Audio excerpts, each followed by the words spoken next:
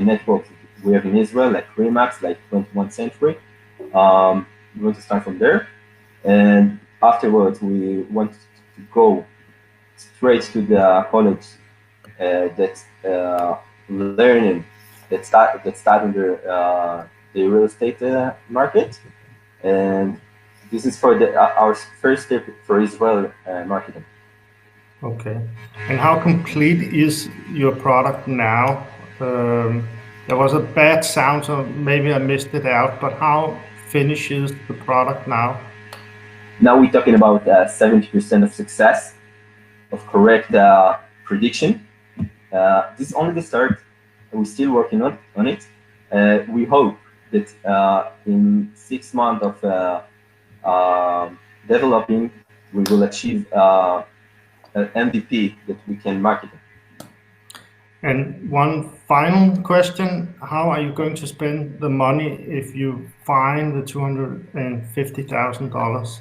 Is it new team members, or is it on marketing, or? Yeah, so we're talking about 70% for salaries, 15% for IT, and 50% for and 50% for what? I didn't hear the last thing. Okay. Executive.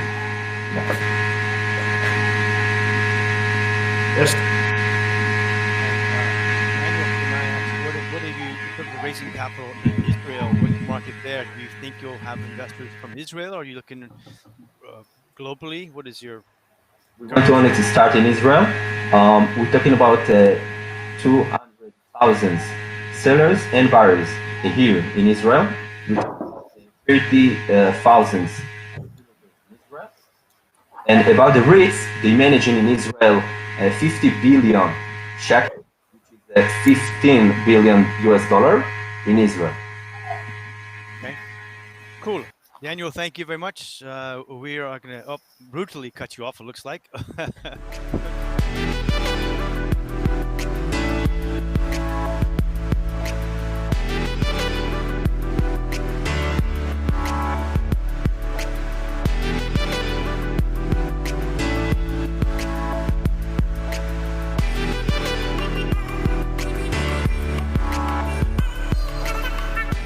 Stop.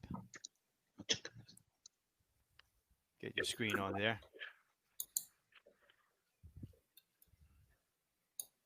And where are you from? Where are you calling in from, dialing in from? Okay, can you hear me now? Yes. Okay, cool. We are based in Armenia. Great, Armenia. Super, great. Okay. Okay, today I'm going to show you the easiest way of making P2P money transactions. But before that, let's have a look how you do the transactions now. So in this online era, all the conversations about money are happening in the messaging applications where there are no banks and e-wallets. For making the simple transaction, you have to leave the conversation window, enter the mobile banking application or e-wallet, pass the authentication, fill in the required data about receiver, do the transaction, and then come back to the messaging application. So what if you can send money directly through any messaging application without even leaving it? Paybird is the next generation keyword application for making P2P money transactions in any messaging application. So for doing a simple transaction, you just type the amount and the receiver's name, pass a strong authentication, and you send money directly through any messaging application.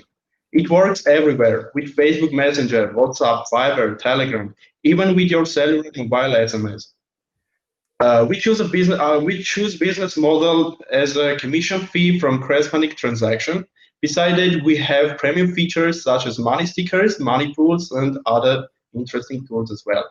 The initial market is Armenia because we are based in Armenia, but the mainstream is the CIS and the Europe.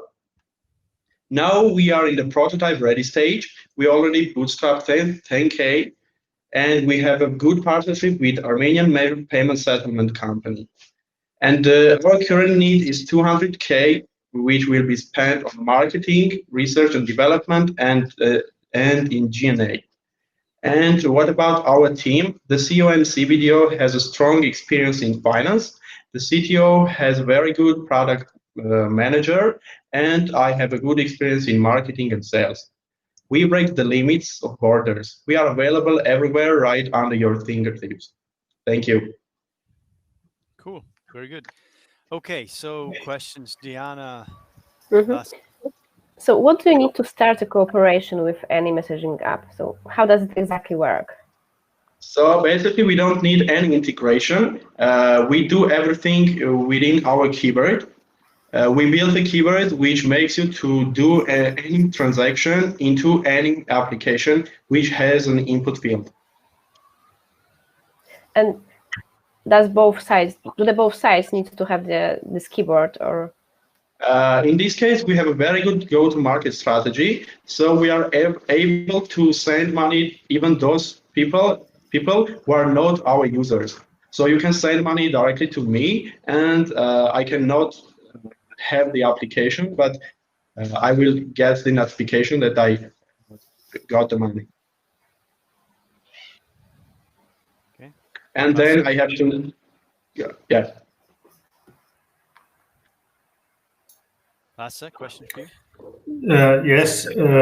Could you maybe elaborate a little bit on how strong the technology is? What about security and these things? Okay. The security is the same as every other e-wallet or mobile banking application, because what we did, we only changed the UI and UX of how people do the transaction. The background is everything the same security and the same authentications. Okay, and could you elaborate a little bit on the go-to-market strategy? What is the beachhead? Where will you begin? Because there are similar services other places in Europe. Okay, so, very good. We will start in Armenia. We will test the product in Armenia, and when we will finish the test, we will go to Europe and CIS with the partnership of the corresponding payment settlements. And we have a pre-partnership with Tempo. It's the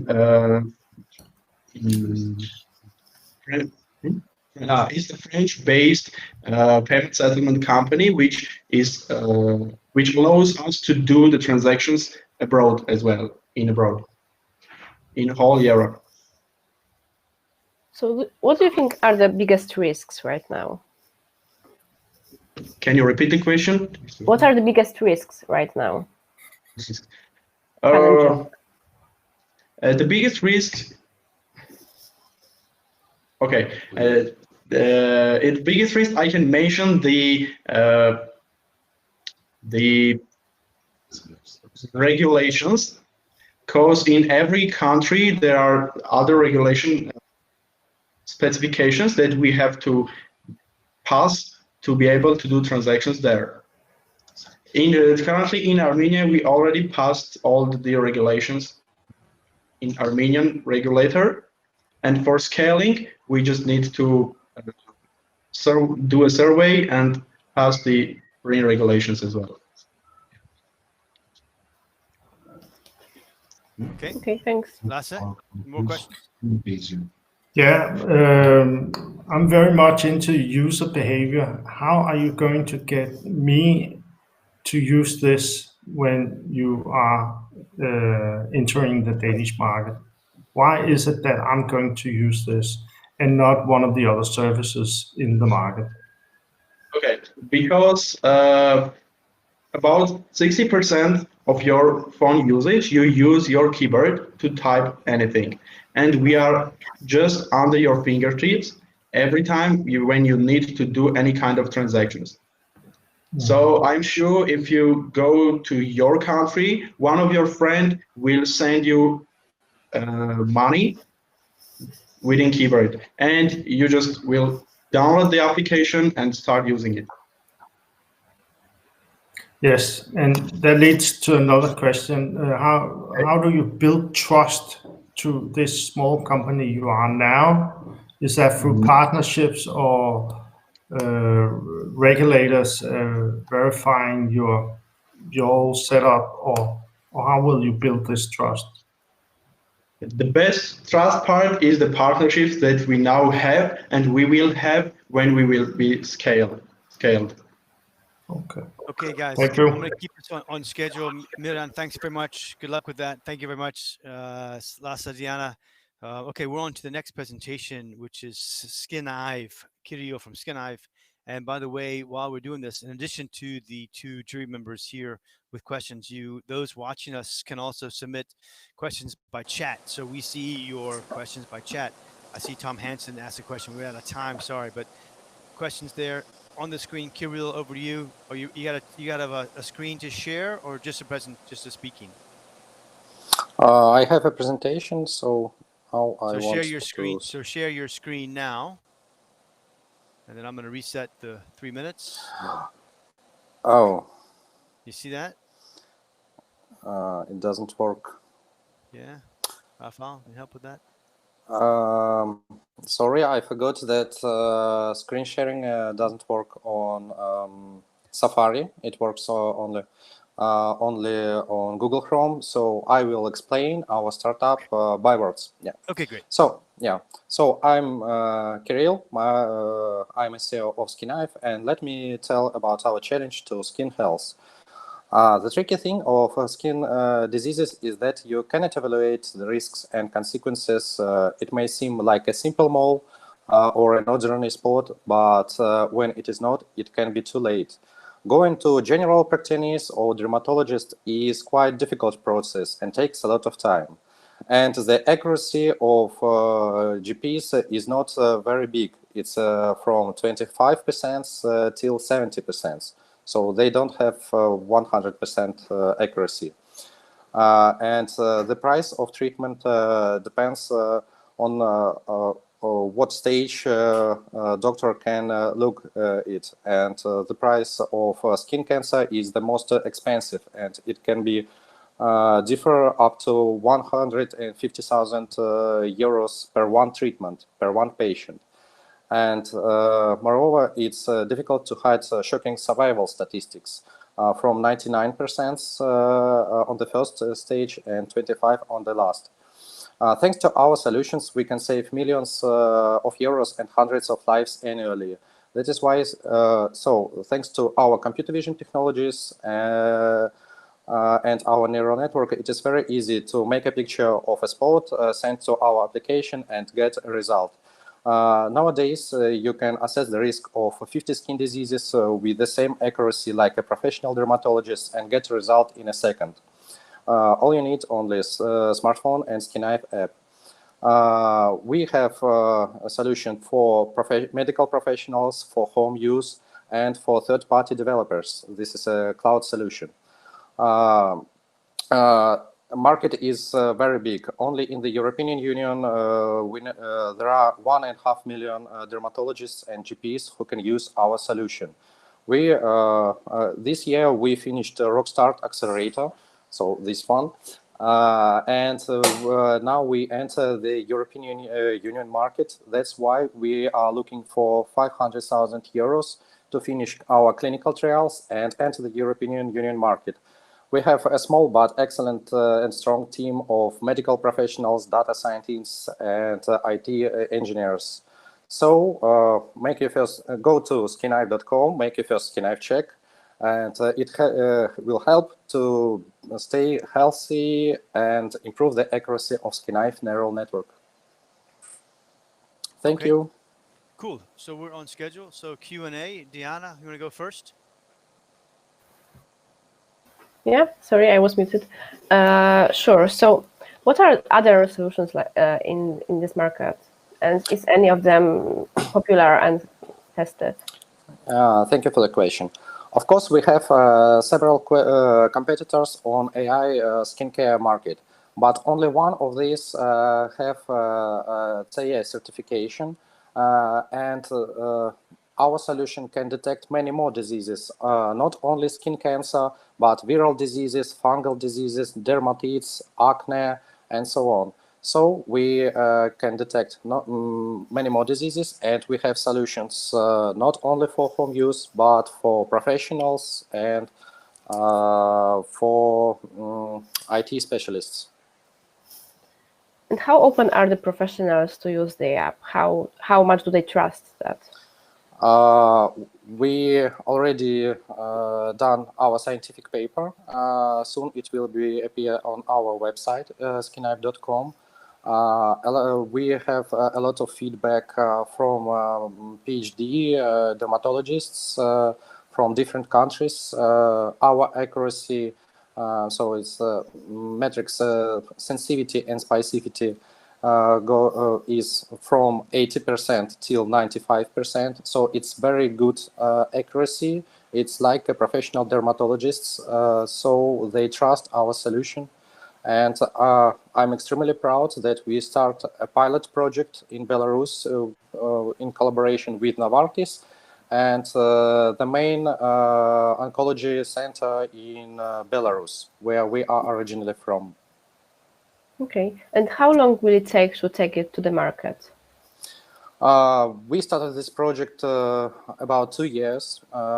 As you know, healthcare startups is not very easy thing. You need to pass a lot of regulations, clinical trials, and so on. So now we are ready to enter the European Union market. We plan to finish our certification process at the autumn this year.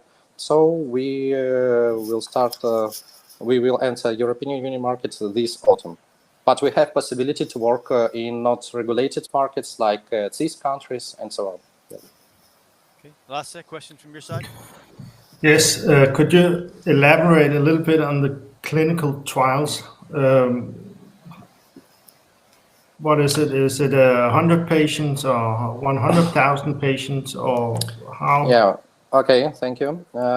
So in our scientific paper, we made the same test like our competitor, Skin Vision. Maybe you know this application.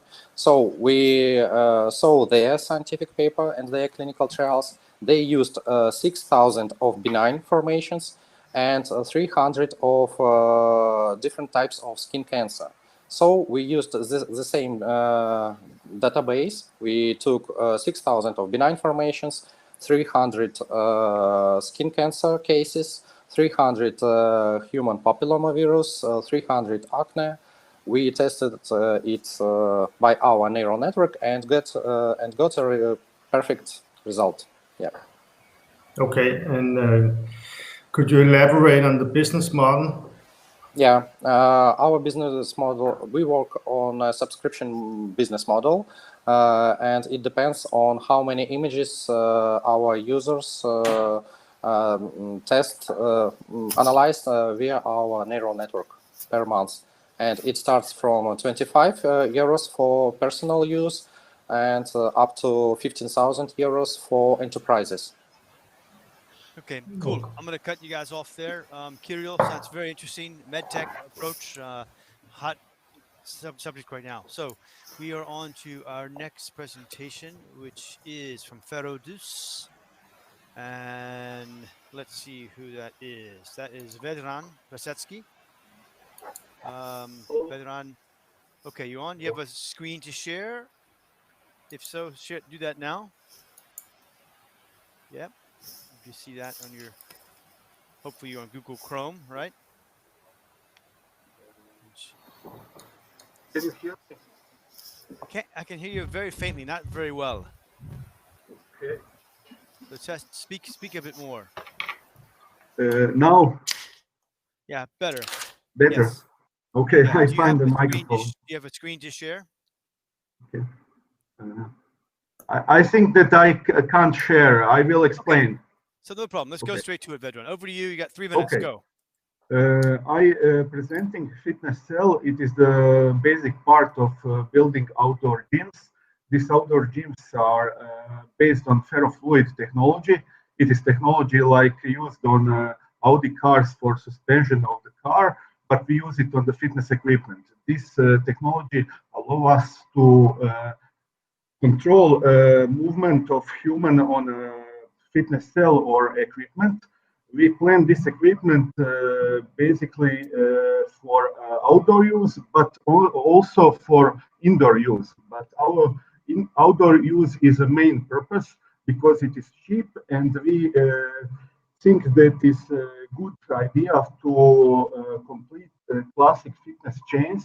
When you have in one city, for example, 10 or more fitness chains, and you have some part of the city which don't have, for example, a hall or enough space for classic gym, so you can install outdoor gym on green surface, on the concrete, very outdoor. This fitness cell allows you to train during the winter, during the sun, because it has a special roof with sun collectors, which power complete equipment. This equipment is sustainable, don't need any kind of power, and it can literally be used on any part of the city. For example, gym chains now seeking alternatives for training with COVID-19, which is also good because it is training outdoor, and they also seek cheaper model for businessing, because standard model of the gyms, you need to, for example, reparation of the building, heating, climatization, or something like this. And with our system, you have outdoor training, you have infrared heating from the floor. It is all powered by solar panels, and it is something unique in the world. We work already with the fitness equipment some 5 years on the market, and we are among the top brands in the Europe and in the world. And we success with this in 5 years. We also have experience with the ferrofluid technology, because I won the local startup, very small startup of City Bjelovar, with ferrofluid non-motorized treadmill. This is it. Okay, cool. So let's go questions. Diana, you want to start?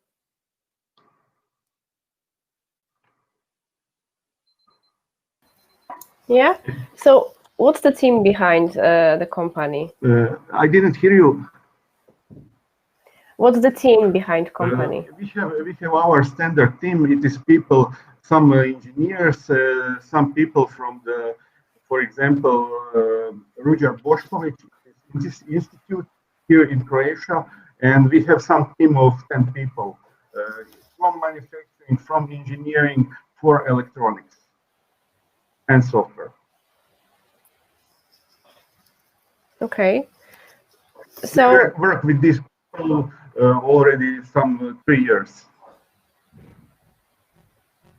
Okay. Once more? We're working with these people already 3 years on the market, and we sell equipment. Standard equipment, not this innovation.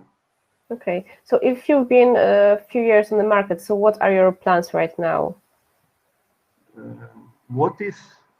I very bad hearing you. If you've been a few years on the market right now, what are your plans right now? Scaling or?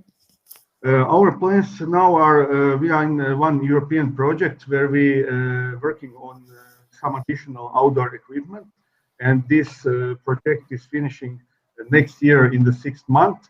And in this project, we buying laser. This laser will help us to alter our production, because we have mainly hand manufacturing. Okay, cool. Last questions?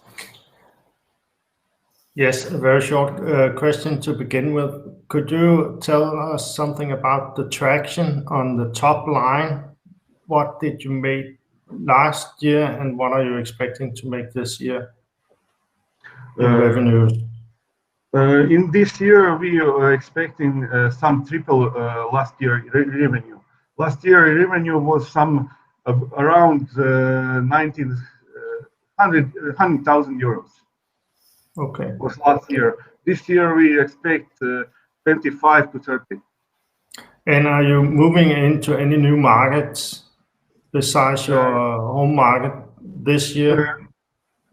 This year we're working on the European market standard, but we have some lot of questions from USA market. But this market is problem for us because of transports, and we need to establish some warehouse and sales in USA. Okay. Is there any? I understand that the product has some kind of unique features. Is there a patent or design protection or anything? No. This technology is it can't be patented.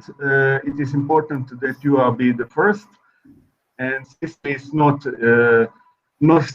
very simple. It is little not difficult but complex system. It is like oil, which you change this oil with the electromagnets. You have thick or thin oil, and this control the cylinders. And final question, I can see you can talk for hours about the product, and that's very good. Who is the customers? Is it private customers? Is it municipalities? Who's buying this?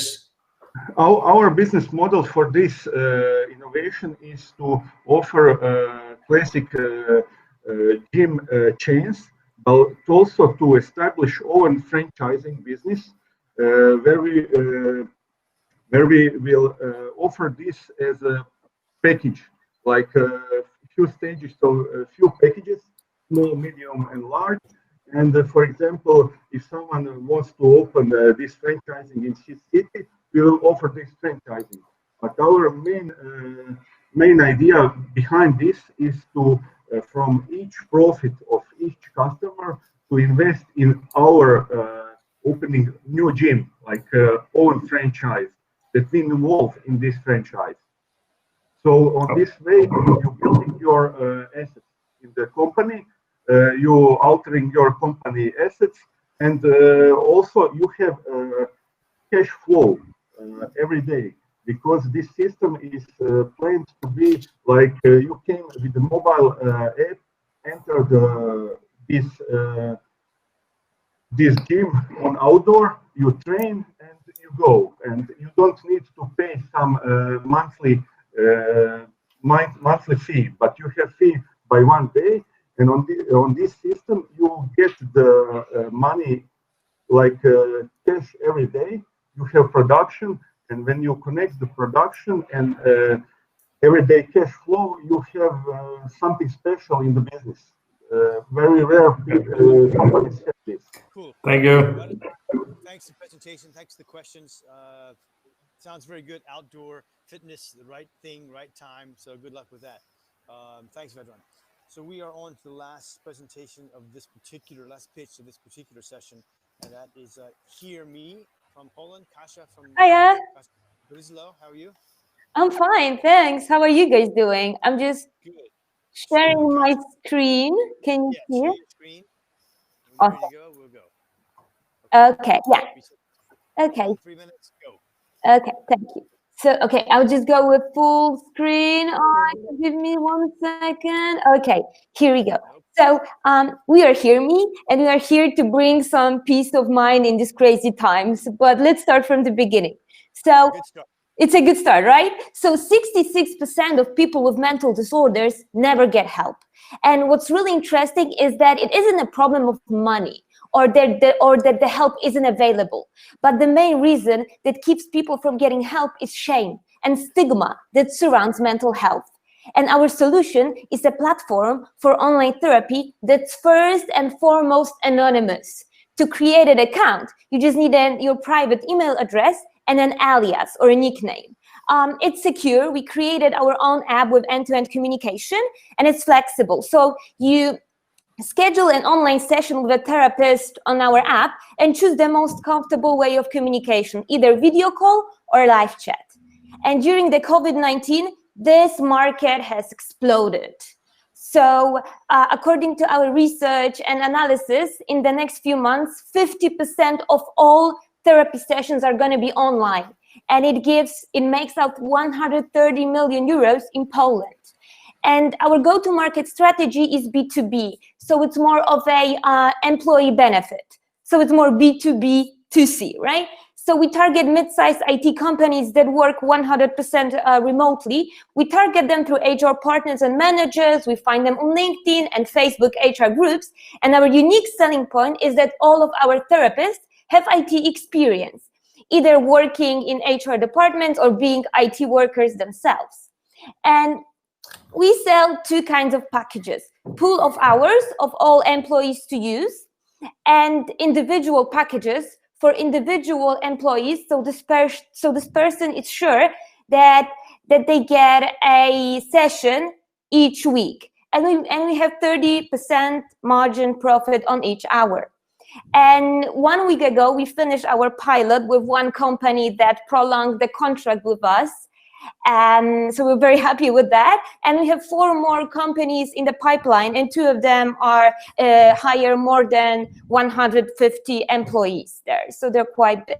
And we ask for 200,000 euros for basically scaling up our current operations. So we want to hire therapists on a contract because it's more cost effective. We want to put more features in our app and make it the most beautiful mental health app in the world. And going to the B2C market in the future, we need more money for sales, marketing, and PR actions. And our team is, I'm Kasia, and I'm in charge of marketing and relationships with psychologists and therapists. Our CTO, Paweł, has created similar telemedicine solution for global medical companies in Poland. And Michał, our COO, has worked with IT project for global computing IT brands, and also working in innovation departments that cooperated between that created cooperations between big corporations and startup. So cool. Very interesting, very exciting, great idea. Mark, tell me how my sound is now. You said it was a bit weak. So questions starting now. Diana? Yeah. Thanks, you have great energy. So thank you, because I'm very nervous. That's why. You're doing great. Yeah, great. So if you approach a companies, so what's the reaction usually? So do most of them want to use you and pay you, or what do they think? I love the question. I'll try to be as brief as I can because, of course, it's very complex and it depends on the country, of course. And in Poland, the knowledge and education about mental health isn't as satisfying as we all want it to be, right?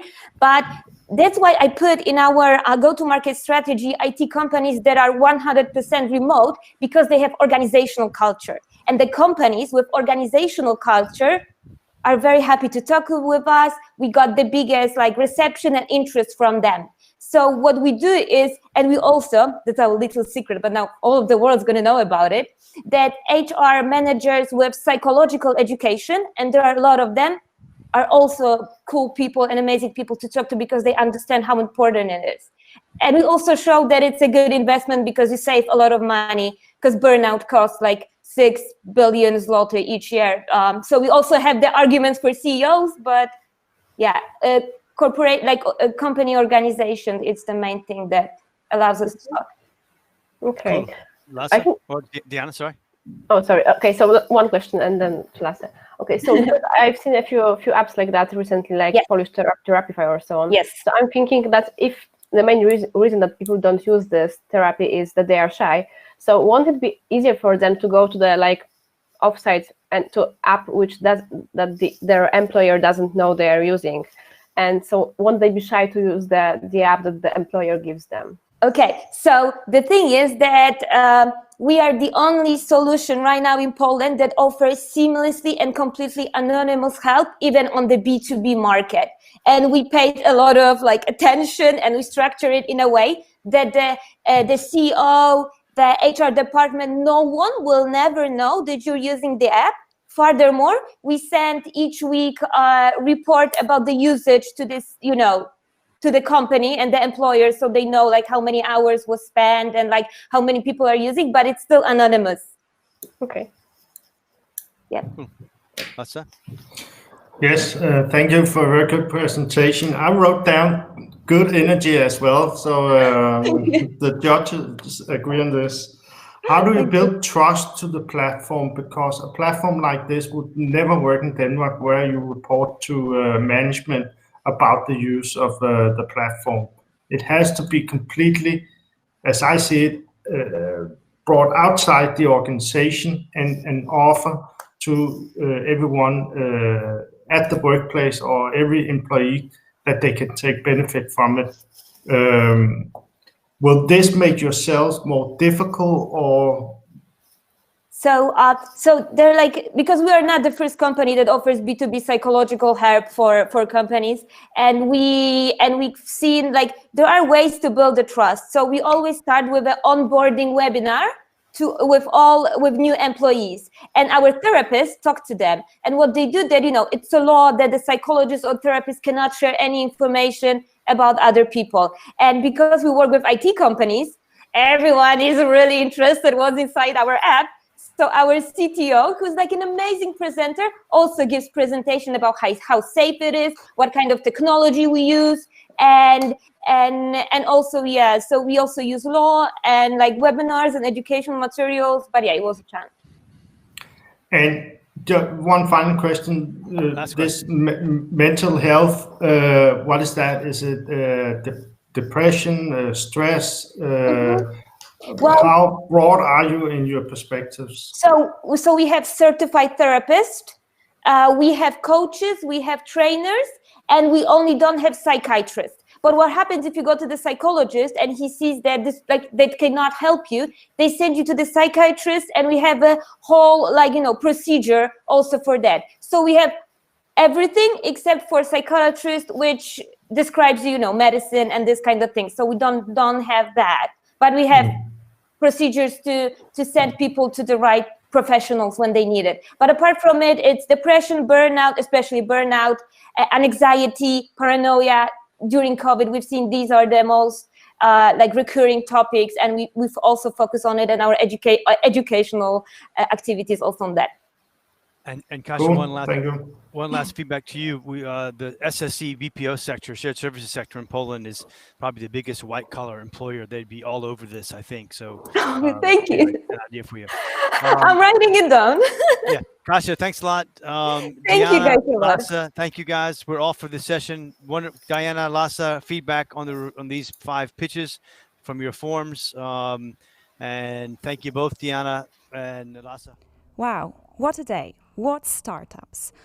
Well, before we move to another part of the conference, I would like to share a little personal story with you. When I was a little girl, I always heard, you don't have to excel at maths or other STEM subjects because you're a girl.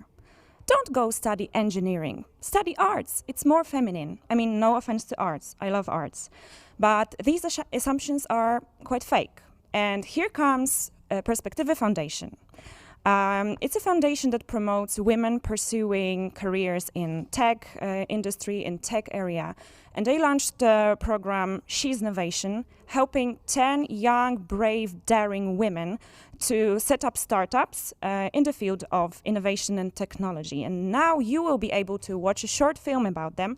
And guess what? Those women are pitching on stage today. So I keep my fingers crossed for them.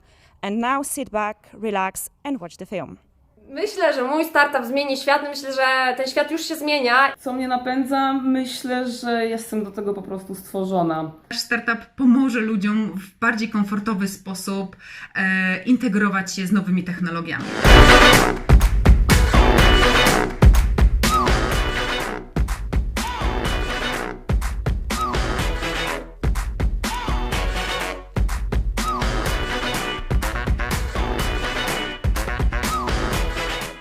Nazywam się Joanna Kolo i zajmuję się tworzeniem aplikacji do rozliczania wspólnego budżetu. Nazywam się Małgorzata Nowakowska i zajmuję się osłonami chroniącymi płyty indukcyjne przed uszkodzeniami mechanicznymi, ale również też przed zabrudzeniami. Nazywam się Anna Gorzkiewicz i tworzę startup Brainiverse, który będzie łączyć technologię i naukę z wykorzystaniem sztucznej inteligencji napędzanej ludzką inteligencją. Nazywam się Agata Michalska. Jestem założycielką startupu VegProBio, który produkuje wegańskie alternatywy nabiału z wykorzystaniem bakterii probiotyków. Cześć, nazywam się Brygida Dzidek, jestem CEO technologicznego startupu produkującego elektronikę użytkową.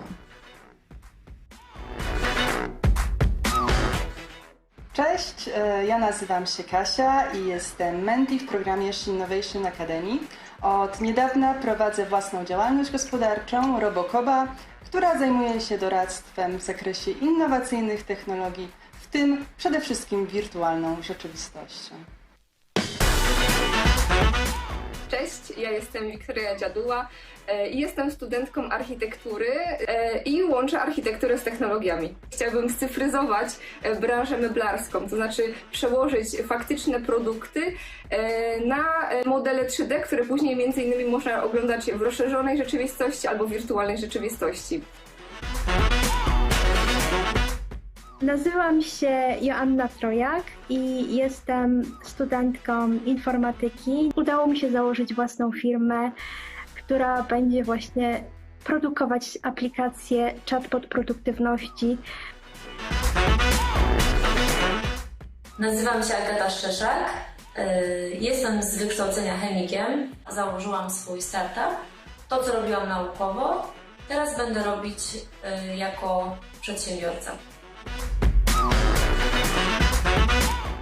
Cześć, nazywam się Joanna Baran, jestem analitykiem biznesowym, natomiast po godzinach ogrodnikiem, analitykiem, copywriterką i biznesmenką, to znaczy pracuję w startupie Magnetica. Dzięki programowi napisałam swój biznesplan. Absolutnie świetna dostępność do ekspertów. Ja czuję, że jestem na fali, czuję, że mała kula urosła do dużej kuli i to się po prostu zaczęło wszystko toczyć. W przyszłych miesiącach widzę siebie jako właścicielkę prosperującej firmy. Po prostu nie wiem, co to dużo więcej powiedzieć. Zmieniam świat, ale przede wszystkim zmieniłam siebie. Jeżeli macie okazję i jeszcze się zastanawiacie lub z tyłu głowy kiełkuje Wam jakiś pomysł, nie zastanawiajcie się, a aplikujcie do programu She's Innovation.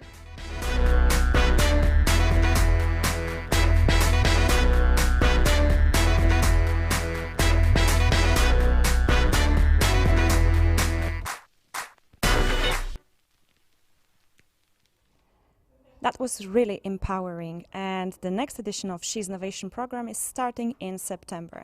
But now let's move to another part of our online conference, and in my personal opinion, that's the best one. So it's roundtables and networking. You have two options to connect with other people.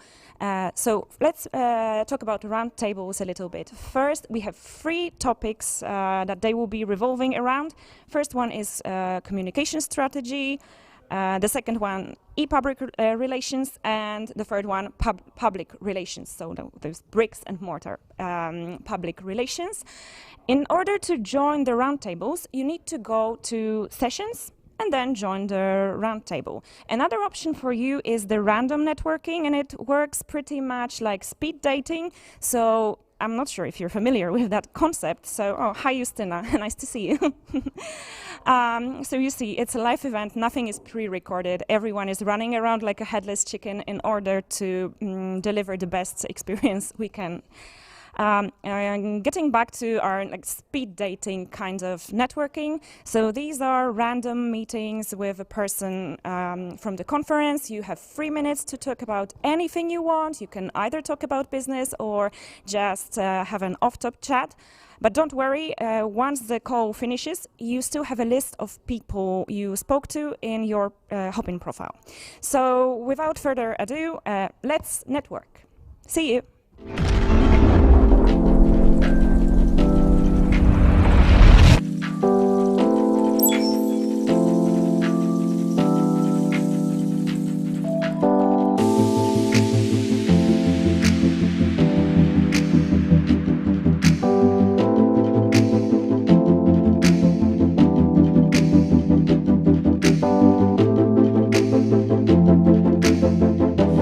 Fantastic to be here in Warsaw and in Poland.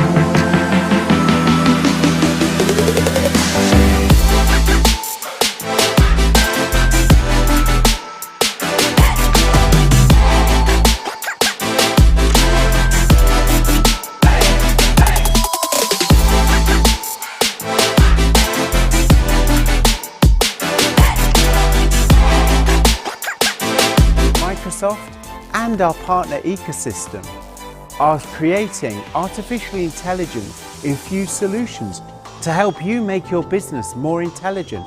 There are many examples already. The future is here today. We want to contribute to the growth of the Polish economy and for the Polish Digital Valley to become a reality.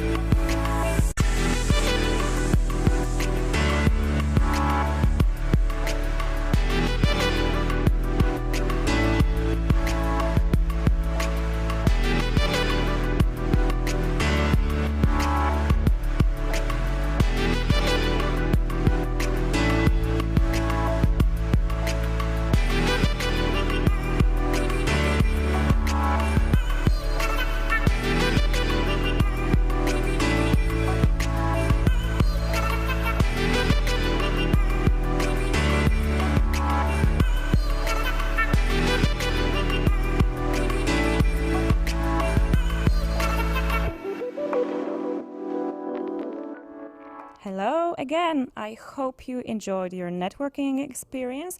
Remember that we are here on the chat, so anytime you have any opinions, any questions, please share in the chat section. And now we are moving forward to a Q&A session, but before that, another personal story. Well, the hardest part of being that MC is the fact that it is confusing on how to read the last names of people from all over the world. And I've already made a mistake. So this time I did my research and I know exactly how to read the name. It's Wiebe Schutte. He's the head of business development in XE. He already had a presentation before, and he will be accompanied by Anjali Patel from the same company. So ask them any questions you feel like asking.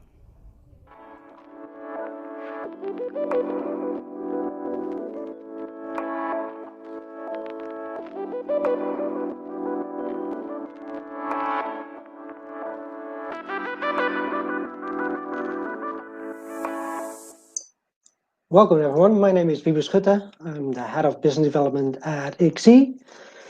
I'm here to answer any questions you might have around FX risk management, risk mitigations, the FX market in general. And I'm here today with my colleague Anjali.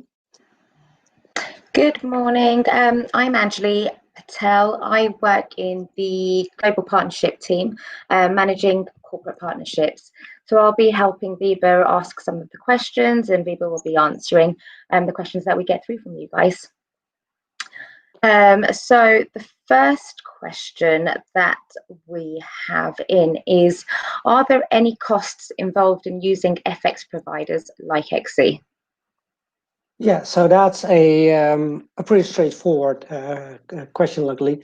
The good thing is that an account with XE is completely free, and there's no obligation to use it. So you can set up an account, become a client, and basically use the platform based on the currency pair, the number of transactions, and the volume, and we'll add a very small margin to the trade.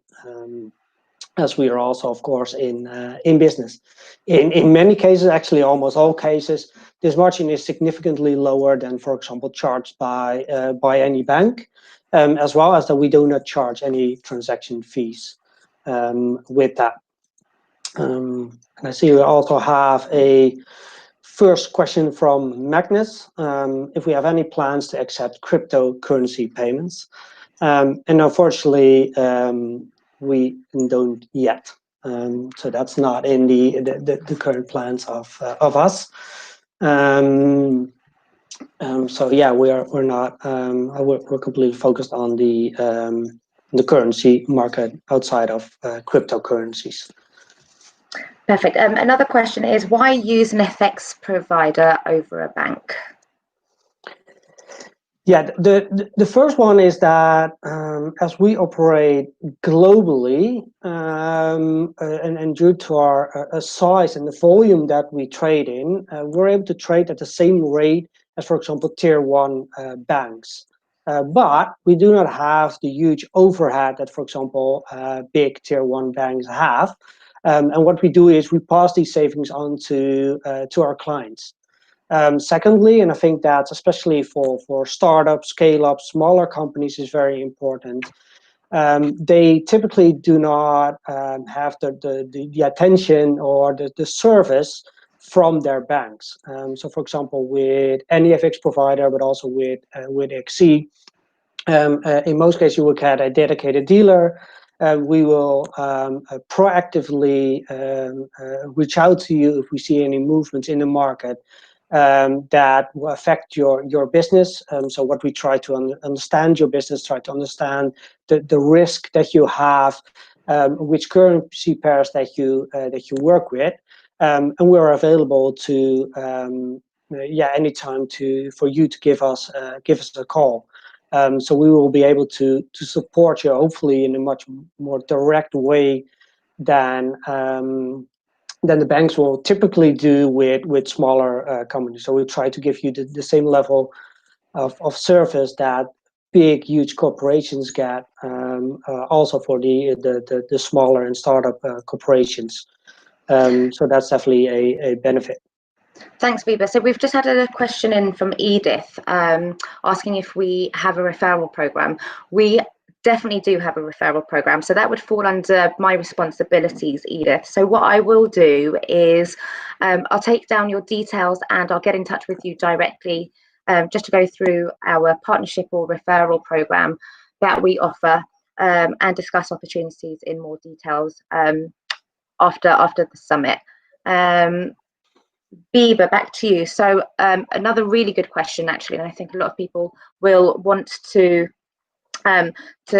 really understand this. So as a startup, should a startup early in their journey be looking at their FX policy or wait until the business has started to make a profit?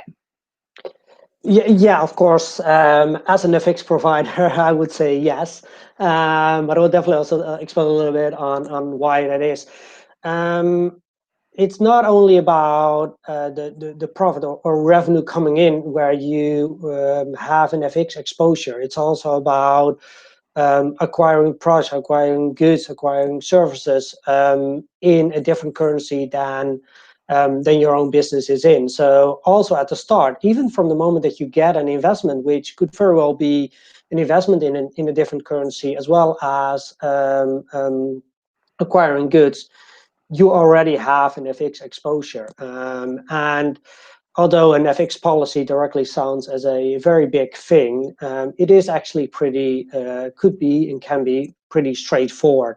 I just did a presentation earlier this morning and explained that we look at a 5-step process, which for a small company could even be done, for example, in an hour call, and we could identify your risk, support you with the best steps, and make sure that we protect your bottom line. Especially, for example, here you saw big drops with COVID-19, changes in the market from the Polish zloty and euro currency of around 8 to 9%. Yeah, and that's something, if you've ordered products in January and you're going to pay them in March, that could be a difference of 9% that you basically lose on, which shouldn't have been the case if you would have an FX policy or have a risk mitigation in place. Great. So I would definitely say yes. And Maria has asked, which payment methods do we accept? Yeah, so the acceptance of payment methods is actually, it differs a little bit per country. So it's unfortunately not that of a straightforward answer. In general, in most of the countries that we operate in, as well as Poland, we accept bank transfers as well as credit card and debit card payments. So, for example, no cash. It's all digital payments. Perfect. And then another question: how important is the volume with foreign exchange risk? Yeah, so if you purely look at the risk, of course, as you can understand, the bigger the volume, the bigger the risk, because basically, if the market moves against you, you can indicate that in a certain percentage. So if you have a higher volume, you have a bigger risk. When you look at your risk, it's very important to understand what type of risk you have. If it's a committed risk, for example, you signed a contract to buy those goods, so 3 months after you pay on delivery, you're receiving those goods, you have a committed risk, which is also very forecastable. But you also have different types of risk, for example, uncommitted risk. In general, the bigger the volume, the bigger the risk. So, and of course, that is we typically look at the risk on a yearly basis, and also in terms of the number of transactions that you do, and see if there are options to mitigate that risk. For example, by hedging part of it, or fully, or 100%. Perfect. And then, what questions should companies or investors ask when finding out about what providers like XC can offer? Yeah, so there are a number of questions that I think are important. There's always the question around security. Now, for example, with Brexit coming around, still a lot of uncertainty around Brexit. I would definitely inquire where the provider is licensed. Do they only have an FCA license, or also do they also have a license, for example, in Europe? Secondly, of course, it's around security in terms of your payments. Do they have an investment credit rating? What type of systems and protection do they use?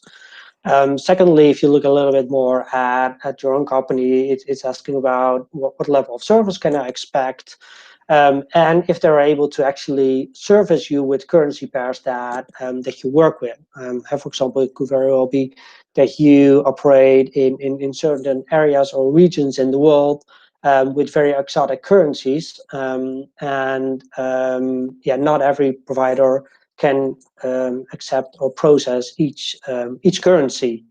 And of that course, might take you down to the last question that we've just had from Ben as well, in terms of how do we compete with companies like Revolut and TransferWise? Yeah, so that's a good question. So if you look at the discussion at the moment, they're both great companies. In my view, I think TransferWise is much more focused on the consumer area and the consumer part. which is slightly the same as with Revolut. What we're trying to do, for example, what my responsibilities as well as Anjali's responsibility is to look at the more focused on the business areas, so the corporate businesses and the high-end business in that case, where we try to provide them tailored services. So we have dedicated dealers, dedicated customer support that can help you with understanding your business, not just for the short run, but really for the long run. Provide you with supporting you with your FX policy, and understanding the business in a way that we can even proactively reach out to you and indicate, hey, the market has just moved in favor of you or against you. This might be a good time to think about certain transactions that you do, or hey, there's a potential risk in the current actions. You might want to think about taking some action. Perfect. So we are coming towards the end of our sessions. Wiebe, did you have anything to add? No, I think that what I've mentioned in my presentation as well is that what we always say to our clients is that oh, I see another question coming. I was sort of doing two things. That don't try to, when looking at your FX policy, don't try to have emotion or sort of greed take over how you look at your FX policy. What we believe is that doing this, looking at your FX policy, it's not about market speculation, but it's about mitigating the risk, so you have peace of mind. And you can actually focus on your core business, which with a startup, you have many things to do. You don't want to lose out or lose money on worry about the specific part of your business. And so, yeah, of course, definitely you can write me or Anjali. My email is wiebe.schutte@xe.com. We also have a booth in the expo, which also have our details, have a short video. Yeah, definitely visit us at our booth, and you can. I think there's a contact us button as well on the booth, which will go directly to us.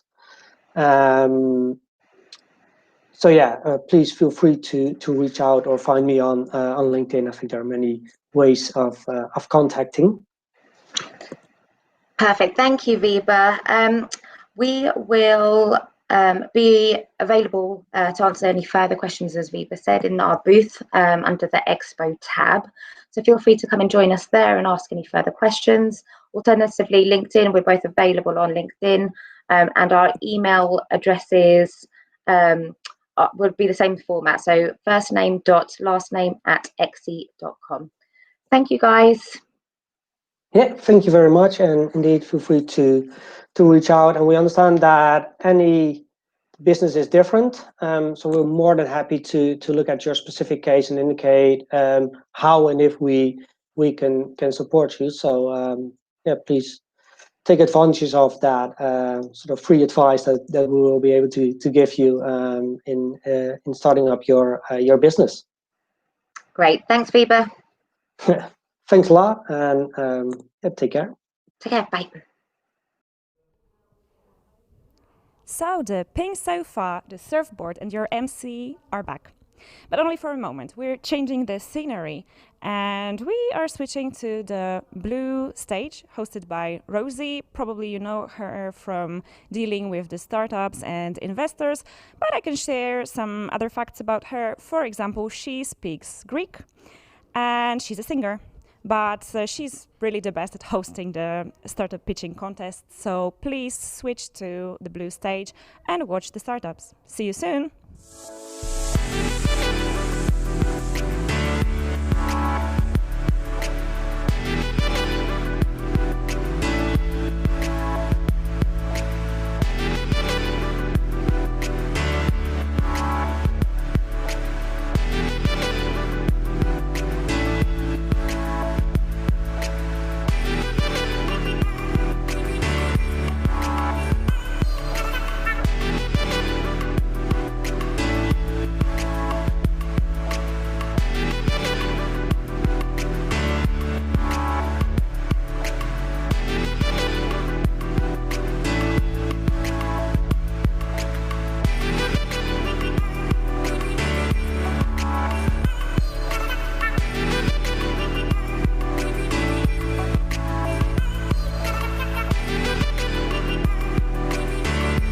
Okay.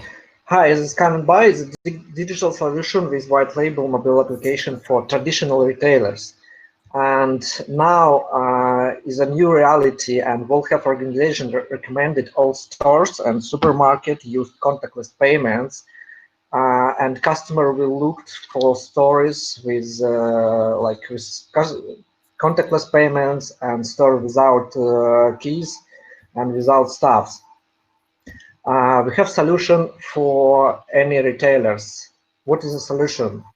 When you go into store, you can take any goods, scan barcode for you from your phone, and will be paid in the application in your phone. You not stay in queue, you're not waiting, you're not contact with staff. You will be safety in the first pattern. In the second pattern, you can choose in our application is marketplace, and you can choose make online delivery or collect to pick up in any stores, maybe in Carrefour or maybe pick up in Orlen delivery points. And now we create a B2C solution for any retailers. In Delivka, we start our application in Belarus, and we for next month will be make delivery from 5 huge grocery supermarket in Belarus. And our solution is a competitive advantage for retailers. Retailers have full digitalized solution for saved customers, for saved staffs, and provide delivery service, pickup service, marketplace, and everything. So, and we have good option for grow for any retailers. Our solution have quick implementation for any CRM and ERP, and now we launch to Microsoft Azure for quick implementation for any retailers in Europe. So, and we have very flexible business model. For example, for Belarusian supermarket will be used free implementation and charge only % from the revenue per transaction. About markets in previous years grow maybe 40%, but now these markets grow like explosion, and I think so we need customers and retailers just looking opportunity for implement solution like Scan & Buy. Yeah, just and let you know that 3 minutes passed, and now we are in the Q&A session, so judges can join you. But please continue. Okay. Okay, and yeah, we have competitors, but we combine patterns from Amazon Go and MishaPay in one application. And now our stage, we create like Uber for retailers, like B2C solution Delivka, and starting with solution in Belarus, and we're scaling to Polish markets and European market, and next stage will be going to American market. And okay, maybe you have the questions. So I would like to ask you a question about how competitive is your solution outside of Belarus? So have you identified your unique selling proposition? So in European market, first of all, competitors is a MishaPay, but we have our competitive advantage is a mix. We create a mix from Amazon Go and MishaPay, like Instacart solution.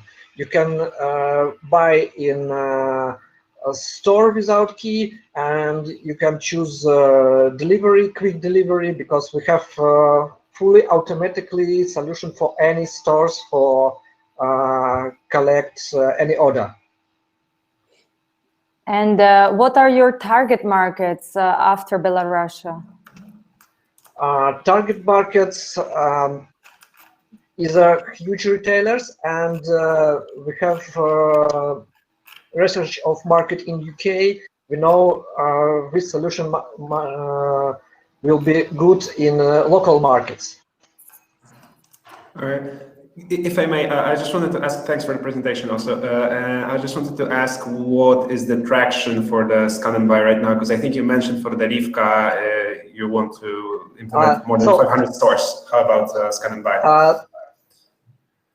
Scan and Buy is a huge solution, and Yeah. the Rivka is one product, like marketplace is a product for B2C product, is is an application for customers. And now we launch in a few days. Next week we launch application in App Store. Will be Belarusian supermarkets, and very easy to implement any supermarkets in our application. For example, for next month will be easy come to Polish market and implement Carrefour, Tesco, Dino, and any supermarkets. Okay, just to clarify, I just wanted to ask, how many stores is Scan and Buy in right now? Is it already? We implement the Rivka to Belarusian market, and our target for more than 500 stores in Belarus, stores and supermarkets. Okay, all right, thanks. Yeah, Thank you. okay, thank you. Thank you so much. Time is up. So thanks for your presentation. If you'd like to add something, please do in the comment section. And right now we'll move to Christian. Christian Ionescu from Custom Offers. I'll prepare the clock. Probably loading right now. So just stay with us for a moment. Christian should join shortly.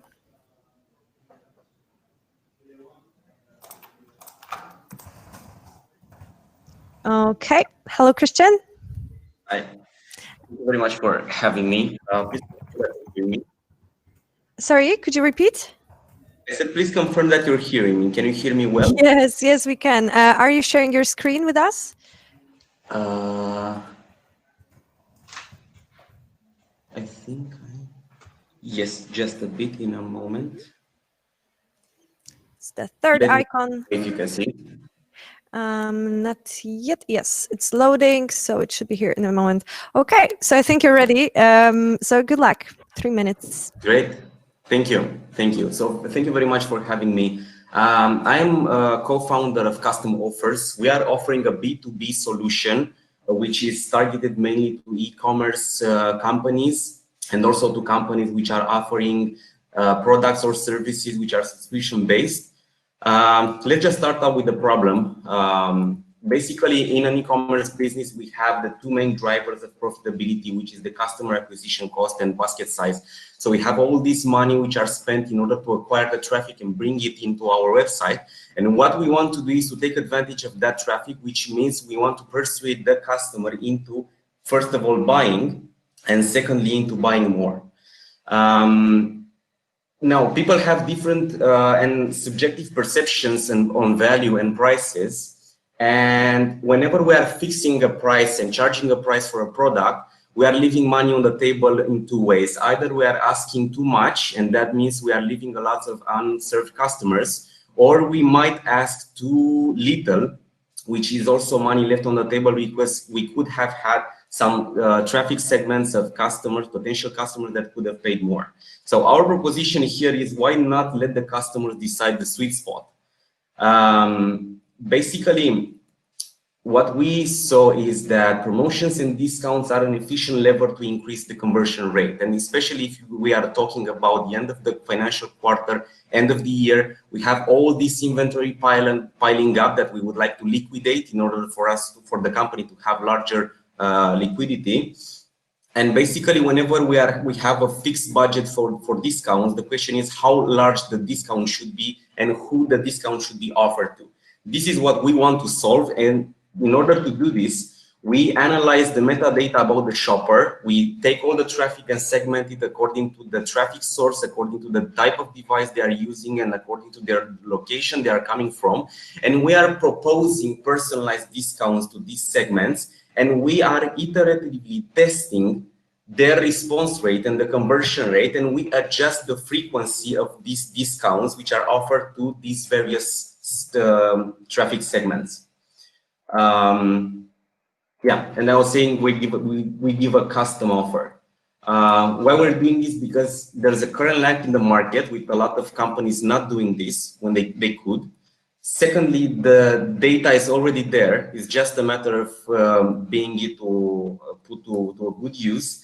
And lastly, any e-commerce not doing this is leaving money on the table. Now, we have the product, and the product is approximately, let's say, 70% done. What we are specifically looking for now is we are 3 guys in the team. I'm the data scientist. I have a colleague which he's a web technology senior developer, and also a friend in charge of product management and business development.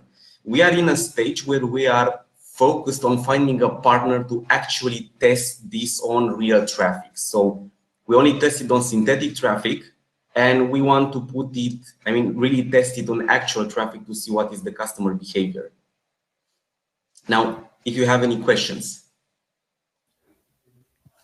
Yeah, if there are any questions, we are already in the Q&A. So who'd like to start? I can start. Thank you very much for the presentation. Can you explain us briefly how you plan to do it?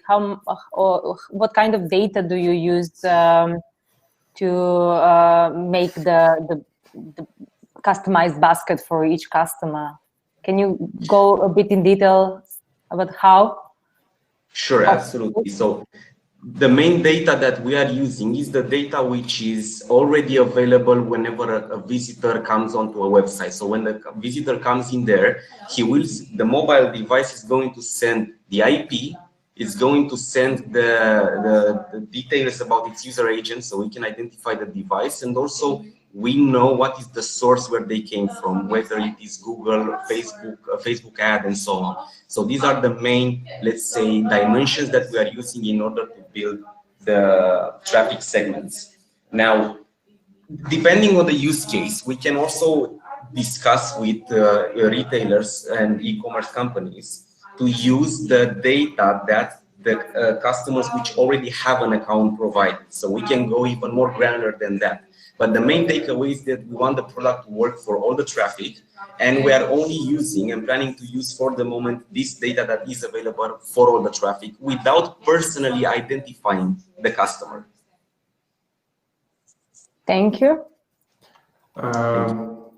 Yeah, I was just wondering where do you stack against your competition? Because I think because I think that the solution is great, but even in Poland, some marketing automation suppliers, they sort of, I think, solve a part of this problem. And or am I wrong? Please correct me if I am. But how do you feel against your competition? So in terms of competition, let me just skip through this. I identified 3 main competitors here, but we haven't really got the time to actually test their solutions. So we don't particularly know how we compare to each other for the moment. What's most important is that this personalized discount, it's kind of a shift that we are bringing into the e-commerce business. And we saw that maybe some of the customers might not be willing to test it out. So as far as we know so far, any competition is welcome because we are all together pushing this new trend forward.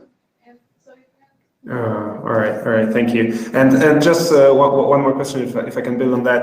Would you say that your solution is mainly, because I think that the size of the company that you need to pilot with is sort of large, and would you say that this is a large solution that is only for large e-commerce stores or for small ones as well? Of course, the solution is going to work best if we expose it to a large traffic. Nevertheless, we planned, and the solution is horizontally scalable, so we can scale as needed in order to accommodate various number of requests coming from small and large business. All right, thanks, Christian. Thanks. Thank you. Do we have time for one more question, Rosie? Yeah, sure. I can see here in your slide about legal constraints. How do you address them? So basically, the legislation that we studied requires some 3 levels of transparency. So what we are planning to do is, first of all, be transparent towards the end customer, and the end customer need to know that this is happening. And we are only looking to be like straight transparent with this. Thank you. Thank you. Thank you so much. The time is up. So if you'd like to add something, please do it in the comment section here. You can share your website, whatever you'd like with us. And right now we'll be joined by Priya. So it's going to be the next startup. It's called Raccoon. I'm sure that Priya will tell us more. Hello. Hello. Are you sharing your screen with us today? Sure, yeah.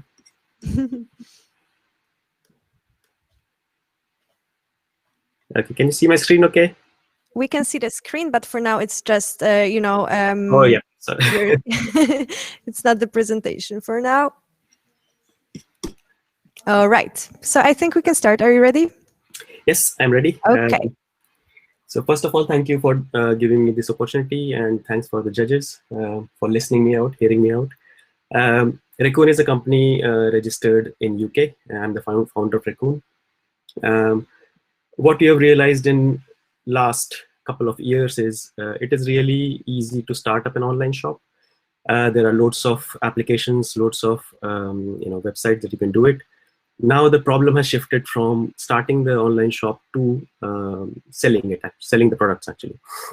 What has happened in last say 2 to 3 years is some of the shoppers, or majority of the shoppers, have moved on from going to a website, researching a product and buying it, to going to more social sites where they can interact with their peers. They can look at what their peers are buying, and based on that they make their purchases rather than just going to a website. So where we are positioning Raccoon is we are the only B2B2C platform that blends the online and in-store journey across existing and emerging social commerce. I think that is our USP, e-commerce and physical channels. So we are basically merging the journey for the shopper. It doesn't matter how they start and where they end. We are looking to solve these 3 big problems.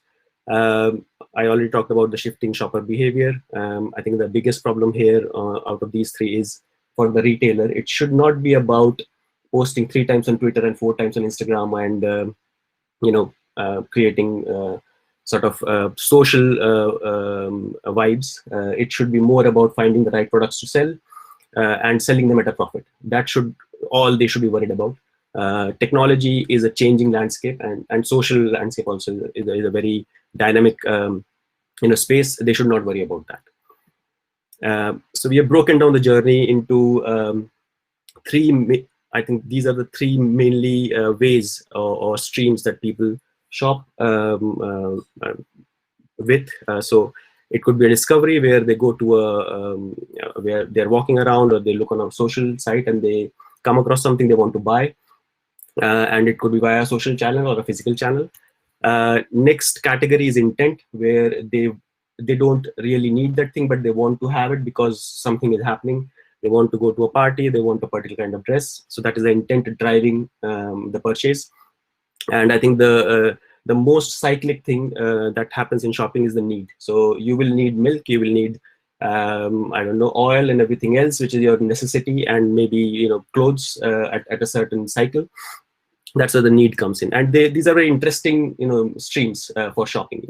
And what we are doing is we are making sure we capture the shopper's starting journey, because once you have that, you can actually control it in a good way to give them the best offer, and also merge them with the right retailers. So I've taken already too much of time, I think.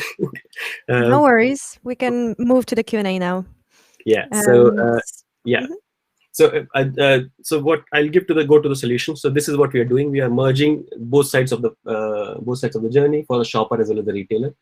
We insulate the retailer from technology and social changes. They just don't need to worry about it. We use the technology They just need to integrate with Raccoon. They might have their own social commerce, they might have their e-commerce or their physical shop. Once they integrate with Raccoon, they don't need to worry about any other technological augmentation that they need to do. So I'll stop there. Any questions? Yes, so I was just wondering, so do you have to then integrate with both, say, Shopify and other e-commerce sort of providers, and the sort of Instagrams and all the other social medias, for example, to be in this discovery process? Is that correct? Absolutely, yeah. So what we believe is, as a social landscape, Instagram is an in thing right now. But TikTok is not far away. So we will take all that pain away from the retailer. We'll keep integrating with the things that are coming in so that it becomes easier for the retailer. Okay, thank you. And what is your business model?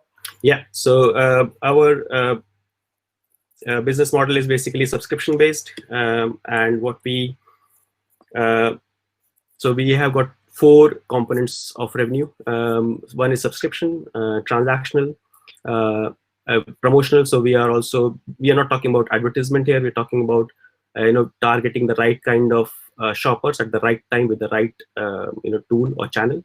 It could be a notification. It could be in your text or even a pop-up, and also custom component and consultancy. So these are our 4 main revenue models. And at the moment, what do you have? Do you have any traction, any retailers that you're working with? Yeah, so currently we have released our MVP, and we have seen, in the last say 2 to 3 months, what has happened is the essential retail has been under stress. I mean, they've been stretched a lot.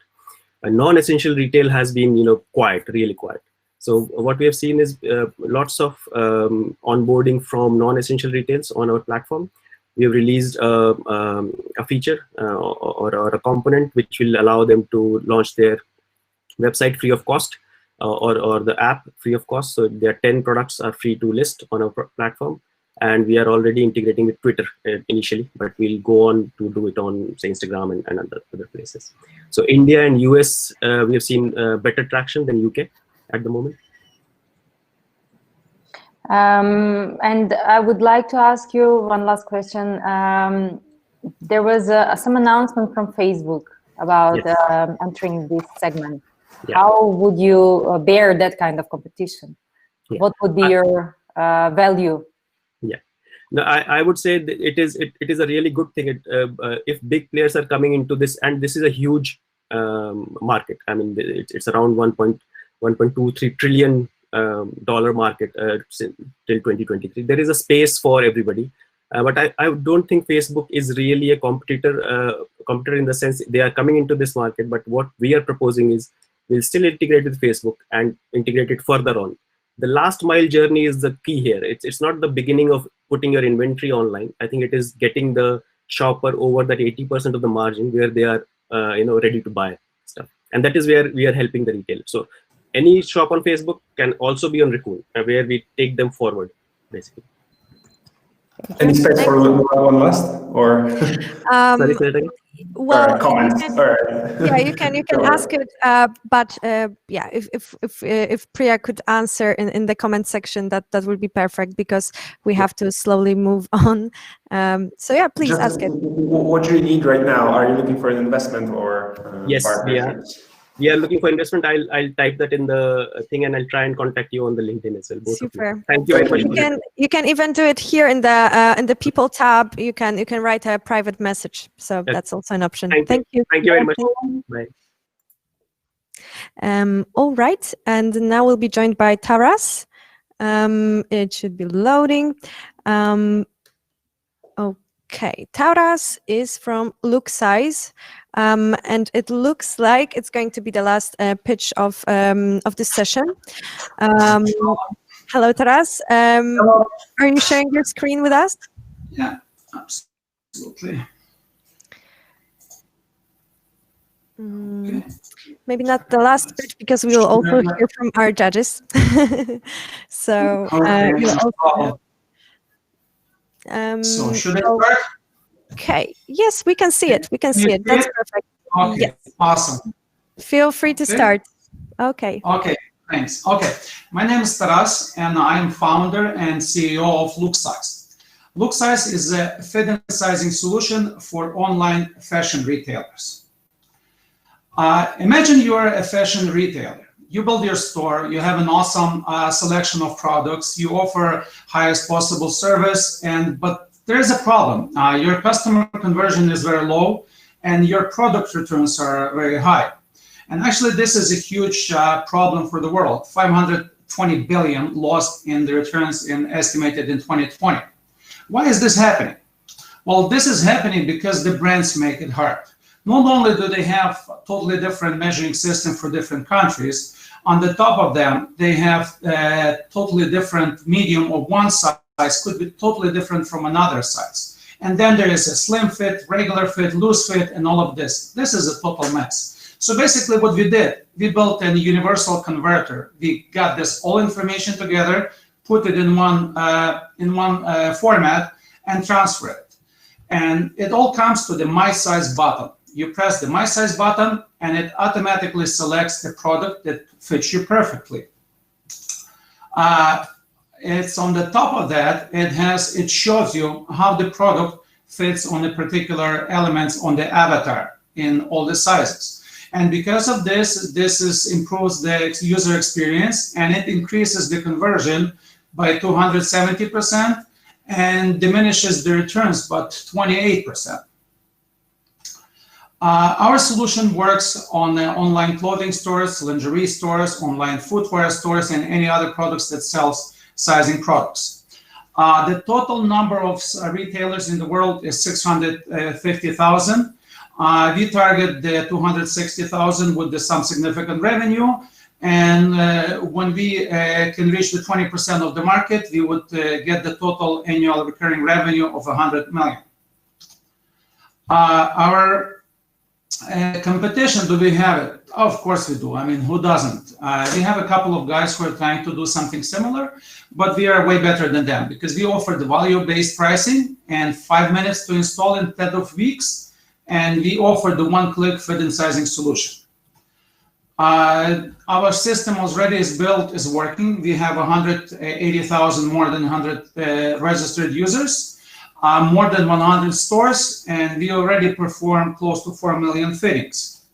Our team is well balanced with the experience and youth, and all we are asking for you to try our system, see how it works, and give us your honest feedback about it. You can use the QR code for this. Thanks a lot. Thank you, Taras. Just in time to the Q&A. I'm sure there are many questions. So who'd like to start? Maybe Yasmina? Thank you very much, Taras. I would like to understand better how do you acquire the customers? What's your sales strategy usually? Okay, then that's a good question. Okay, the sales strategy, all our customers are the e-commerce stores.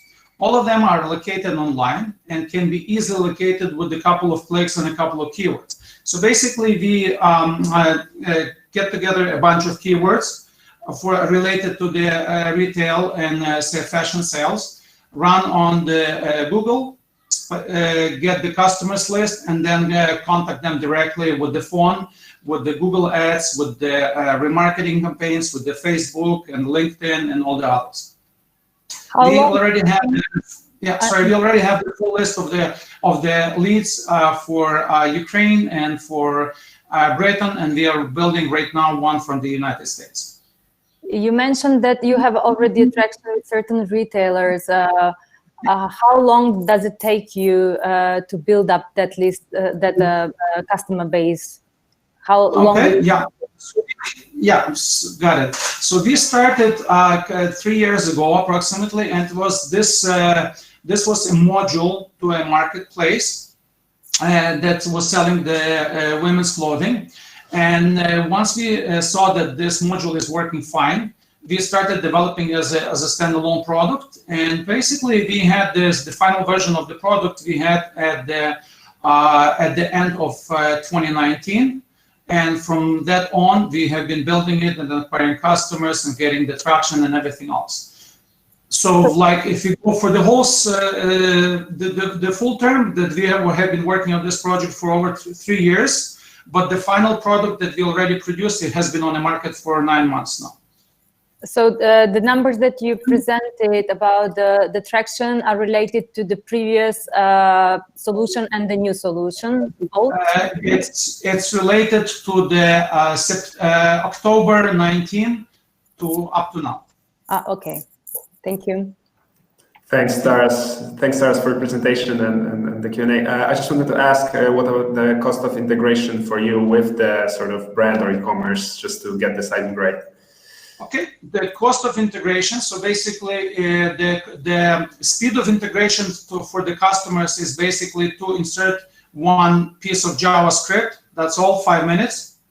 And if they want to build a My Size button, which is leading to the avatar, it's another 2 hours programming, maybe max. And in our case, it takes us approximately per store 3 to 4 hours to integrate the store on our end. So we offer a full solution. We integrate everything on our end. The store doesn't have to do anything. We keep all the measurements, all the brands, all the size charts, everything we do on our end. Okay, thanks. Thank you. That's very impressive. And you mentioned that you just want us to go and check it out and click it and use it. Any other sort of strategic needs that you have at the moment, like investment or partnerships? We will be raising the fund. Yes. Currently, we are being accelerated with the startup WiseGuide. We are starting our raising campaign in September. All right. Thank you. Thanks so much. Thank you, Taras. Thank you very much. Thank you. Time is almost up, so thank you very much for joining us today. Thanks a lot. If you'd like to add something, I'm sure you still can hear us. You can still hear us. You can write it in the comment section here.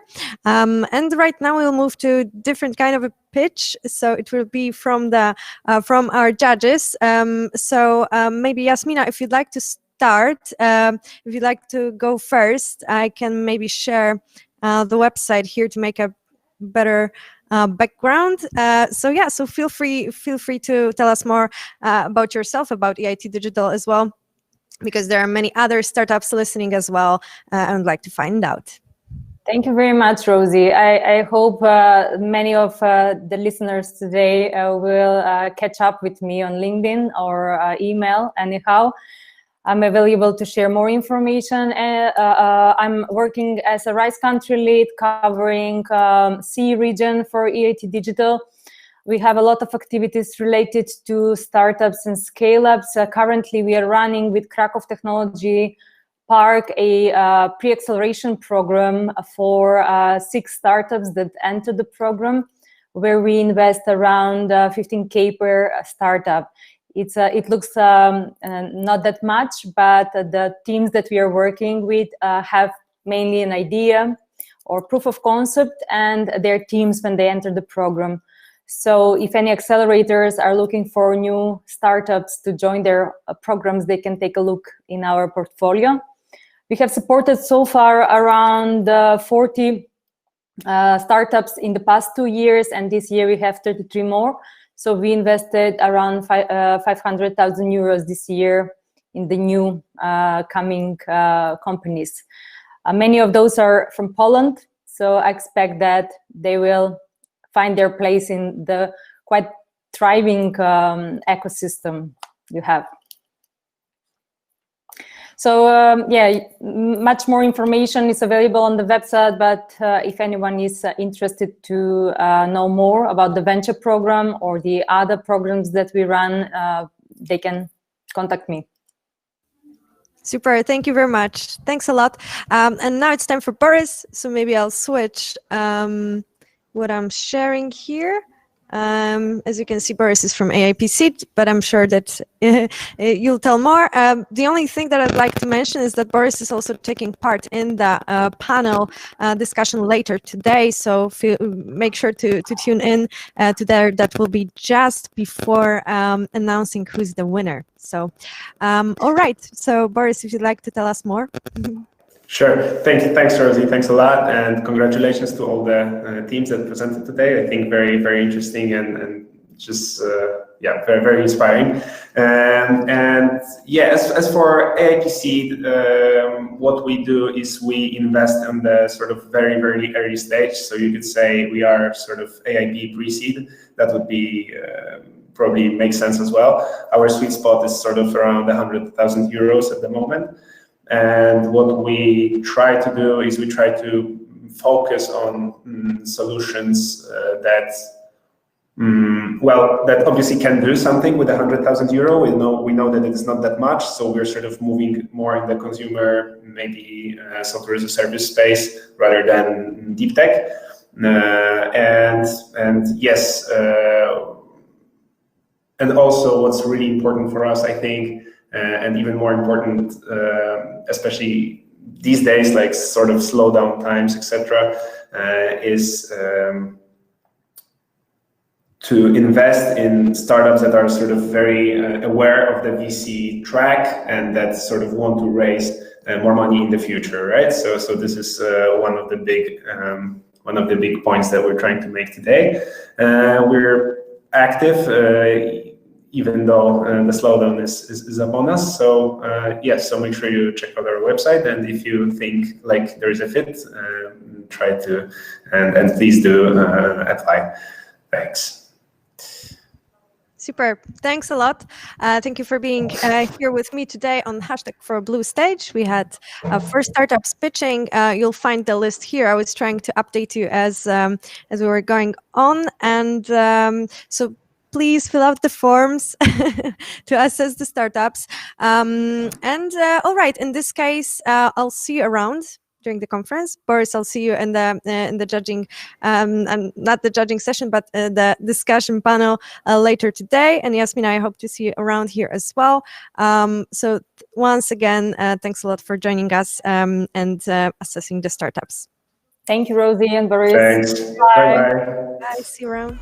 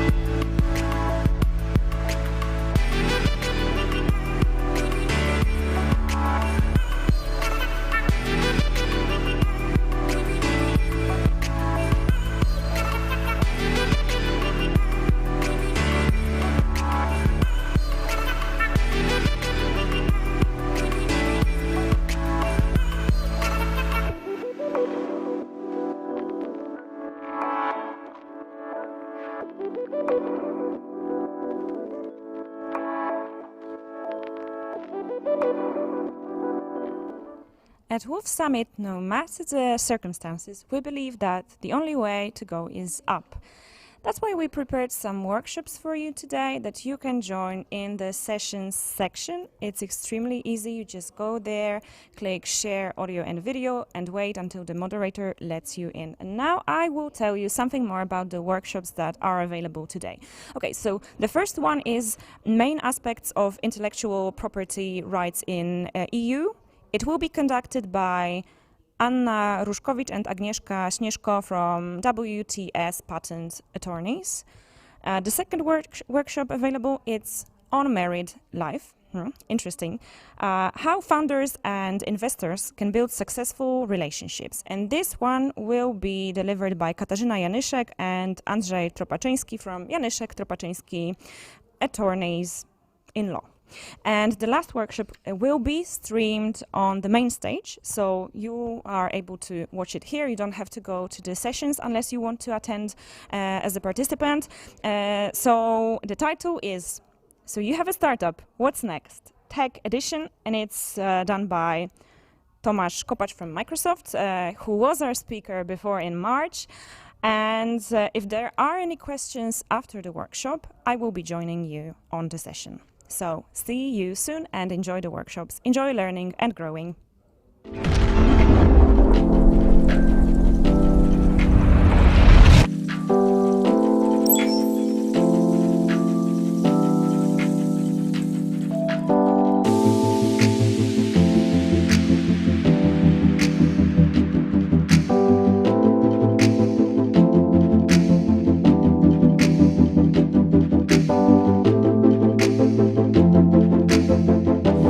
Fantastic to be here in Warsaw and in Poland.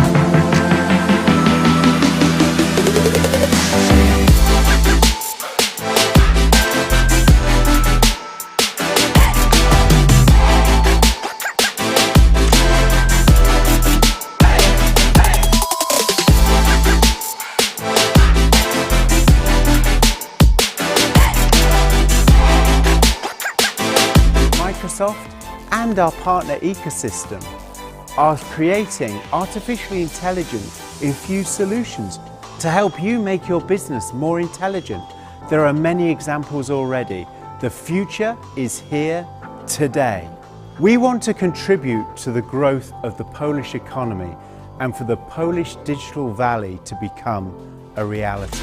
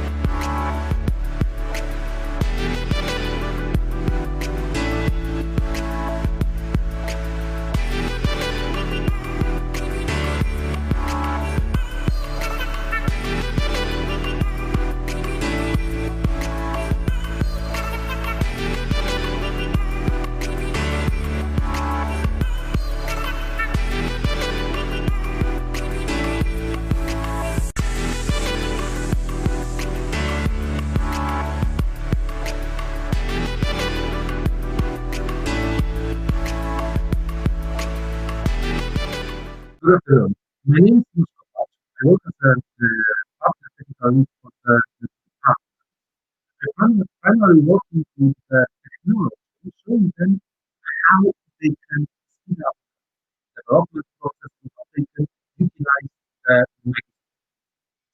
During this session, 45 minutes overview of what is currently possible thanks to the cloud, Argo, and two other concepts inside the this session will be slightly technical. And I hope that you will find some useful information. One remark that organizer told me that you are able to ask the questions, that you are able to interrupt. So please use this at any time. So, let's move at And look at that and company as large amount of different components developed. So we look at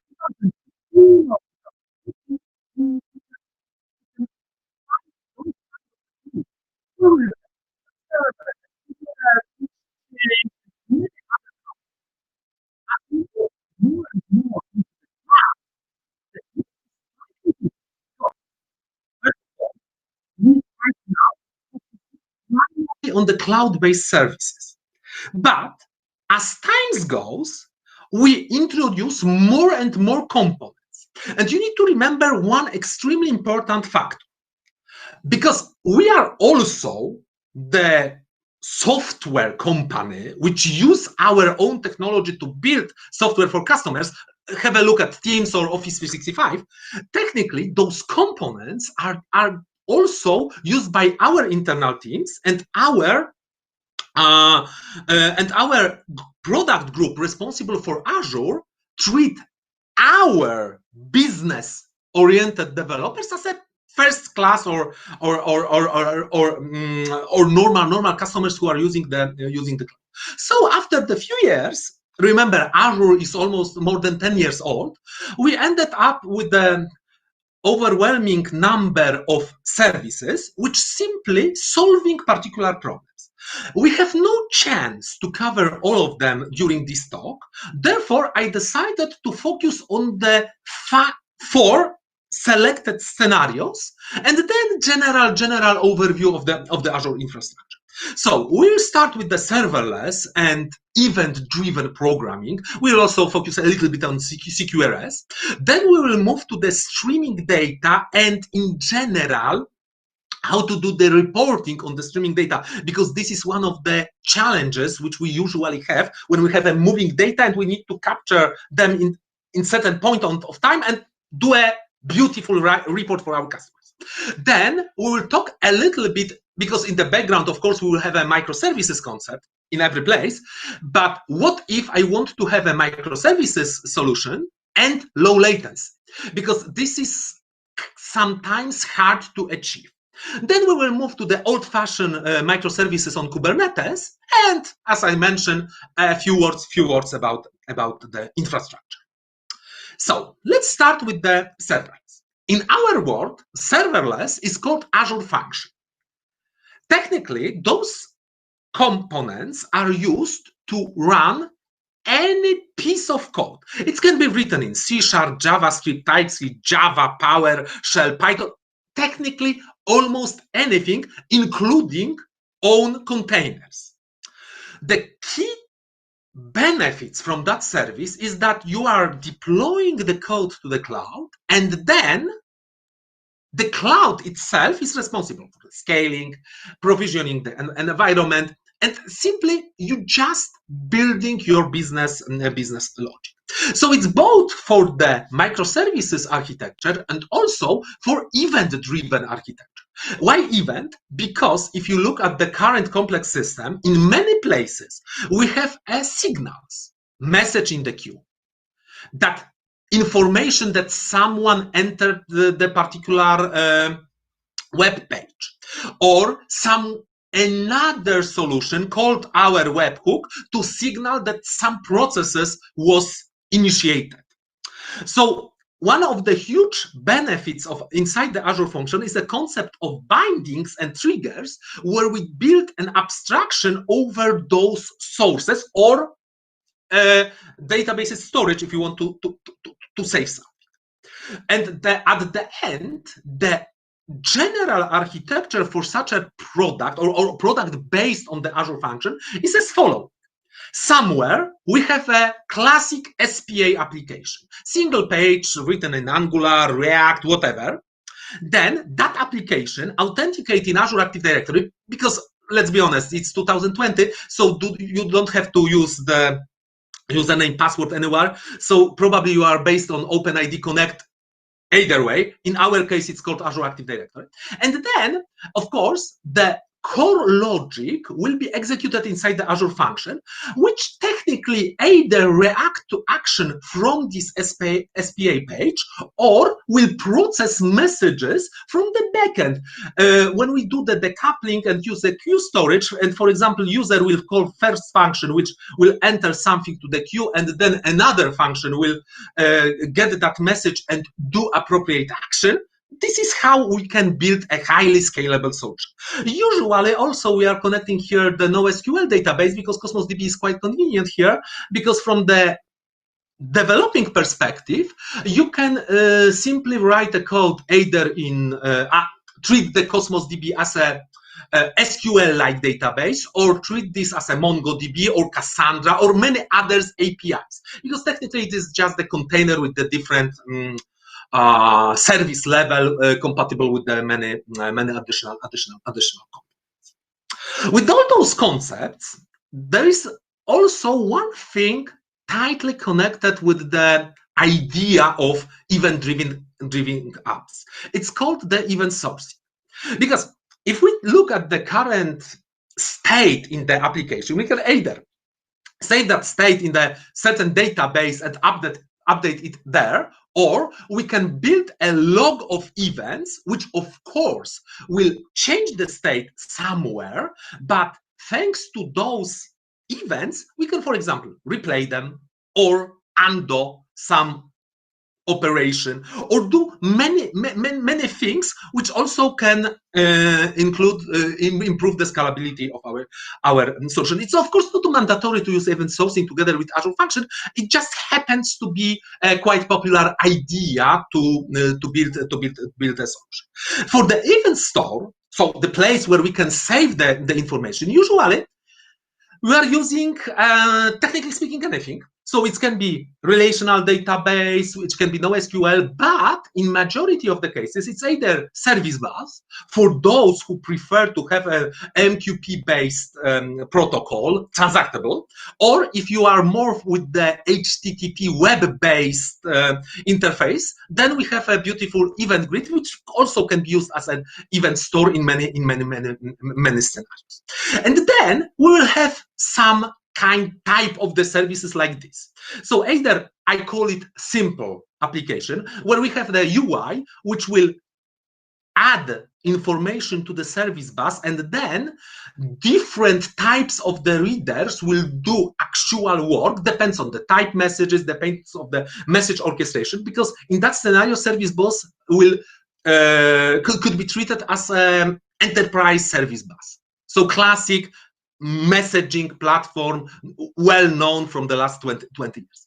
Or we can move to the CQRS model, where we additionally introduce the concept of commands, which will change the state and also will be the messages, and also fast query model, where we can read the actual state of the application. Think about having the view of the current set of the information inside our IT system, and that command model will update database asynchronous, and of course query model will show the current value as per update. By the way, if you are interested in that scenario, which proves that it's extremely scalable, please read the very old articles called CQRS Journey. It's a description of how we can transform existing monolith application for ticket reservation to the CQRS world.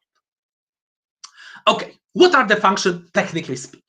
So we have a piece of code. Sorry, I'm C# guy, so majority of the examples will be in C#, but I think the concepts are the same in each and every language. So inside that function, we'll have kind of the trigger, which will execute the function.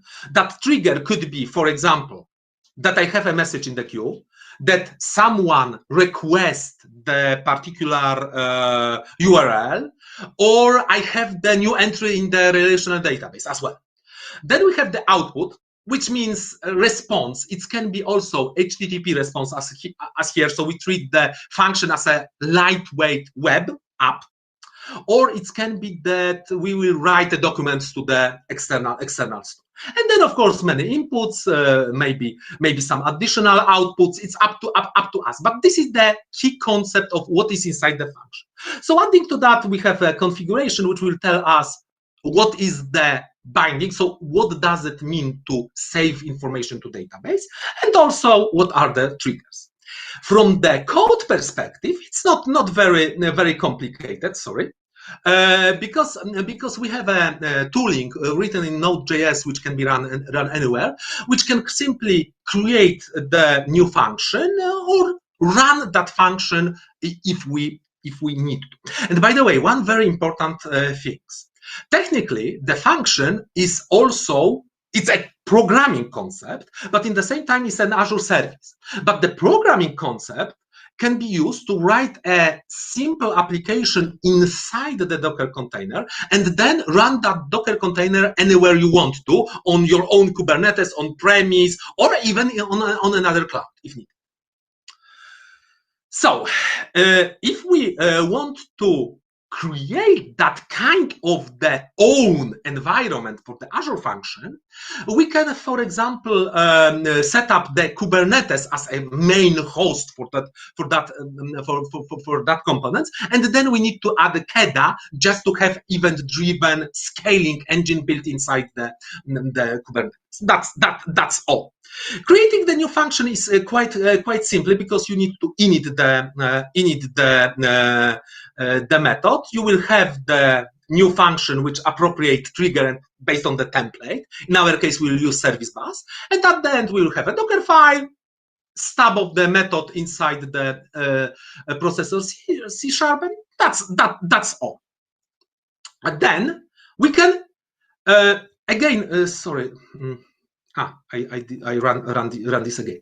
Then, of course, for having the demo working, we need to create a few elements in service bus. So we need to create a topic when we will send the messages, and then the few subscription, because we want to build a simple routing engine based on the attributes. In our case, it will be either to write to Cosmos DB or write to the logs. Then simple function, initiate by trigger, sending the message. This is our user called function to enter message to the queue. Then we have a processor which simply log the messages. Why not? It's just the demo. Second one, which will save data to Cosmos DB. As you can see, we hide the whole complexity of saving data to the simple object model, which is object write documents to output. And then, of course, we will have a very interesting piece where we will have the trigger, which will do some actual processing. And additionally here, we will have information that for some reason, that function will not succeed for the first time. First time it will fail, throw exception, technically do nothing. But then after when we try to deliver message 3 times, we'll finally process it correctly. So first run without debugging. So I'm starting this function locally. It's running. I have the URL when I can send my message to initiate the whole process. So I will go there, and then we have the message. And yes, you can see you can see that I send the message. It's a HTTP request. Then I call the processor log, finish correctly, and then I have this calculation when I will have a 2 times failed attempts, but because we use queues inside, of course we will have kind of retro logic built in the whole model, and after 3rd attempt we will succeed, and everything working as expected. And this is everything because of that delivery count and throwing the exception. So of course, because we are running this locally, so we can debug that, treat this as a normal execution environment. So in that case, I remove the option to save to the Cosmos DB to change anything, set up the breakpoint, and run the process again. But this time, when I simply send the message to the URI, you will see that I hit the breakpoint. I can see what is going on, what are the response, how to send the message. So really treat that as a normal execution content. And by the way, we're still not using cloud. It's just the local environment, which can also be put inside the Docker. This is the debugging of the exception in that scenario. Okay. So if we move forward, we can of course put that to the cloud. Sorry, not that. So if we want to put that inside the cloud, we need to, of course, uncomment that to have the Cosmos DB part working. We can deploy this to the Azure function. Now we are seeing the execution environment running in the cloud, and then we can see what's going on. So we can see the number of the execution. We can see what we have inside the Cosmos DB database, and of course, I can run the simple load testing to see how it's behave under heavy load. I'm using simple A/B testing from Apache Foundation. It's nothing sophisticated, but it will show you how it's behave. So as you can see, for the initial number of the events, you saw only 1 + 100 more messages. But if I put more of them, you will see for the short period of time that some of the messages are visible still in the queue because the function didn't catch up and waiting for the process of those messages. Of course, it scales automatically, but it takes some time. Therefore, we have this kind of the message count visible on the Azure portal. So, and of course, we can see that calc01 will throw this exception. And by the way, if we increase the number of requests, you can see that time for the execution for the single function is the same. Because as I said, the environment, in case of using Azure function on the Azure, will automatically scale out and process our request as needed. And of course, we have a full debugging for monitoring capabilities in the cloud, measure the time, see the execution of each and every function. And of course, if I switch to this calculation period, you can see that I have many errors just because, remember, I was showing the exception. And of course, I can connect also to the live environment and see how the calculation is doing in a certain point in time. Quite nice environment and easy to use. But you can say, okay, I saw the hello world-like application. What about more complex logic? So we can use two approaches here. First approach is that, of course, we can build a monolith inside the Azure function. Why not? But it's no point on doing that because we want to build a scalable application at the end. So either we are using a graphical user design where user interface where we will have the logic apps. It's another component from Azure which will call our function to execute particular logic. But if you are a developer, we can use something which is called durable function framework, which technically hide under the hood the complexity of managing queues, passing messages, and from the development perspective, we will simply call methods. So then we will have a multiple separate Azure function, and for example, we will have the orchestrator which will organize the whole process. And for example, then from the one function, I can call another activity which technically will be a separate Azure function. And then I have a beautiful scale out model, but now I am scaling out the function, the logic, the business logic built inside our solution. And of course, processing is also the methods. By the way, the same also working in any container-based environment if needed. And of course, if I try to run this, I have slightly different capabilities because I'm starting the workflow. So I can have a workflow ID. I can see the status of that workflow, whether it's completed or not. I can track that, or even I can run many parallel processes and see the number of execution. So again, quite convenient model, easy to use. Extremely well scalable and working. But you can say, okay, but I want to build a slightly larger app. So from the architectural perspective, we simply need to add a few things because, well, we will not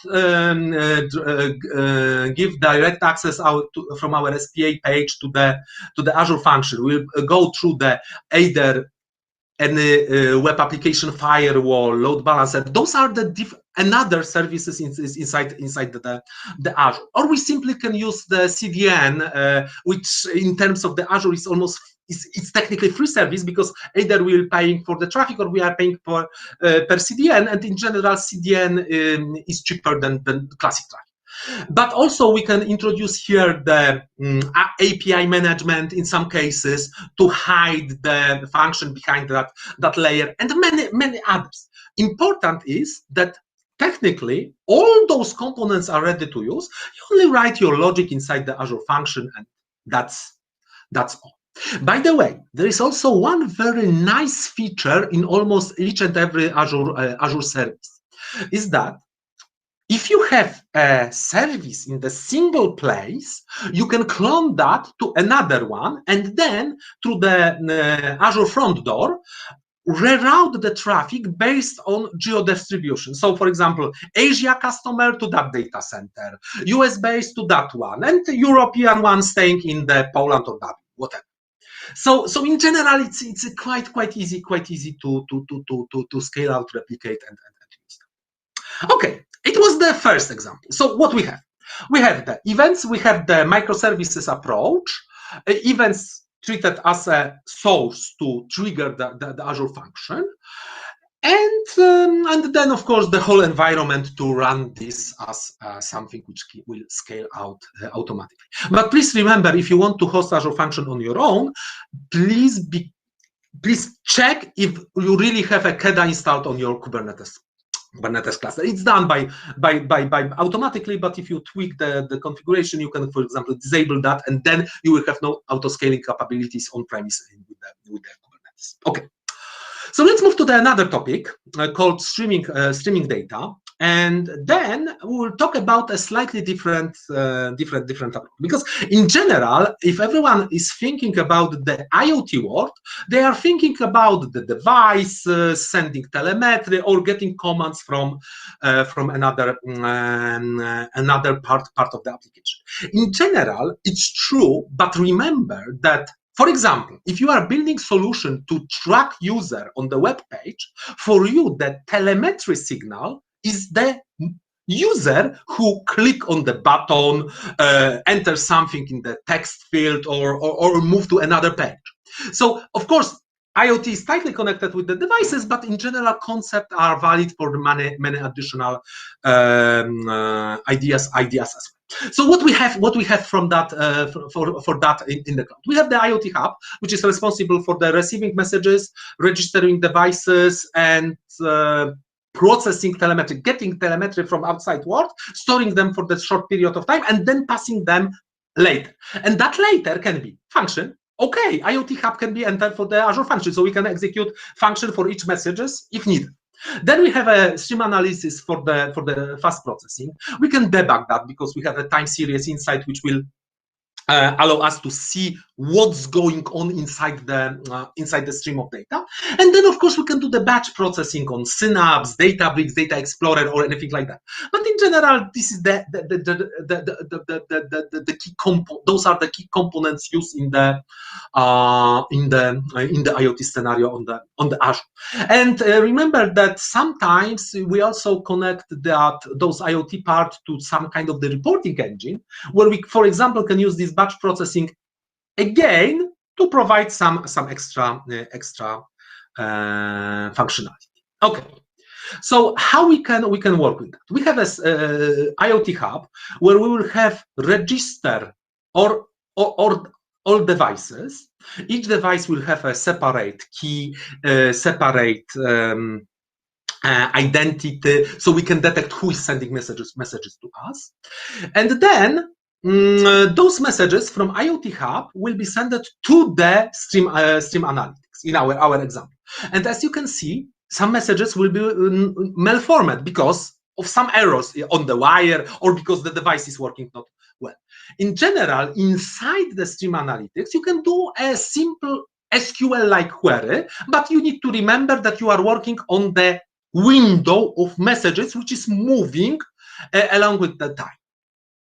And then, of course, you can add function. As I said, you can build a function in JavaScript additionally. You can also use AI here, by the way. And interesting as well, you can do the custom aggregates, quite unique capabilities.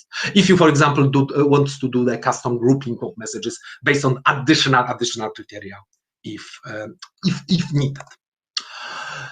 As for the debugging, it's extremely hard, but we have the time series insight, which simply attach to the stream of the messages and will present them.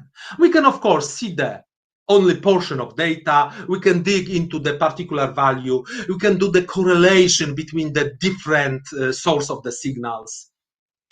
So we can see how they are related. Quite convenient, especially during the development process.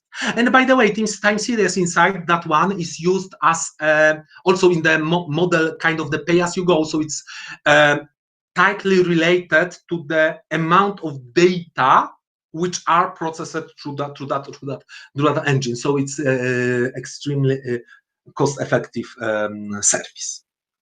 Okay, then we can say that output of that stream analytics will be saved to the blob storage for Synapse, or can be also saved to another output, Cosmos DB, Classic SQL, or directly to the Power BI.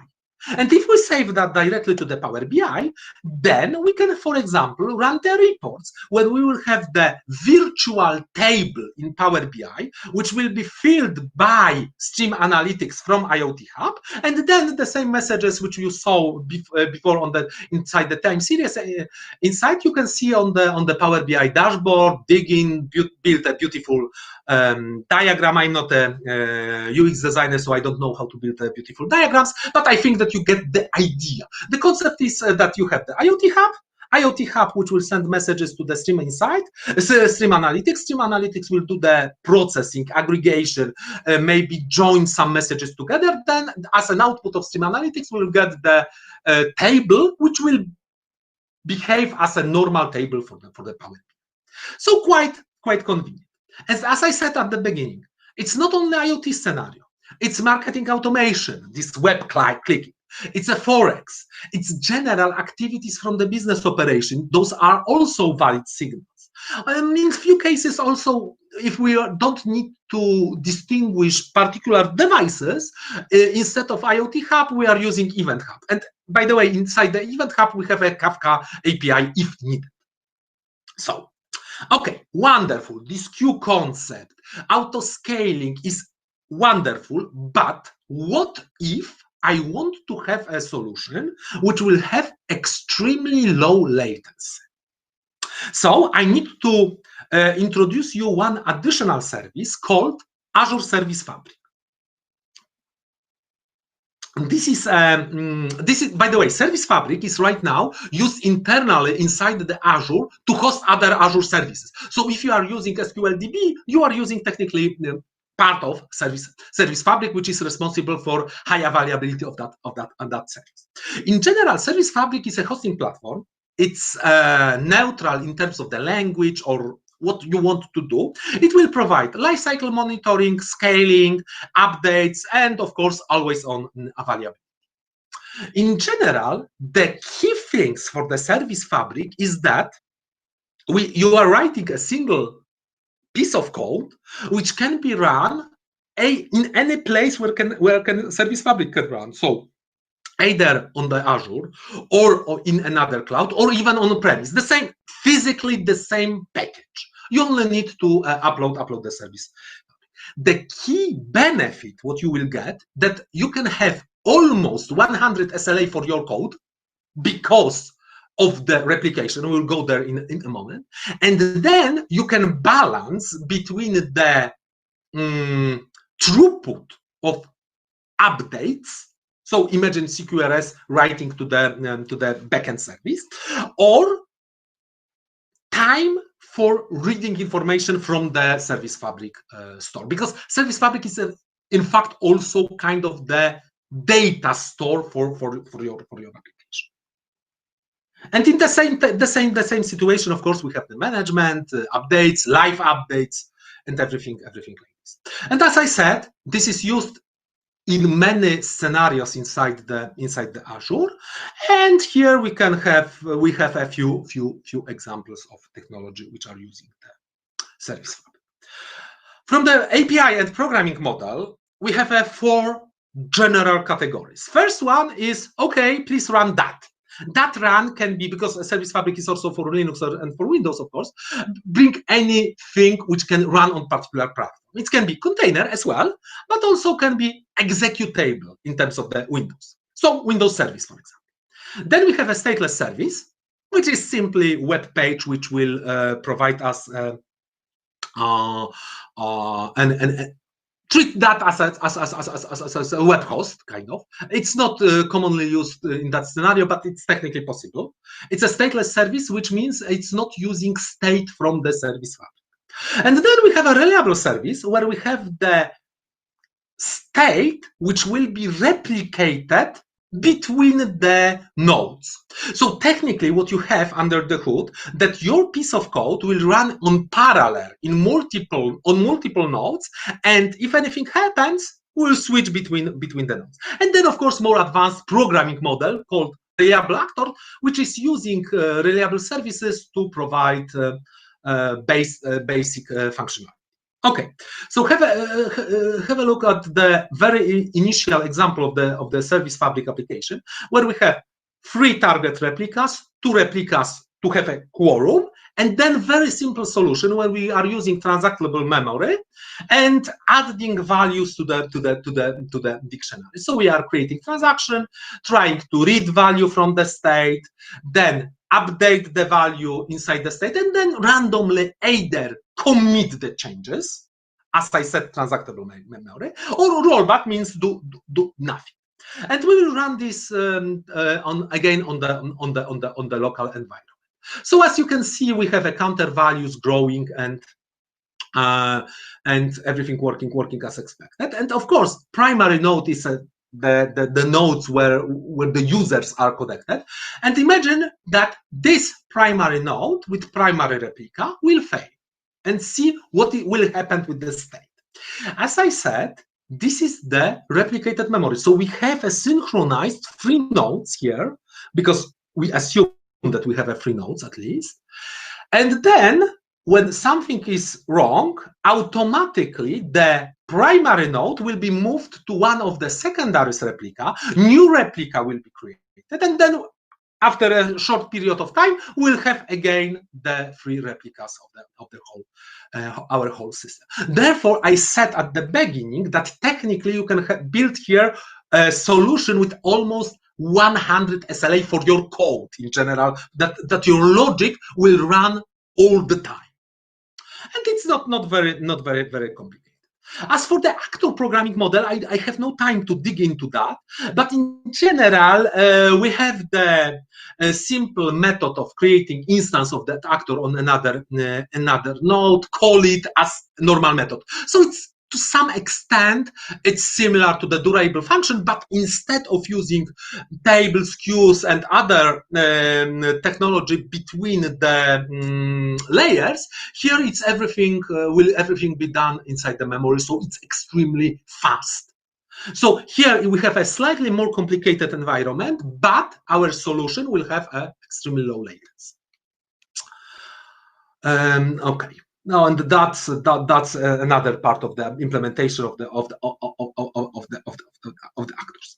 And of course, if I run that, we can run this on the cloud as well. We can see our application running here, and we can run a very simple load test to prove that it's running. So we have the simple web UI, which will initiate the process and then do the calculation on the actor model. And then, of course, beautiful monitoring and everything working as expected. So Kubernetes, I said that it's kind of the traditional approach to the microservices, because remember, till now, we spoke about the programming models. Right now, we move slightly to the infrastructure, because technically, what is the Kubernetes? It's an orchestrator for the containers. From our perspective means Microsoft, it's something which is called Azure Kubernetes Services, AKS. And technically, this is a managed service which will provide the endpoint compatible with the Kubernetes, end of the story. Under the hood, you will have, of course, the features like autoscaling, and autoscaling in both kind of the scenarios. First is a horizontal pod autoscaler, normal way.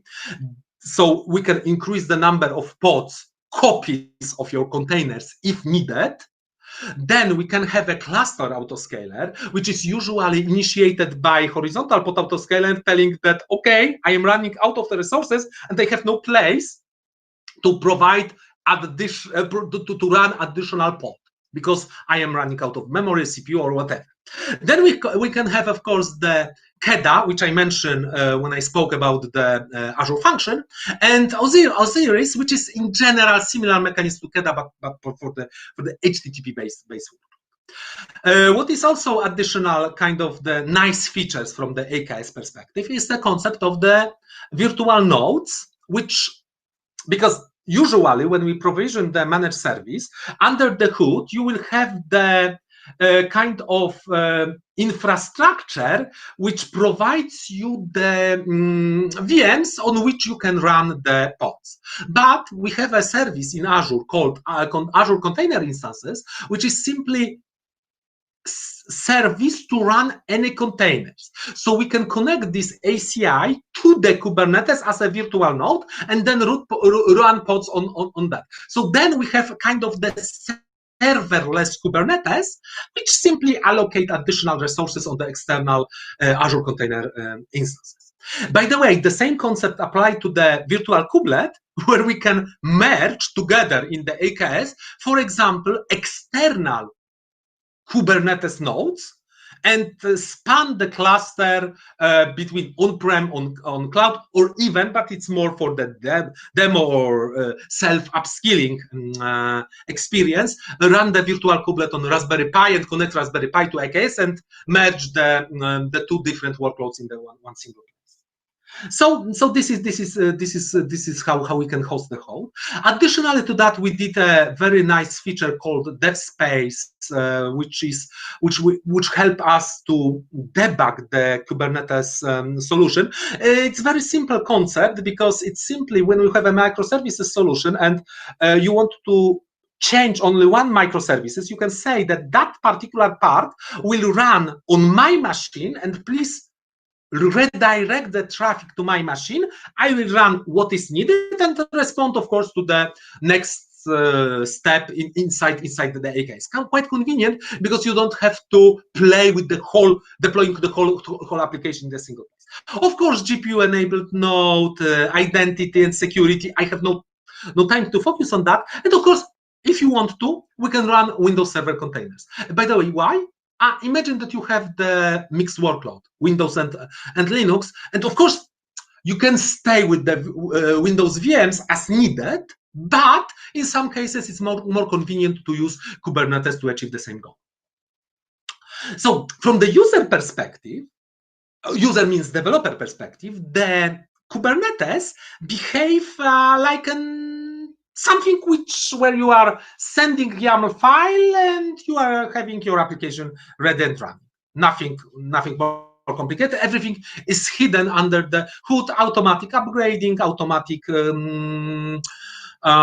provisioning of additional nodes, as I mentioned. So you don't care about that. You are just using the Kubernetes infrastructure API to do things. And by the way, this is quite interesting because I steal that slide from the Scott Guthrie. He told about how the teams are built, because due to the recent issues in the world, we saw the really enormous growth in the Teams consumption. And under the hood, under the Teams, we really have many different services. So we use Cosmos DB, we use Kubernetes, we use media services, we use Service Fabric as well. So please take into account that all the technology which I mentioned are fine, are great, but it's not like that you need to choose one. Please think a little bit what is the best for the particular part of your solution and focus on that and then use another service if needed. Because of course, sometimes is AKS more convenient, sometimes is Service Fabric better, sometimes are the Azure Function quite nice for a particular scenario. Really, this depends on your. Very short demo of AKS. Simple, creating the cluster. This is of course the recording. A little bit I speed it up because I don't want you to wait for the provisioning of the new cluster. But as you can see, normal cluster. I can get credential. I can upload the YAML file there. I can see the pods. I can do the query for the looking what's going on inside, so I have the full monitoring. Or I can use Prometheus for that as well, or connect Prometheus to the monitor in Azure, and then of course I can scale up manually, automatically as I want to. I can see number of pods. Then I can see that, of course, everything working as expected. I can change a little bit the code and deploy this solution again. And then, as you can see, the pods are replaced, and now I have a different question in the body. You know, it's not something sophisticated. I just show it because it's no difference. It's from the development perspective, it's normal Kubernetes. Everything else is hidden somewhere behind the scene. It's just working, nothing more. Other few things which are connected to the AKS. First, a few projects where we are heavily involved. First one is Draft, which is tool to automatically build a container based on the folder and file structure. So it simply detect with the probability, of course, what language was used in the particular folder, and based on that you will get a Docker file. End of the story.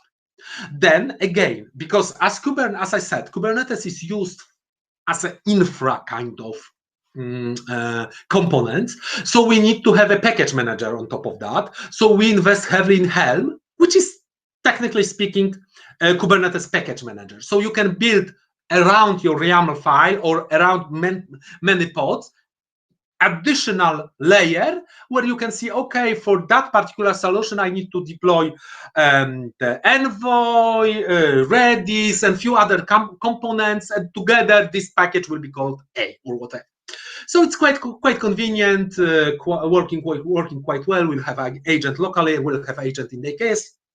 No problem. By the way, for those who are a fan of the Red Hat, we also provide the support for the Red Hat OpenShift if needed.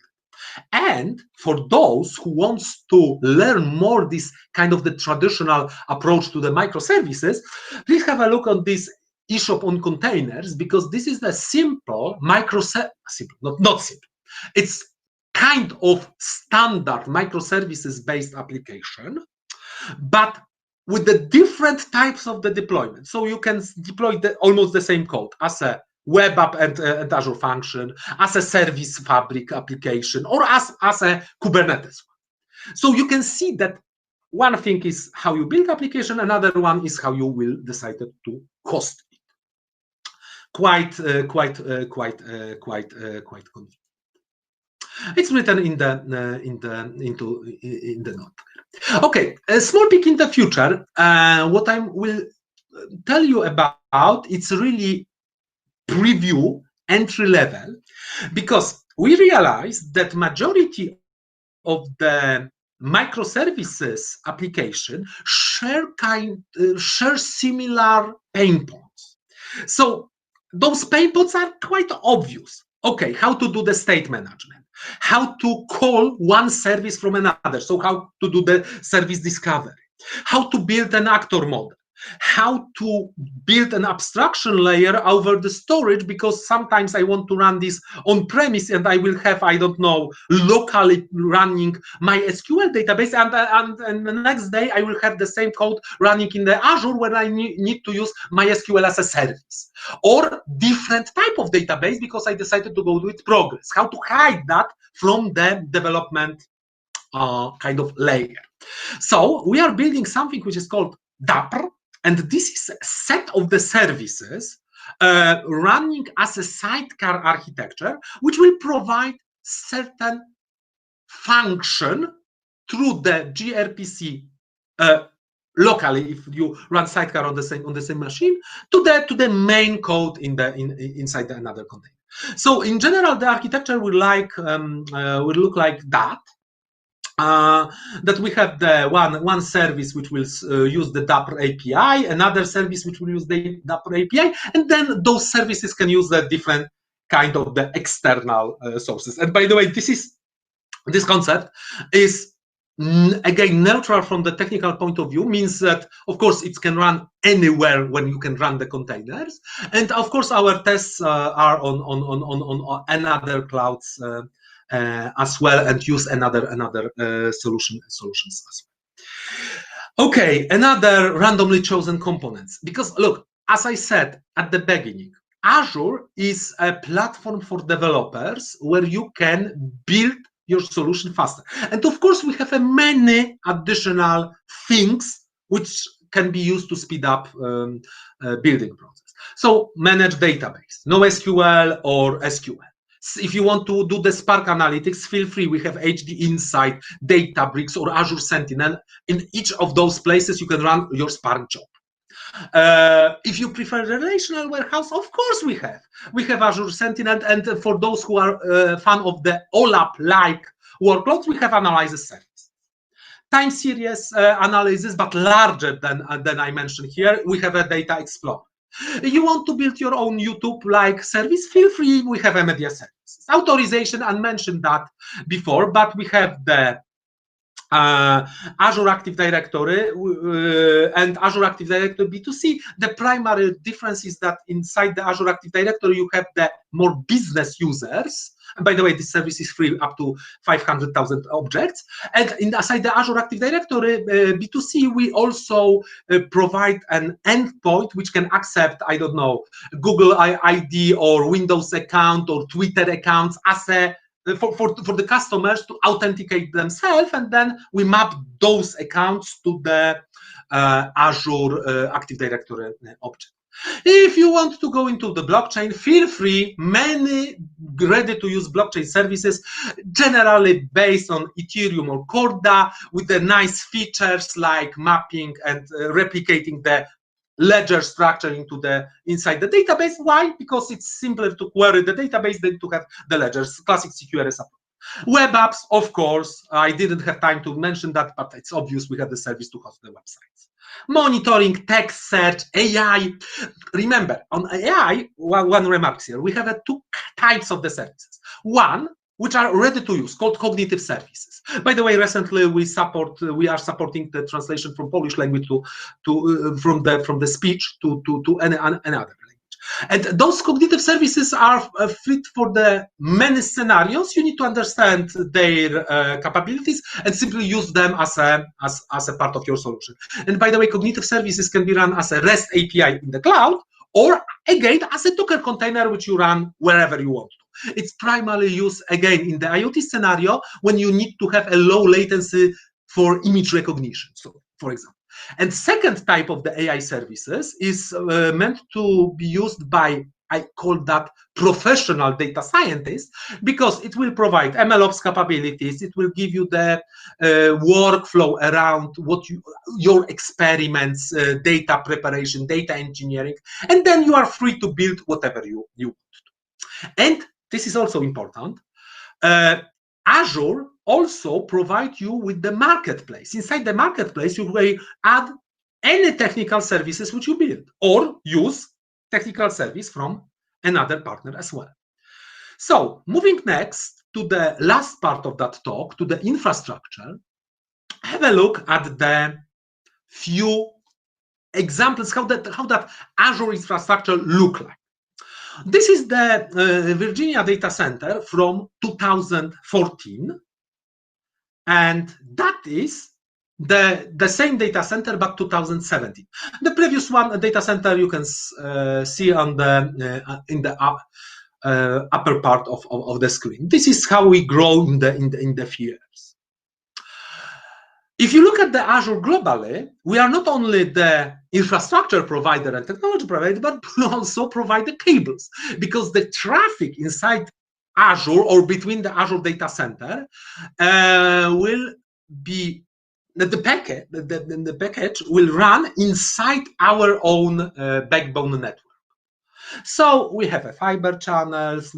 Sometimes we provide the new fiber channels, building them together with other companies. But in general, the goal is to have a globally available wide area network to be sure that the traffic, for example, from the US-based data center to European one will not leave the Microsoft-owned cables.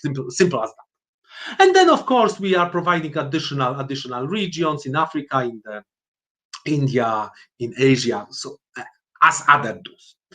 From the VM perspective, because PaaS services and all components are nice, but at the end you have the infra below. A few interesting numbers. So first of all, we can have up to around 416 CPU inside the one VM with 11 terabytes of RAM, a general SAP workload, or really large in-memory databases. Well, again, low latency.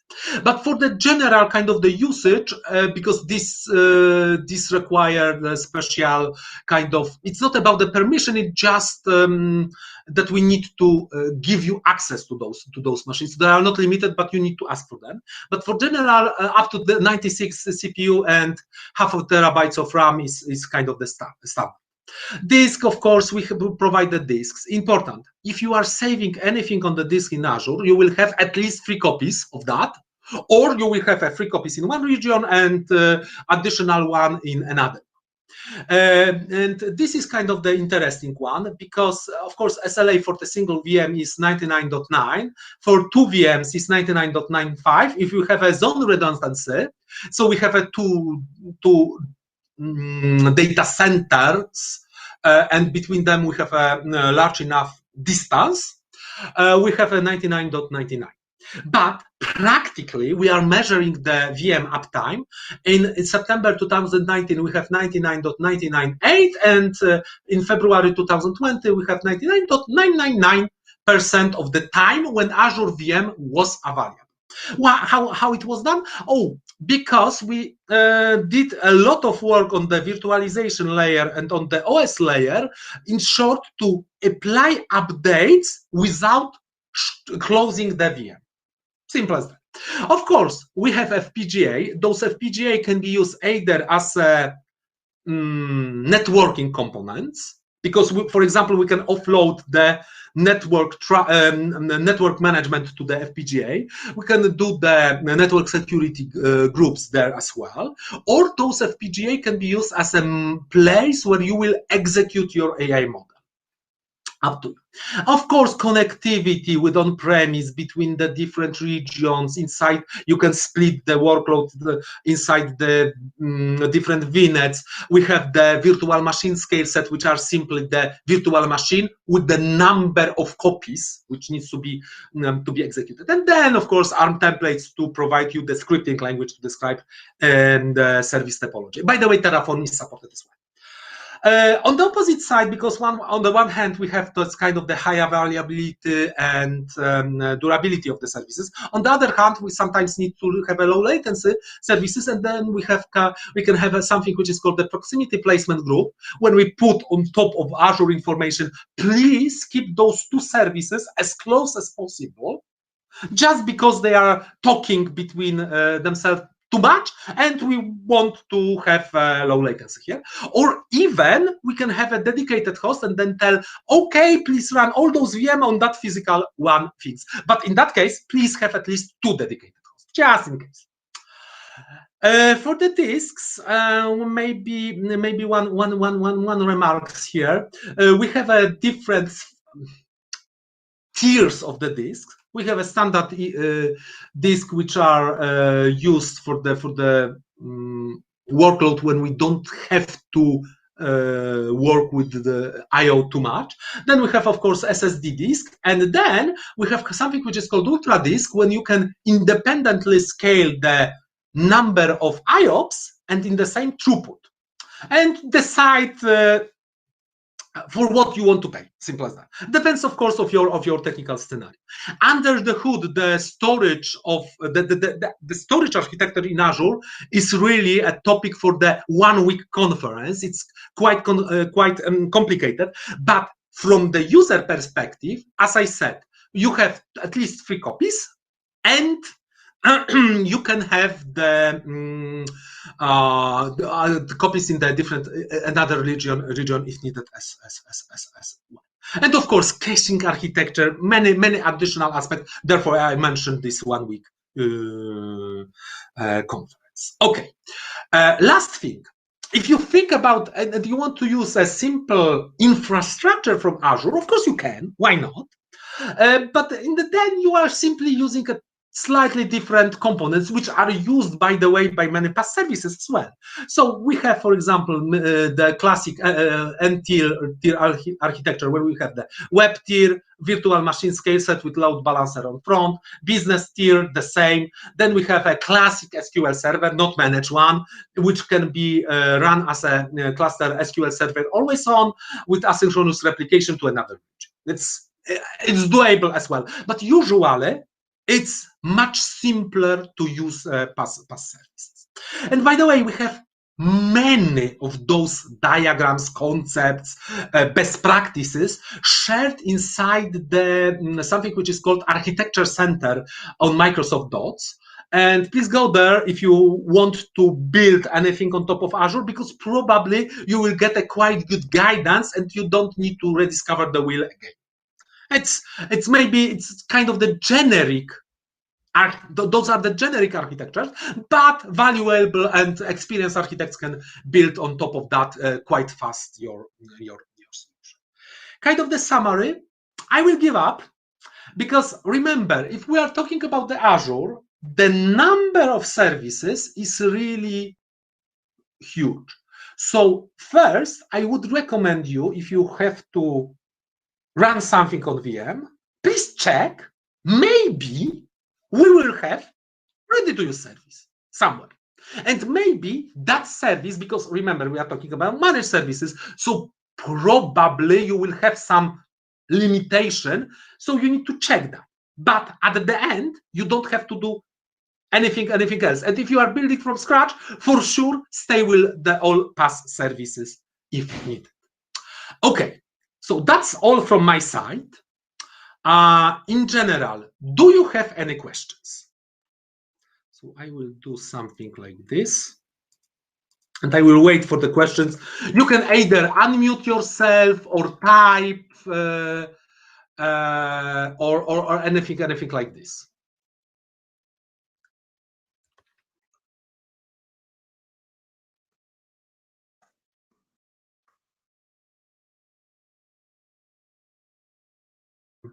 I will wait a few minutes.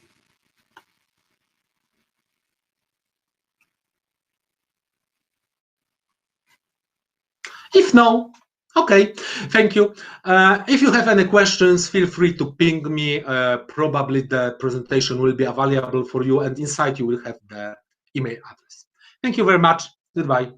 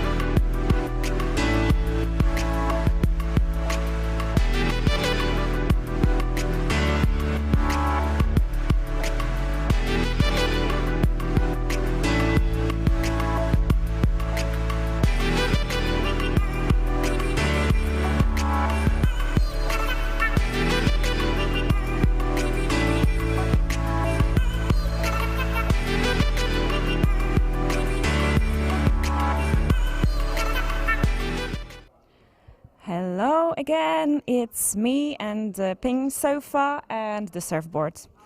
And this time we're not changing the scenery drastically, because I will switch you to the ping stage. But before that, I would like to tell you something more about the 100 Wolves pitching contest experience so far. I have been enjoying the event a lot, but I'm really curious about your opinions. So please go to the chat and write, like, how do you like it? How is the experience so far for you? I'm dying to find out.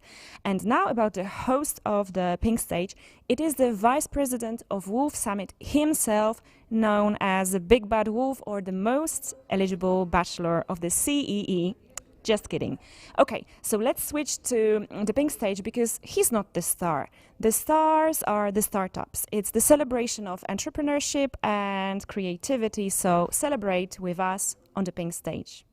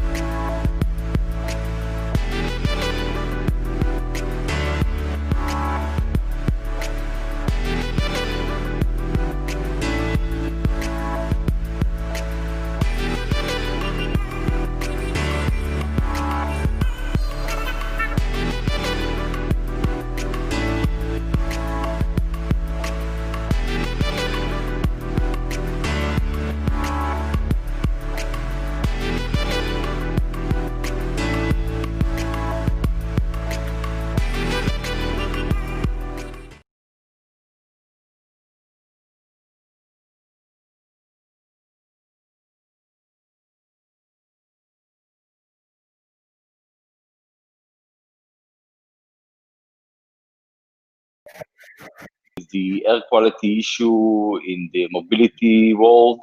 People spend more and more time in heavy traffic. The most polluted place in the US, also in Europe, and basically in every country where you have good air quality, it's always the worst place is always the highways, where you have a lot of cars with a high level of pollution. And the main problem is this: most of this pollution is entering into the cabin of the car and doesn't get out. And you don't see a lot of solution today in the market, except from a solution from Tesla. And but if you look at the home and office market, you already see that it's a $5 billion market, very diverse, with a lot of different solutions for monitoring and filtration. But the other issue that we are now tackling is not only air quality in terms of pollution, but also air quality in terms of the user experience. So we now have a customer, Zipcar, and the Avis Group. The number one complaint in Zipcar is bad odor. So they get 3,000 complaints every month regarding bad odor, and most of the time, 90+% of this time, it's because of smoking. A user smoking in the car and then return it, and then the next user suffer from bad odors. So they get cancellation, refunds, credits, lower customer satisfaction score, and they also can't put a fine on the smoker because they don't have a proof for that. The loss of income from them is around $3 million because of this, and they have also operation expense of $1 million, and the low NPS and customer satisfaction score it's a damage of around $15 million from their calculation. We give them Crispify system. It costs $1.5 million for the whole fleet per year, and we give them a 12x ROI per year with our system. So what we are doing, and we have also future direction from other industries. So just to give you a glimpse of what we are doing, we have basically like an IoT device. You plug it into the car battery and install it in the rear view mirror in the car. and we give them air quality monitoring and real-time smoking alerts. We know when you light up the cigarette, when you finish it, and then it's just bad odor.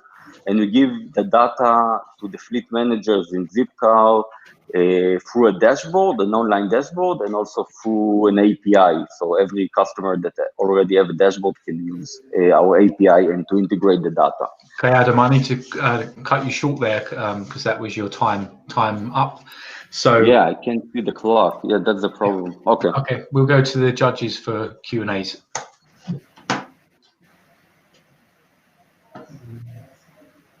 I'm sorry, I just connected a couple of minutes ago, so I wasn't able to hear the whole presentation, but I just heard the part on the IoT device that you plug it in the car, and it does what? If I may ask? It does, yeah, air quality monitoring, and also things like real-time smoking alert monitoring and odor monitoring for the in-cabin environment. And we are now targeting car sharing fleets and car rental fleets.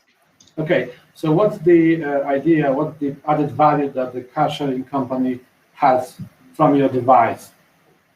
So today, just to give an example, Zipcar has 16,000 cars globally, and they have 3,000 complaints every month about bad odors in the cabin. Okay. This is a $19 million damage a year for them, and we give them a solution for $1.5 million. So it's a great ROI for them. Okay. So it detects odor smoke that is made by the root client, that is not abiding to the rules of driving a licensed car, as I understand. If I understand the question correctly, but basically we have our own algorithms that know how to detect different kind of harmful gases or pollution. So we know when it's cigarette smoke, when it's just pollution, when it may be a fire that you drove by, things like that. And what is your business model? How you can earn money out of that? Is it a monthly rate? Yeah, we charge a monthly fee of $10 per vehicle per month, and we give 20% discount for a yearly subscription. Okay. Are you bootstrapping or developing an investor now? No, we're looking for investor. Yeah, so we raised until today we raised $300,000 from VCs and 300K, 300,000, yeah? Yes, and we are now raising again a second round. We already have a commitment from a US VC, and we want to add more investors to the pool. Okay. I want to ask you, because Zipcar has many different cars. There are both like Ford Focus or much bigger cars. Does your solution can work across all the fleet of their cars, or you're specializing in smaller cars, or how does it work? So yeah, we can work in every car. Basically, it's one system per car up to the size of an SUV. So for a bus, we need more sensors. But yeah, for Zipcar, it's one system for all. Okay, and can you tell us a little bit more about the solutions that are currently in use? Because I assume a lot of automotive companies are having their own solutions to the problem of odors and toxin. Yeah, so there's no really an aftermarket solution like us that know how to give a full IoT support with the dashboard and everything. There are solutions for the home and office space from Bosch and other companies. Thank you. Great, and that brings us nicely to a close. Thank you very much, Adam, for your presentation. Next up, we have Nika Siradze from iScoot.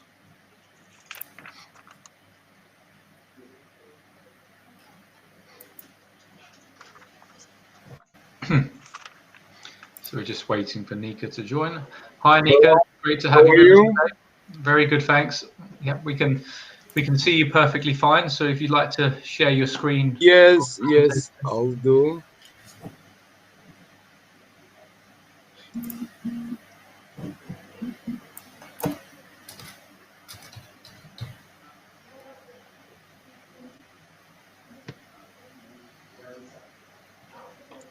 Can you see my presentation?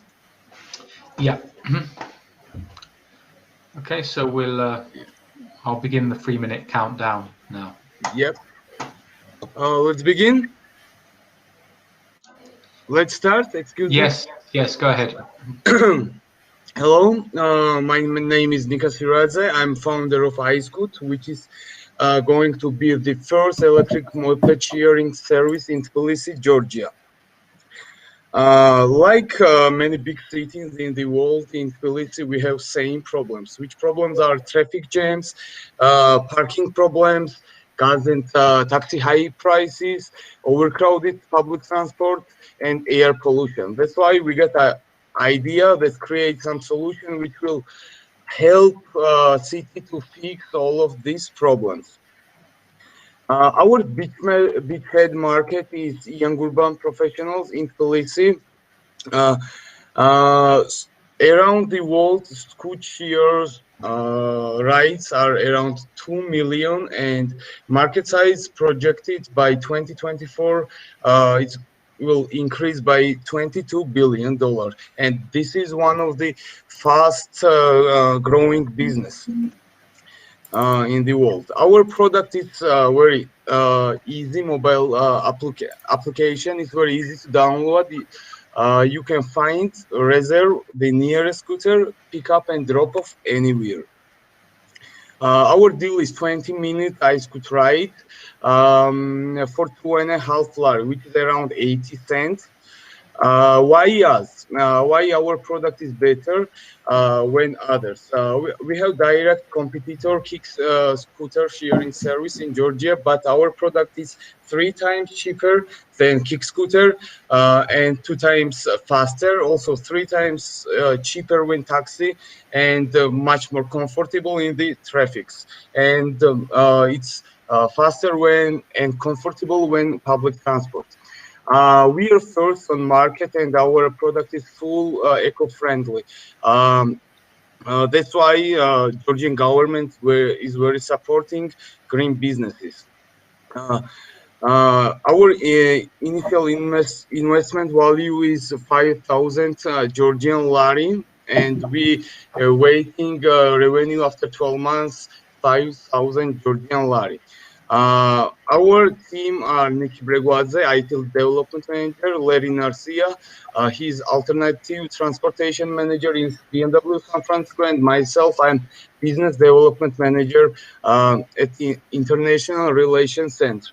Our dream is to create alternative, cheap and fast transportation for young urban professionals.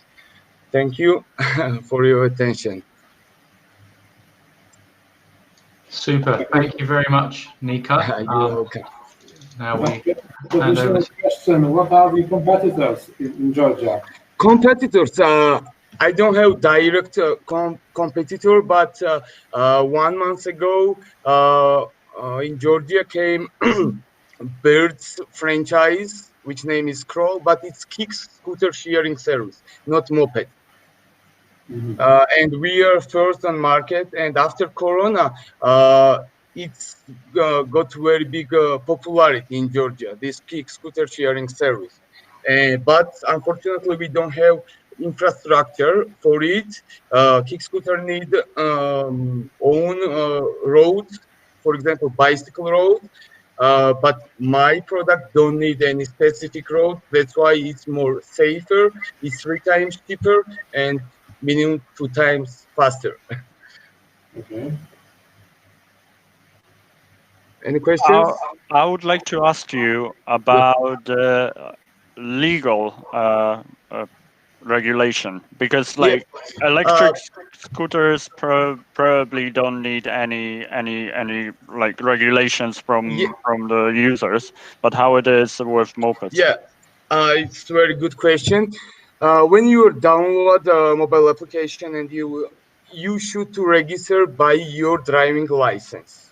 It's because that we don't want to use this transport underage people and who does not have a driving license, and that's why to avoid some problems we are asking it's must to register by driving license, and you should to have A1 minimum or B class driving license. It does not need a driving license, this scooter, because it's under 50 cc. Okay, and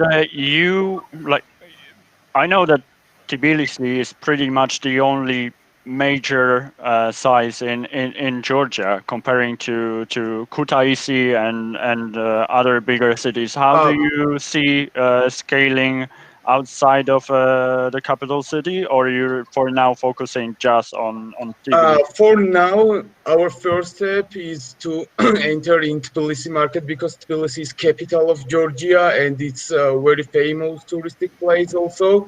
That's why we make decision to start from Tbilisi and increase to Batumi. Second city will be Batumi, if you know it's seaside city, and we want for sure to develop our business, and we want to go to the region like Armenia, Azerbaijan, and Eastern European countries, because these products is getting very popularity every year. And every year statistic is changing. For example, when 2018 researchers show us that we are weighted around 22 billion market size by 2024, it's changed and it's increased already. Another question. How many mopeds do you have already on the streets? Secondly, how do you fix them if something is broken? Do you have kind of mobile fixing tools? Yeah, all scooter has insurance. All scooter has GPS, and we thought about it that somebody will broke, somebody will damage. It's happened in another countries like these cases. That's why all scooter will be insured. And how many of them? We are planning to enter market from 100 scooter. It's not very big quantity, but for Tbilisi it's enough for starting and for first step. This program, this project already passed acceleration program in Georgia. We have Business Accelerator Spark, and we won professional business plan from BDO Georgia. So you have government money to start the business, as I understand? You have government money to start the business. I did not get any fundraising yet. Yep. We are looking, But the starting fund, the seed fund, comes from the government, as I understand, because this is an acceleration fund. Yeah. This acceleration program is a European Union and Tbilisi City Mall mutual project. Okay. Thank you, Nika. That draws us to a close. Thank you very much for your presentation. Next up, we're welcoming Laurie Luke from Cuploop. Thank you very much for your attention. Thank you.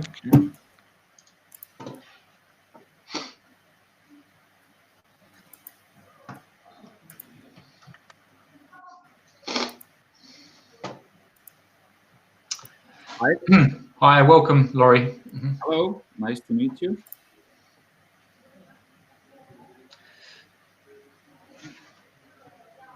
I'll try to now share my screen. Yeah, super. Okay, I need to make it. Do you see it now? Yeah, that's perfect. Okay, I'm ready if you are ready. Okay, I'll start the clock now.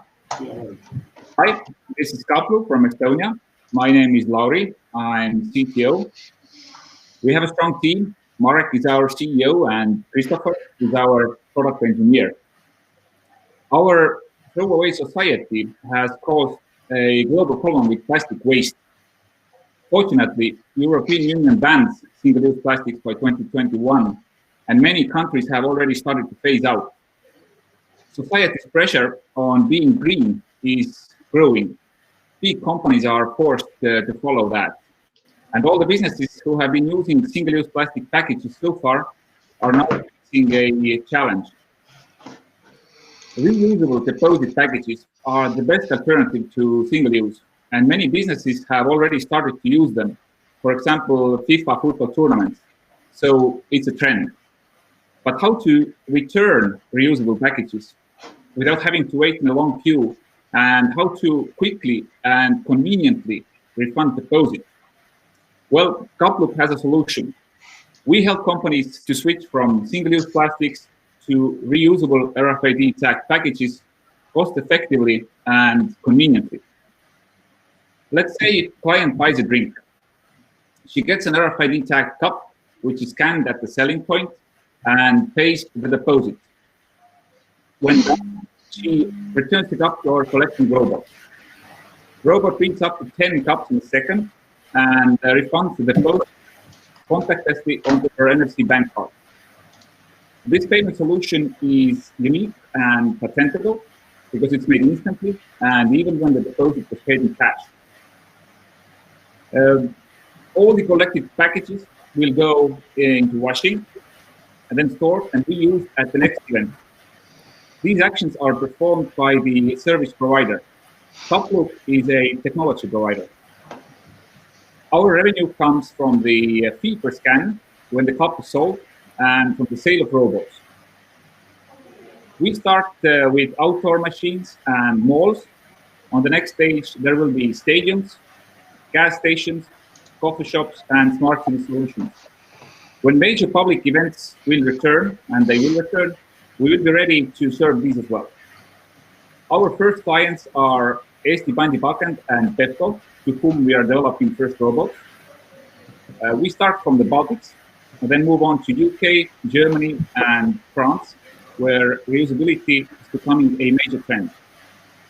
European Union uses 200 billion single-use plastic packages each year, so the market potential is huge. We believe in the future where there is no plastic waste, but Cuplook robots. Thank you very much. Wonderful, fantastic timing there, Laurie. Thank you. So yeah, I'll hand it over to the judges and 4 minutes of Q&As. I would like to ask you about those robots that you said. You would be like manufacturing them yourselves, or you have like a partnership with other companies that you will be buying them from? Yes, we have done the first prototypes by ourselves, but we have a manufacturing partner, Conesco Auto, in Estonia. So the first 100 robots will be done in Estonia. But of course, in the future, we are looking for some cheaper manufacturers. But yes, first 100 will be done in Estonia. But you are owner of like a patent for the robots, or design for them? Yes, well? we have done all the designs and all the mechanical parts and mechatronical parts, as well as the software, of course. And we have already started the patenting process for the software, which is actually the reversal payment software, which communicates RFID readers and bank terminals. So this is the first thing we are getting patent. Of course, hardware is hard to patent because we know that there are like several companies from different countries who are trying to like do their own thing and look what you are doing. So it's tough, but we are trying to patent as much as possible. But of course, yeah, design is also something that we can patent, and some mechanical parts as well. Okay, thank you. So you said that you can manufacture 100 of these robots and probably deploy 100 of them. So what's the number of robots that you expect to receive as much income that will cover your costs? I mean, the break-even point somehow in the future. What's the number? 1,000 or 10,000? So we are planning to get break even in the beginning of 2023. So those first 100 robots, well, as I said, our business model consists of two parts. One is selling the robot, but the main part is fee per scan. So this is the major part, and we are trying to get, as I had on the screen, if I may, from 2022 and in the beginning of 2023 to get like about 50 million scans. So we have calculated that the break-even point could be at the end of 2022 or in the beginning of 2023. Okay. Are you looking for an investor, or you have your own money, you are bootstrapping? What's the idea of expansion? We have got a grant from Estonian Environmental Center, 88,000 euros, and we have also completed first pre-seed round loan contribution for the Environmental Center grant. So now we are developing first robot for our first clients, and we are looking for the second round to raise 300 to 400K, and then we can add additional 400K from Archimedes Foundation. We have already written the project, but we have to find our own contribution. So therefore, we are looking for the 300 to 400K investor money to develop the smart city solution machines. Right now, we are developing machines for the outdoor and for the malls. Okay. So your clients are the institutions, like, let's say, banks or shopping centers, not the companies that collect trash bins from the streets or communities. Yeah, actually, we are doing our first client is Eesti Pandipakend. This is company who is responsible for all the recycled packages in Estonia so far, all the bottles. So they are ordered us to prepare machines for the outdoor events. But as coronavirus came, we had to adapt. So we are still developing those outdoor machines for them. But we got new partner as well, Pepco, and Pepco is developing or asking us to develop machines for the malls. And we are starting from Coop Estonia with the best event at this September. Okay, thank you very much, Laurie. That brings us to a close. Thank you very much. Thanks for your time. Next up, we're going to have Sławomir Szusztek again, who's going to appears to have solved his problems with screen sharing. So we'll welcome Sławomir back.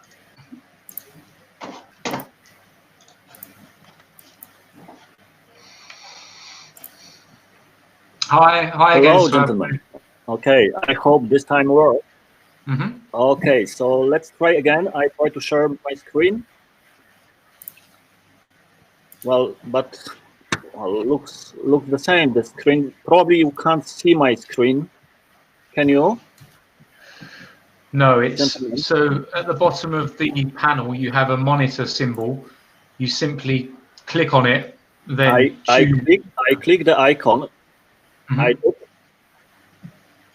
And then you should have options to share the whole screen.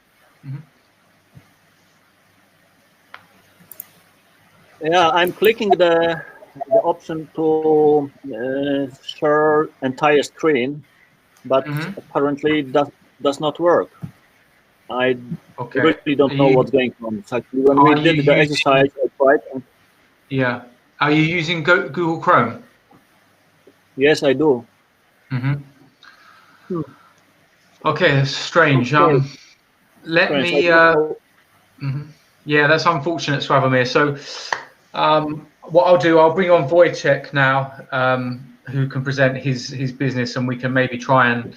I'll ask Elena to give you a call and see if we can remedy the situation. Okay. Well, thanks, sorry, gentlemen. So it's no, it's really yeah, no worries. Thanks, Sławomir.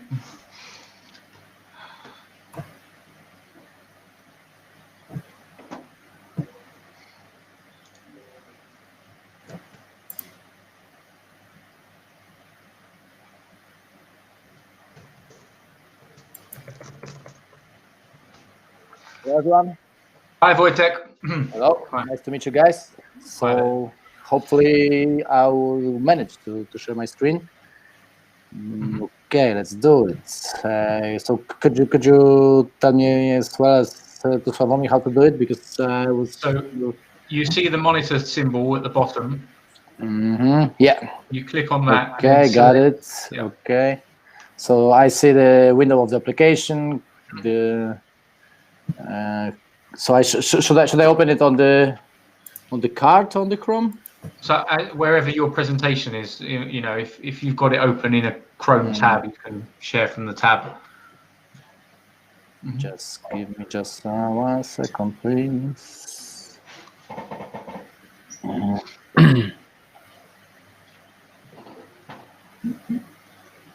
Okay. So the question is, could you see it? No, not yet. Not yet.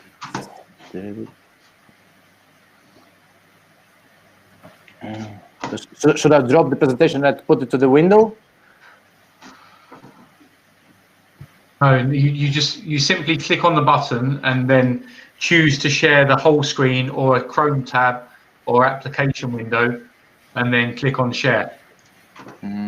Yeah, once again. So let's do it like here. Okay, I guess it's gonna be good now. Okay, perfect. Yeah, is that okay? Yeah, wonderful. So okay, there you go. You go to the beginning. Okay, so I have 3 minutes, right? Yeah, off you go. Okay. So hello everyone. My name is Wojtek. I work for Bini company, which we produce smart waste bins. In the beginning, I'd like to tell you something about recycling, about the problem. There is a big problem in the recycling because only in a few minutes, next few minutes, people all over the world will produce over 10,000 tons of waste. Only 30% of it is recycled, and the rest goes to the oceans, landfills, deserts, and forests, because there is no right infrastructure to segregate the waste. So the problem with proper waste sorting touches every stage of the chain: final customers, facility management companies, and also waste management companies.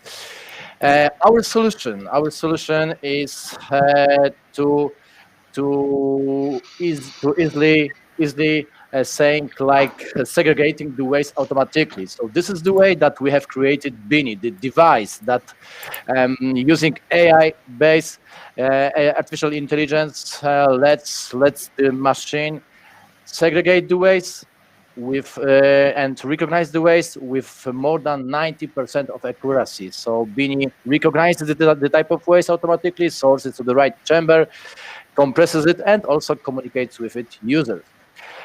We also offer customization. So, for example, for every client's needs and requests, we can customize our on the client's machine for the different colors, for the bins inside, for the hands-free version, for the super silent version, and also for the bigger cables, smaller cable, and etc. etc. We also offer at Bini application that lets to control all the process by the customer and to have the better access to the technical diagnostics, to the full and field level control, and also to the statistics. Bini is a perfect solution for all public places where people are in a rush and don't have a time to segregate their waste because, as I said in the beginning, there is no right infrastructure to do it. So we are talking about the offices, rail stations, hospitals, shopping malls, airports, and in our next few years, in our next version, also we're talking about all outdoor places like parks, stadiums, etc. Our business roadmap is in progress. So for now, we have delivered our machines to almost each European Union countries, and we are also about to conquer on the next continent. So we are talking about 2020 to go to the Ukraine, Singapore, and also in 2021 we are about to go exhibit the situation with the coronavirus. Let's to the USA, India, Pacific, Asia, and Middle East. In the recent weeks, we used the break or just slowing business to improve our machine to the next version, which is hands-free version featuring automatically opening flap. So basically saying, when the user approach hands to the machine, device opens automatically. So this is a perfect response for COVID-19 situation. So just for the end, my call to action word is join the world of Bini, save the planet. Thank you very much. Thanks, Wojciech, and passing over to the judges for 4 minutes of Q&As. Hello. Okay, well, I'm rather skeptical about that because what's the idea let's say, if I am a shop owner or let's say an institution and I have to segregate waste, and you are proposing me to put a machine which is much larger than these colored bags for each type of trash. So what's the idea behind? Except for this is a very smart gadget. Okay, this is the real added value would be if I could have let's say a can of trash, let's say plastic or bio waste or let's say glass mixed together, and I could put that into the machine, and the machine does the sorting. Okay. But I believe it doesn't do that. Okay, this is an objection that we have plenty of times. This is a question that we need to respond. So, okay, so answering from the end of your question, the multi-sorting version will be ready in 2 years because this is like R&D stuff, and we need also the budget to create that kind of version. In the current version that we implemented into the markets, and we are not we are now selling that kind of version. As you mentioned, this is like to put the piece by piece into the throwing flap, and for example, now the machine is not intended to the household. When you would like to put all basket to the device, and it would recognize and sort it by itself. Now this is intended usually for the offices and for example for the shopping malls, where people, for example, are passing the corridor just with the with the coffee cup or just the paper. So it is always the problem with people are running, people are in the rush, for example on the train station, and they carry like 1 or 2 pieces of waste. So usually in shopping centers, customers doesn't go with the whole basket. So this is what we sell now. But as you said, like multi-sorting, yeah, we have it on the mind, and in I guess 2 years we'll be ready to implement that kind of version. You were pointing out offices, shopping malls. So, like, can you tell us a little bit more? Because I can see that you're already scaling beyond Poland and you're planning beyond Europe. So, tell me a little bit more how you're approaching those offices, how you're trying to convince people to use your solution. Okay, so our business model is, of course, to work with distributors, and sometimes there are non-exclusive, sometimes there are exclusive. For example, in Poland, we work with non-exclusive distributor, but also we work directly to the facility management companies, which they propose our solution and our product to their tenants, to their clients, and they are convinced that it is like a perfect solution to segregate their waste without wasting time. Thank you. And I could see, like, I disagree a little bit with Daniel, because I could see that it would be very good solution for like a large scale places like football fields or something, when there is like 20,000-30,000 people, and they're like carrying all their waste, and they usually don't look where they will throw it away. The idea is that there is much cheaper alternative just to put glass to the red one, plastic to the blue one, or whatever, and you don't need that smart machine. Yeah, but if there are sometimes contaminated waste items, or sometimes, for example, different regulations. If you have a box after drinking the juice, people just don't want. Is it a paper or is it a plastic? So this is about our machine learning, and if more pieces are thrown away into our devices, the whole system is smarter and smarter, because, as I mentioned, this is like artificial intelligence that is learning itself. So if the recycling could be so easy, we wouldn't be saying about 30% of accuracy when we do it manually. It is only 30%, and it is not always because people don't like to do it, but people don't know how to recycle the waste. So we help with them. We can say that we make people lazier, but this is the same about, we are talking about every machine, every device that are making our life more convenient. Great, thanks a lot, Wojtek. Thank you very much, guys. Best of luck.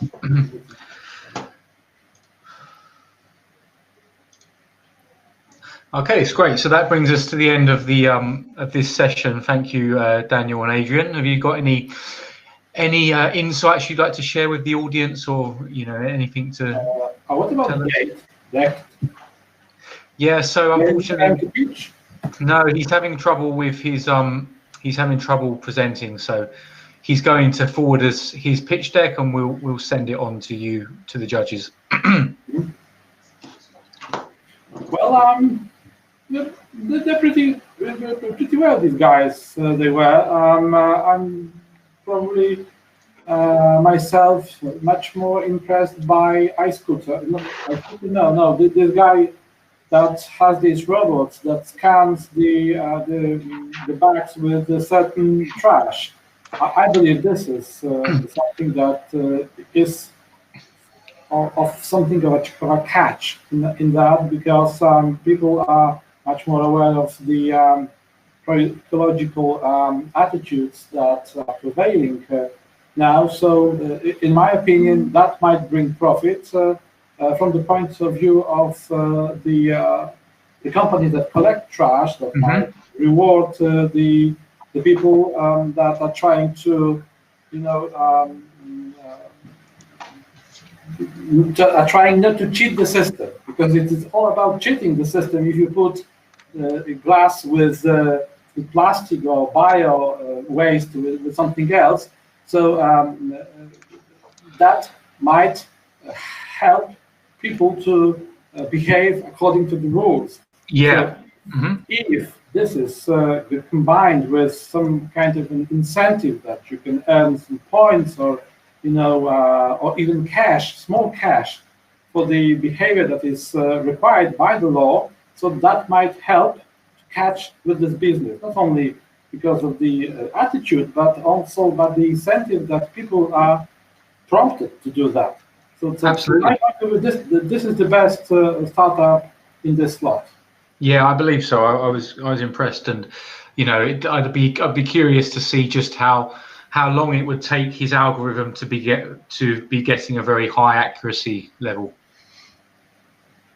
I would like to point out something different. It's like we had a couple of startups here from all of clean tech, and it only shows how it's just the tip of the iceberg where we are with clean tech as well, because there was five startups, and each one of them had completely different idea and different approach to clean tech. So I'm really interested how the scene will look like in couple years, when those very specialized startups will start to expand a little bit, and they will start merging and buying out their competitors. So that's really interesting to see how all of this market will be changing in the next 10-15 years, because let's be honest, we have to focus on that more and more every single year. So that will be really cool to see. Okay, Great stuff. All right. Well, thank you very much for your assistance today, guys. And if I can ask you to please complete the feedback and appraisal forms for the startups, would be fantastic. Thank you very much. Cheers. Thank you. Bye-bye. Good to see you.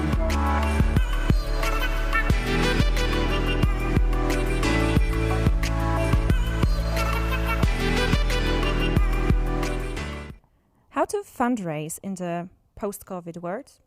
Who knows? Well, actually, we know a person who knows. When I spoke to startups, I asked them, who is the one person that you would ask for advice, that you would ask for mentoring? And most of them pointed this person. It's Paweł Bochniarz from MIT Enterprise Forum CEE. We had a pleasure to have him during our conferences and also during the workshops he delivered for our startups. And one of the startups I spoke to said that after advice that they got from Paweł and the actionable steps they implemented into their pitching, they actually secured a deal with investors. So I think it pretty much sums up everything. Say a warm welcome to Paweł Bochniarz.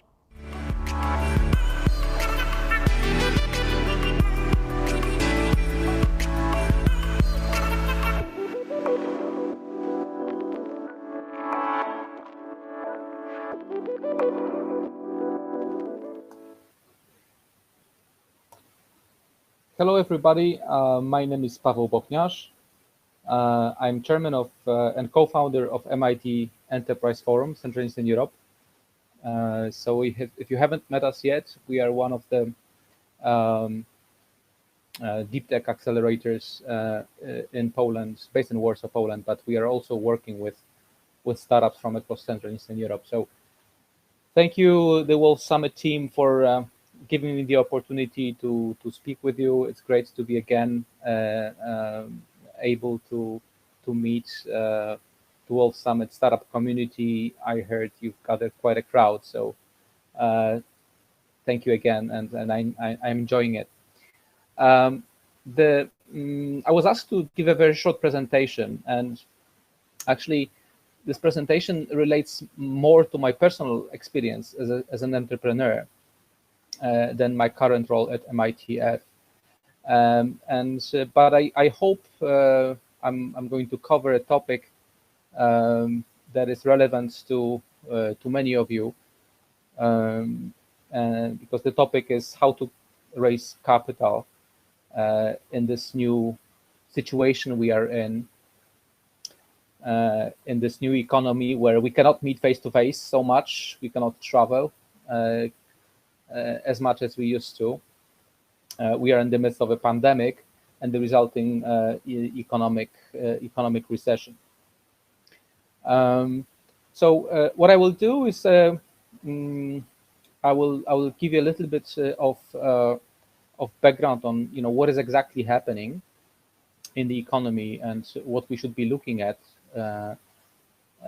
what sort of trends, what facts, and what we should be analyzing to find out the impact of this current situation on our startups. And then I will also share with you a personal story that comes back to the year 2000, when I was an aspiring entrepreneur, actually for the first time pitching my startup idea to one of the very few VC funds that existed back then in Poland. And actually it was in the middle of the so-called internet bubble, a big crisis that came up in the year 2000, 2001, that resulted in the first recession in our region after the economic transition in 1989.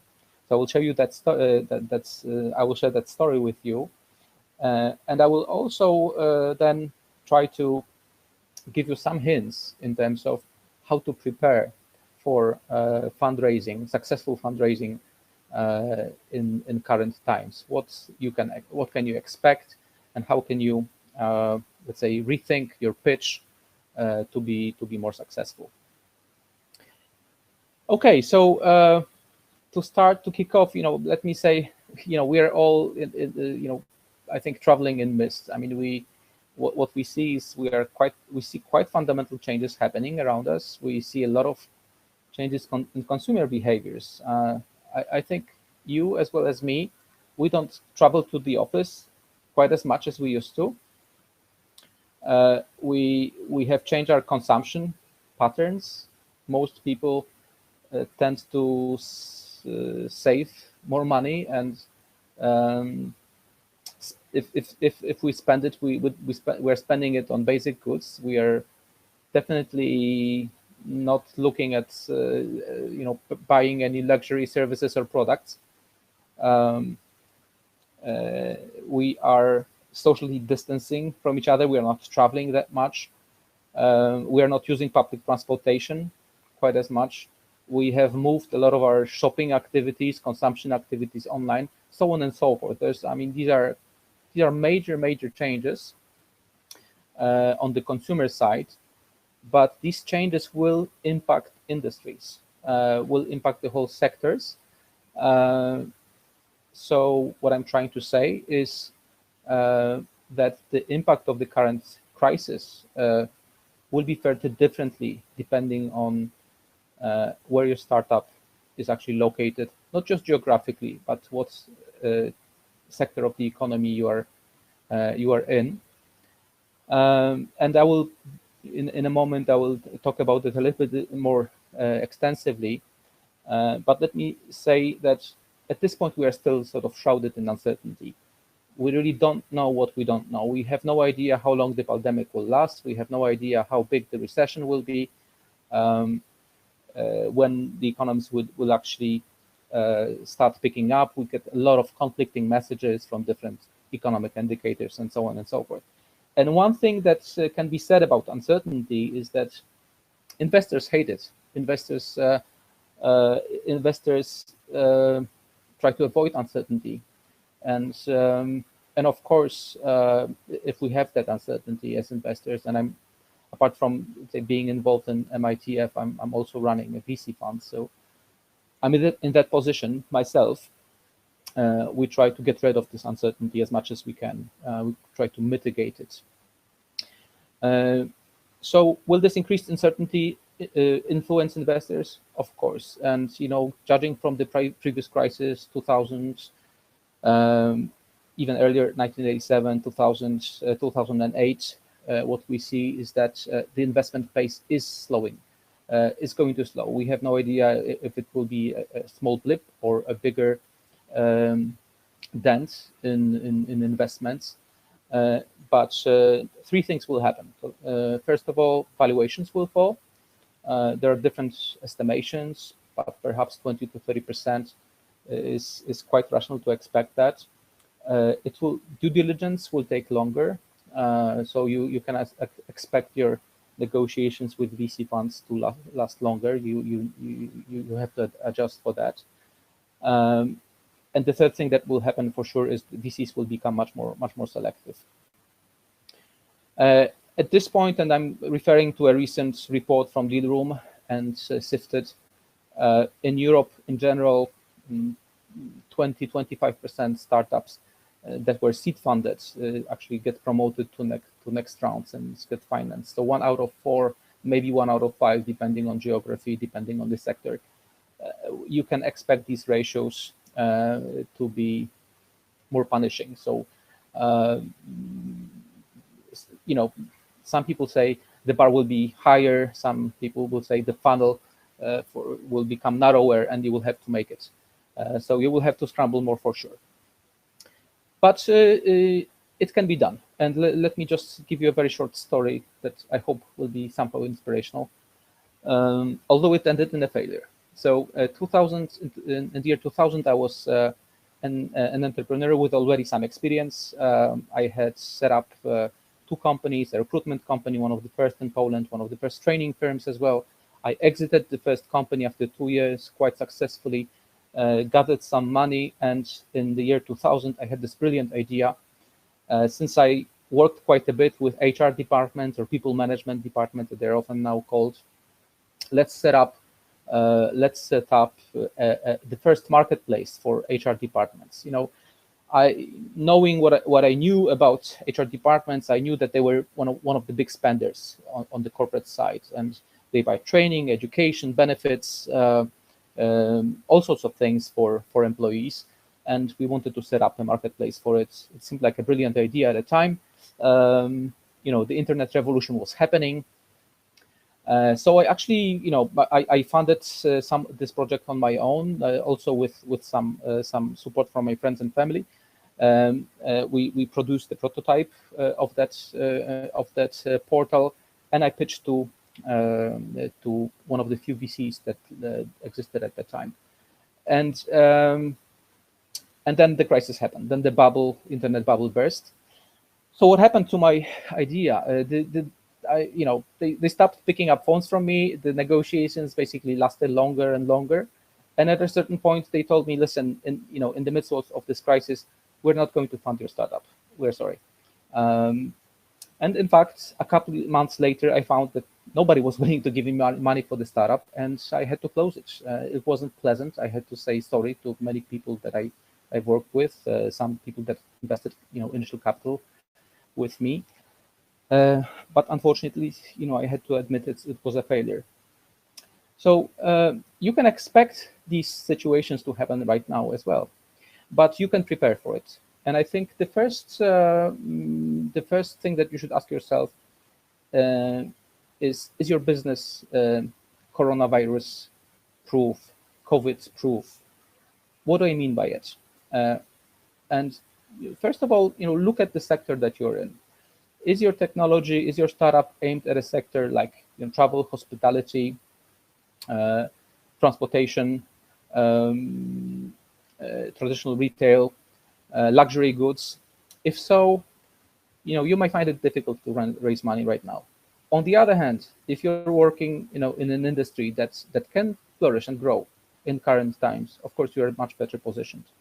Second question you can ask yourself is, are you solving a big problem for your clients, or is that a really acute problem, or not? Because companies will tend to invest only in technologies that have huge impact, that can produce real savings, that can eliminate the biggest problem they are dealing with.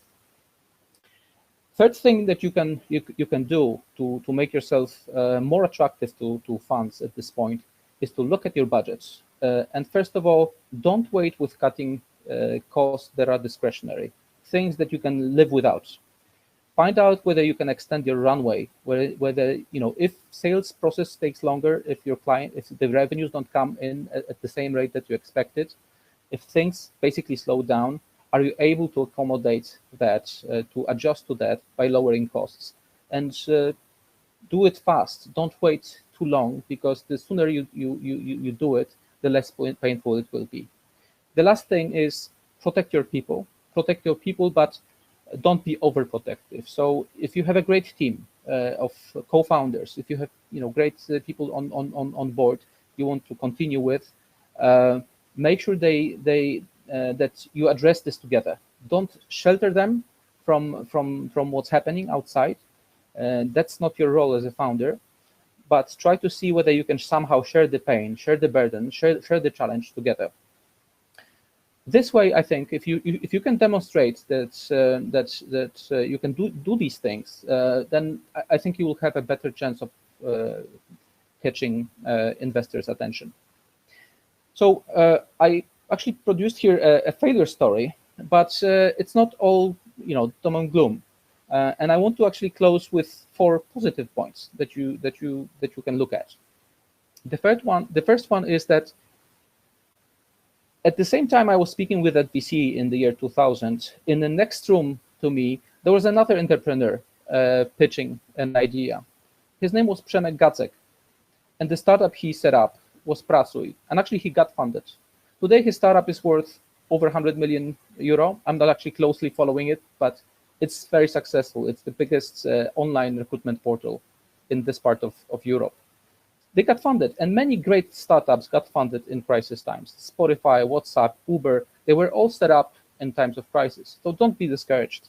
Second good point, second reason for optimism is that if your startup is located in CE, then you're in the right spot, because VC market in our part of Europe is expanding at twice the pace as in the rest of the Europe. So, hopefully this will bring some light into your thinking. Don't get discouraged. Great ideas still get funded. Many funds believe that this is actually the right time to invest. So, thank you very much for your attention. I hope that you found it interesting. Let me just close off with the last positive point. My fund, ValueTech, is still looking for great ideas. If you look at, if you're in advanced manufacturing, robotics, if you have great transformative technologies for traditional sectors, feel free to drop me a mail and I'll be happy to speak with you. So good luck to all of you. That was a great presentation. Thank you once again, Paweł. And now it's time for networking and roundtables. And I know I've already said that before, but just in case you have missed that, I will repeat. So we have two options for networking today. You can either join one of the roundtables, and I will tell you about the topics. It's advertising tools for offline solutions and advertising tools online solutions, and marketing strategy. So if any of these topics are interesting for you, please join the roundtables, brainstorm your ideas, maybe find potential partners. Another option for you is one-on-one networking, and it's completely random and absolutely fun. You just join the networking and then you talk to a random stranger for 3 minutes. But don't worry, your contacts will not disappear after the call. You have a list of them in your Hopin profile, so you can always get back there. And make sure to prepare your Hopin profile in an adequate fashion, put your details there, put your website, and it will be much easier to connect with others. Okay, so what can I say? Happy networking.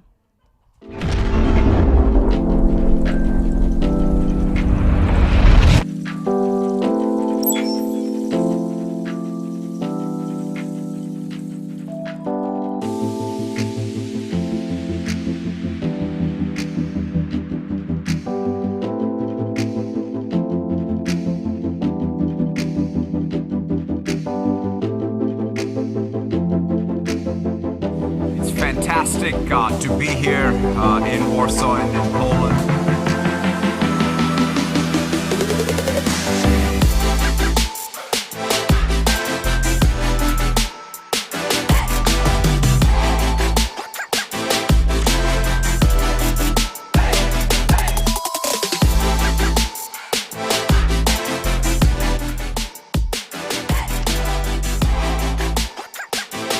Microsoft and our partner ecosystem are creating artificially intelligent infused solutions to help you make your business more intelligent. There are many examples already. The future is here today. We want to contribute to the growth of the Polish economy and for the Polish Digital Valley to become a reality.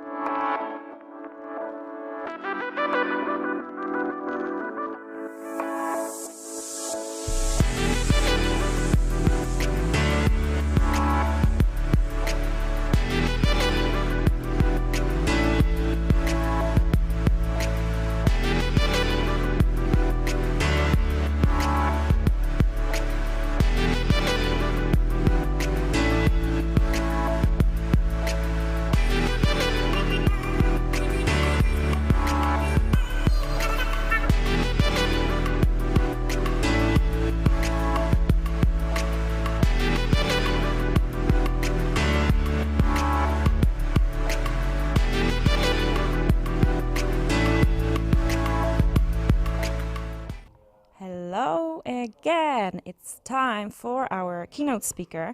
And if I was to sum up all of his achievements in a short bio, it would be like 300 pages.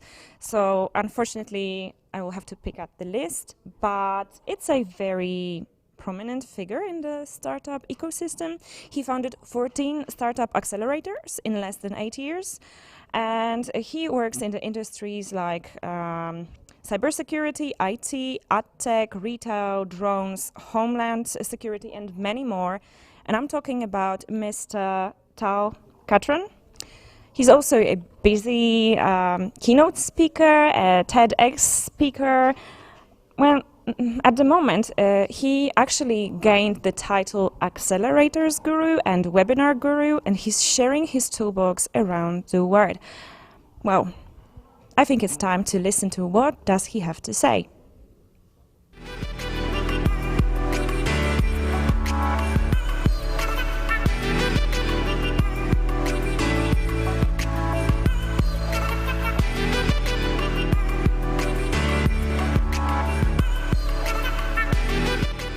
Hi everyone, so glad to be here with you today in Wolf Summit. I'm sure it was an amazing day. From what I saw between the booth, it was very busy. I think first of all, it's very important that all of you have shown up today. I'm sure for most of you, it was a good practice, a good exercise, and probably you have learned a few things and you will improve for next time.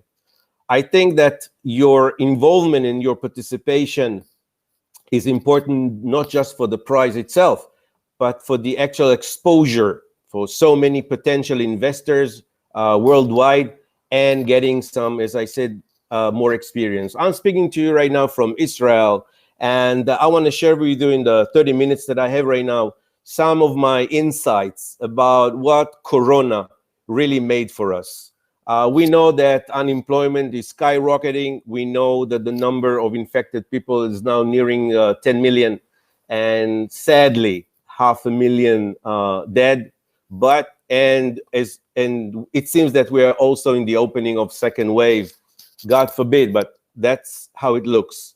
I think we can all agree right now that Corona can be called the big equalizer, meaning it's not really important if you're rich or you're poor. It doesn't really matter if you have a private jet or you're flying coach. It doesn't really matter if you have a Ferrari or you're driving a Fiat Panda.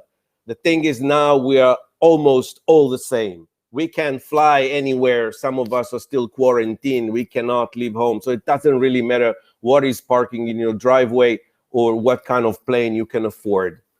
But Corona is also a big opportunity, and I want to discuss a little bit about that. For sure, we see that health systems around the world have now learned a few things, and for sure will improve in the coming months even more. We see that telemedicine is now skyrocketing, the ability to remote sense and remote monitor people for infection. And we see that applications all about to know if we're sick, where we at, if we've been in the vicinity of someone with Corona, and robots. We see the dominance of remote controlling and monitoring now building up. As we see now, life is going back to normal, as we say now, the new normal. It goes slowly, but it is happening. It's happening in a pace of trial and error. But we know also the economy is very influential on the fact that we will have to learn and live with Corona on a day-to-day. Most of us have stopped and calculated a new course, maybe in life, maybe in work, for sure in our technology, in our startups. We now feel more isolated in a way. We have social distancing. We're not flying anywhere. And we learned, I think, to do with less. Things are now less accessible for us. Supply times are now longer. We see the consumption culture, like how we used to consume things, is now a little bit different. We can work now from everywhere. I think now we know we can work from everywhere. We can learn from everywhere. but it also affects our private life. By the way, you are now in my living room, you're in my house. I understand that maybe there are 100 of you, or maybe I hope thousands of you viewing this interview, this speech right now, and welcome to my home. So now we are welcoming everyone. Doesn't matter if we know you or don't know you, you are welcome to our home. We are now also a bit still secluded, although people are a social animal. We are already returning to shaking hands and hugging because this is who we are. But in another way, we are still enclosed. And if you think about it in a way, well, most of what I've described is startup life. So for startups, nothing really changed if you think about it. The fact that we work from home or from our garage is the same. We don't really calculate how many hours. We just want to see the input. That's the important side now. What did we deliver? Startups don't count hours of work, just delivery. We see response time. We need to act accordingly. We are less frontal, meaning face-to-face. We are more digital. By the way, since I conduct these webinars worldwide, the one thing that everyone agrees is that we found out that actually working from home made us all work much harder. We work much harder, longer hours. Well, to begin with, suddenly there is no taking the car, driving to work, looking for parking spots, taking the elevator, preparing coffee and all this. This is gone from our lives. We find ourselves hours on end sitting in front of Zooms, of webinars, and working endlessly. Maybe in a way, we also feel pressured. By the way, when I speak to the large companies or with CEOs, especially from international companies, they tell me, Tal, for sure, we are not going back to being in office 5 days a week. That will never be again. We will work from home. We will also work from office. We all know that Twitter said no more office time. You work from home. But the effect is not just about working from home. The fact, or the hard fact, is that we know at least 20% of unemployment or unemployed workers right now. And by the way, also startups had to lay off or tell their workers stay at home. 20% will not go back to work. This is probably what will happen. And by the way, the ones that will return might find themselves having to reduce their salary. They will earn less. I would imagine about 15% less, at least. I think that workers needs to show that they are still loyal. They need to stay in touch with their companies, with their startups. Things need to continue. We need to find ourselves in a kind of a routine. I mean, going out of bed at noon and not practicing and eating all day doesn't do much good. And it seems, as I just said, this will stick on with us. I see people stop talking on the phone. It's all about video right now. So if I want to talk to you, I cannot even schedule a phone call right now. Let's schedule Zoom. I want to see you on video. It's like people think they're on an island all of a sudden, and I don't know what happened to humanity. We don't see so many people, again, because of lockdown or because of social distancing. So video now is becoming the new king, and this is how we communicate right now.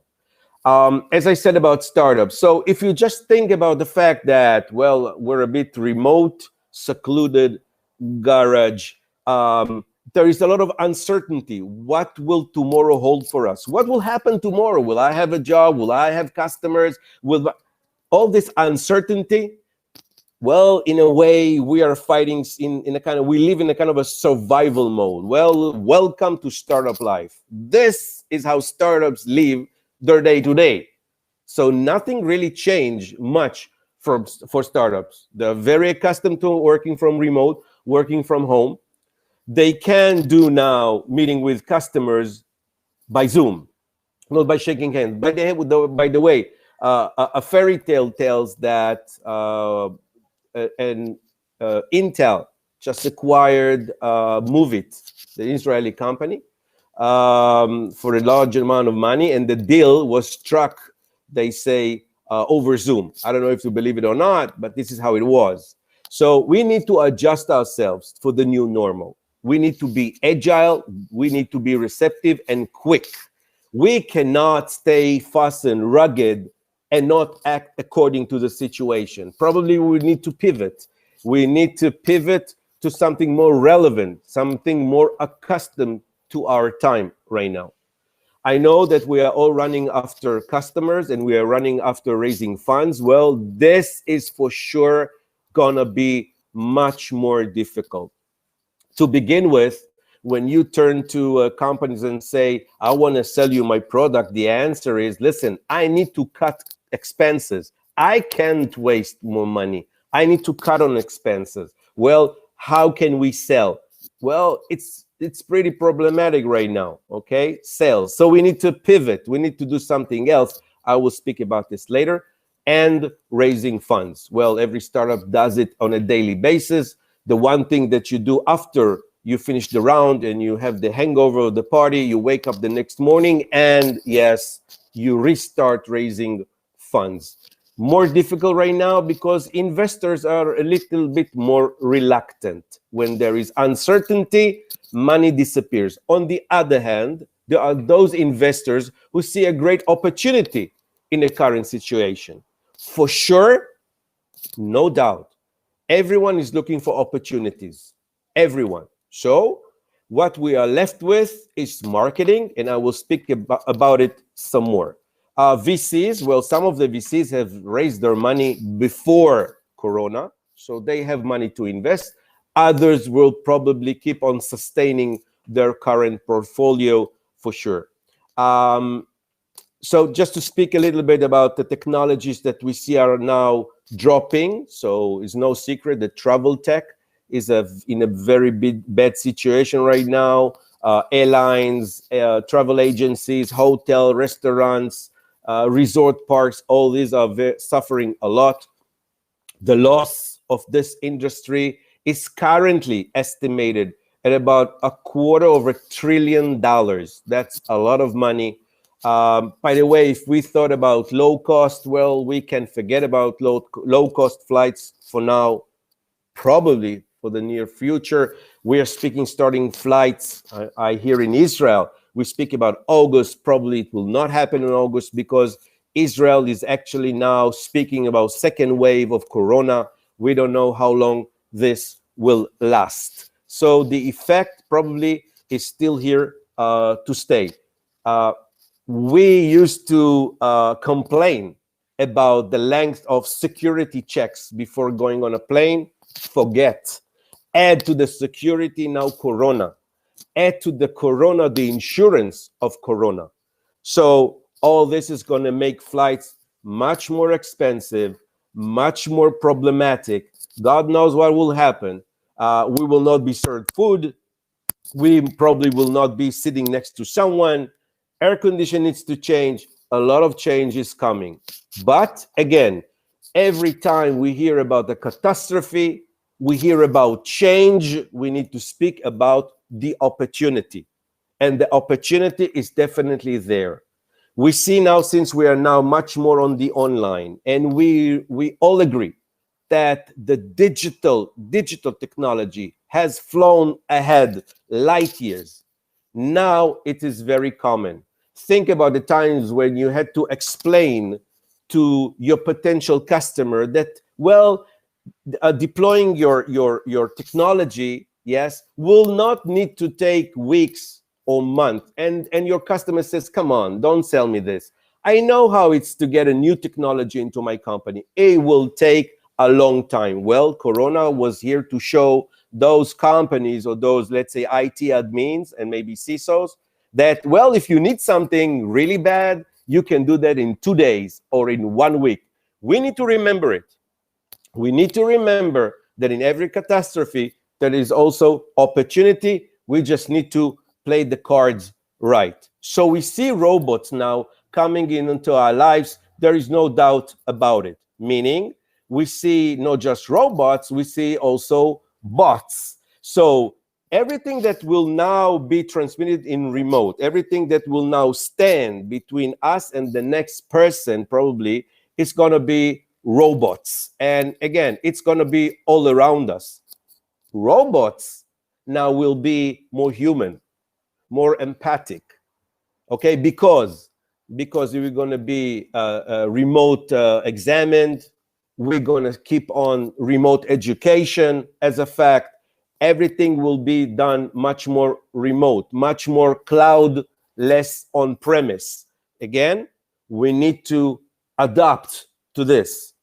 We need now maybe to invest more in the product itself, but on the product, on what it depicts, what it helps, what it makes people feel about our product. What is the, let's say, adventure? What is the experience that customers get from trying our product? Our product needs to be more personalized, more to the person. Everyone now wants it in his perfect fit wherever he is, online all the time. We need to adapt. As I said, we move from the on-prem to the remote, from the physical to the digital, from the from central to more cloudish. By the way, virtual reality is a good example. We are all stuck at home in the same environment week after week. We want to go somewhere, and when we want to go somewhere, we just put our virtual reality, and hopefully we are going somewhere. For sure, also the medical, as I explained, probably will also change quite a bit. When we speak about startups, so during the Corona, there was a very significant research done by Startup Genome. And this research actually approached 1,000 startups worldwide. It was conducted during March and April of this year, during the Corona time, in 6 continents, in 50 countries. And they really wanted to check what is the situation of startups right now. And I can tell you, I think you feel it all on yourselves, is that the situation is quite bad. I mean, startups are running out of money. This is for no doubt. Again, because raising money currently is super difficult in some cases. And I just want to say something about this raising funds, because we are all the time, all of us are running after this money. Well, first of all, the money is there. Money did not disappear. What is now maybe more difficult is to persuade, to convince the investor, private investor, corporate, or VC, that you should give me the money. And you know, by now, if you have an amazing team, and startups, believe me, startups is all about the team, then the technology.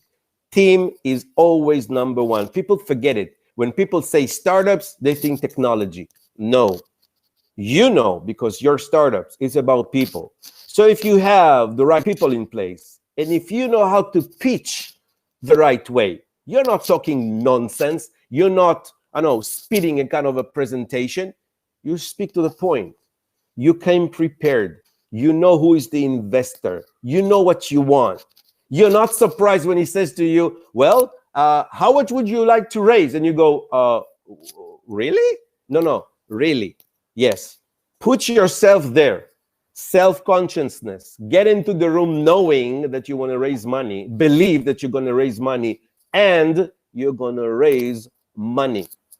Lucky for us, it's between people.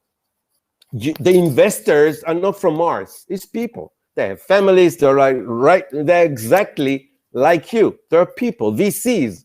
They're people. Same as startups are people. And when you think to yourself, hey, in a way, I'm speaking to another person. Well, the only difference between us and them, that they have the money. But we have the technology. We have the genius. We have the idea. We can realize the dream.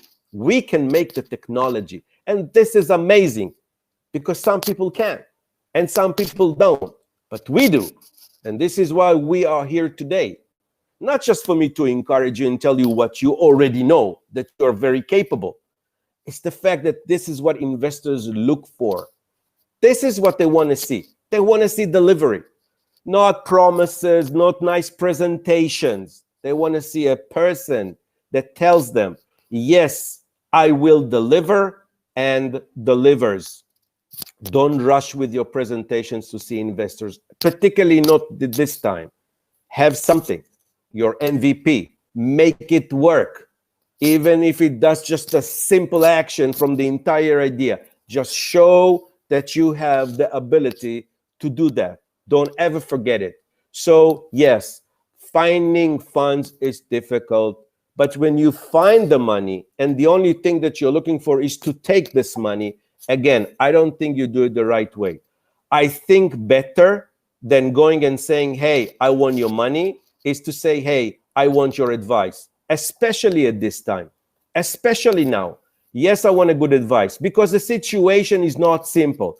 This is not a simple situation right now. This is a global crisis. So I want to see and I want to hear your advice. And by the way, if you're brilliant and your investor is really into the technology that, by the way, you're developing, for sure he will ask you about the funding. Only difference is he was the one offering, hopefully offering it to you. Be self-conscious. Get yourself into the room.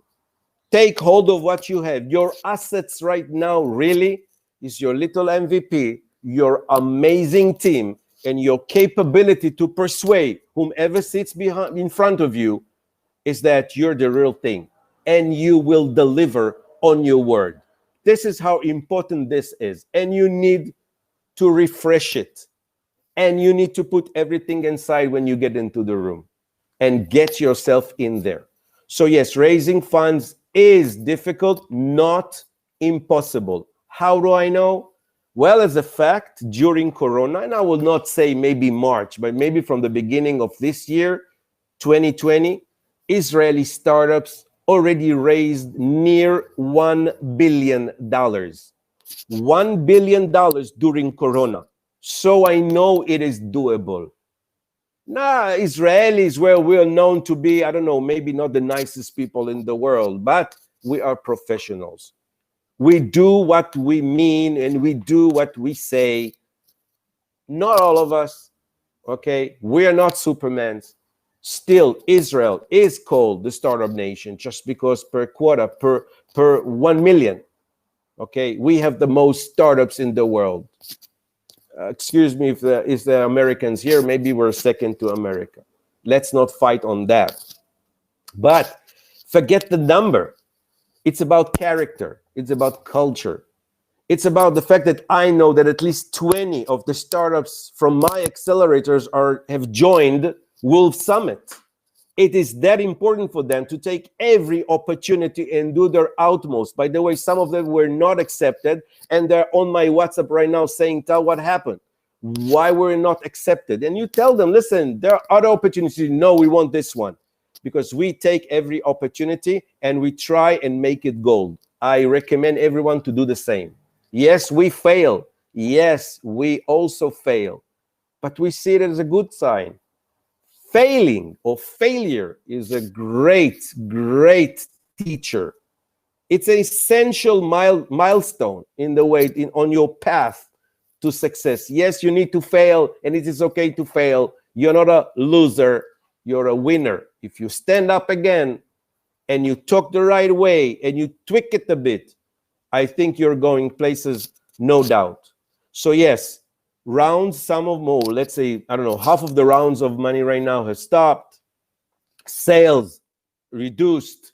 Yes, there are a lot of people that had to go home, you know, layoffs. This is how it is. What can you do? You need to survive, and you do whatever is needed to survive. As I have my last minutes now, I want to share with you my recommendations. Let's try and be a little bit more optimistic. So first of all, please stay optimistic. Stay optimistic because you are the ones that can make the change. You are the ones that bring the new technology, the new future. Okay, you bring hope in a way. You by I don't know, finding problems that no one is dealing with, making lives easier, better. You're those Leonardo da Vinci's. You're those Galileo Galilei. You're a different breed of people. Embrace it.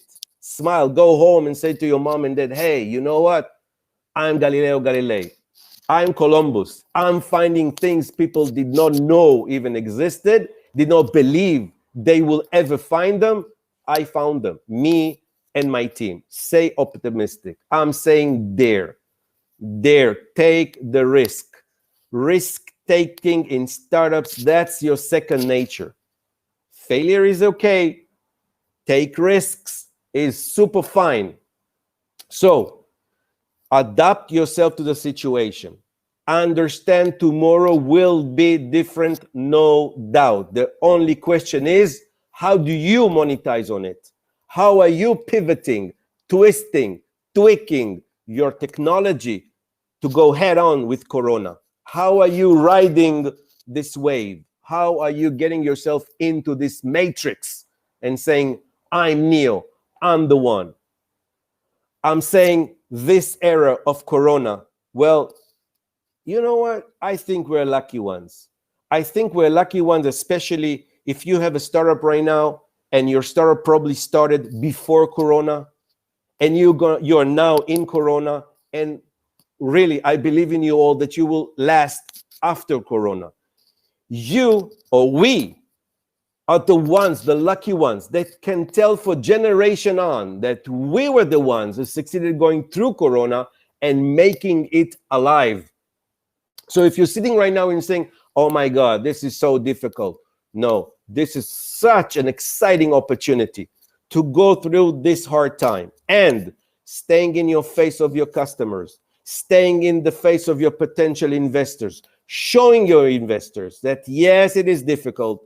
Yes, I know he closed shop, he was fired, but we stuck to the plan. We tweak it a bit according to Corona, and we are here to last. Just think how impressive it is to find people that had startups during Corona and made it alive, made it to money, made it deployed with customers during the Corona.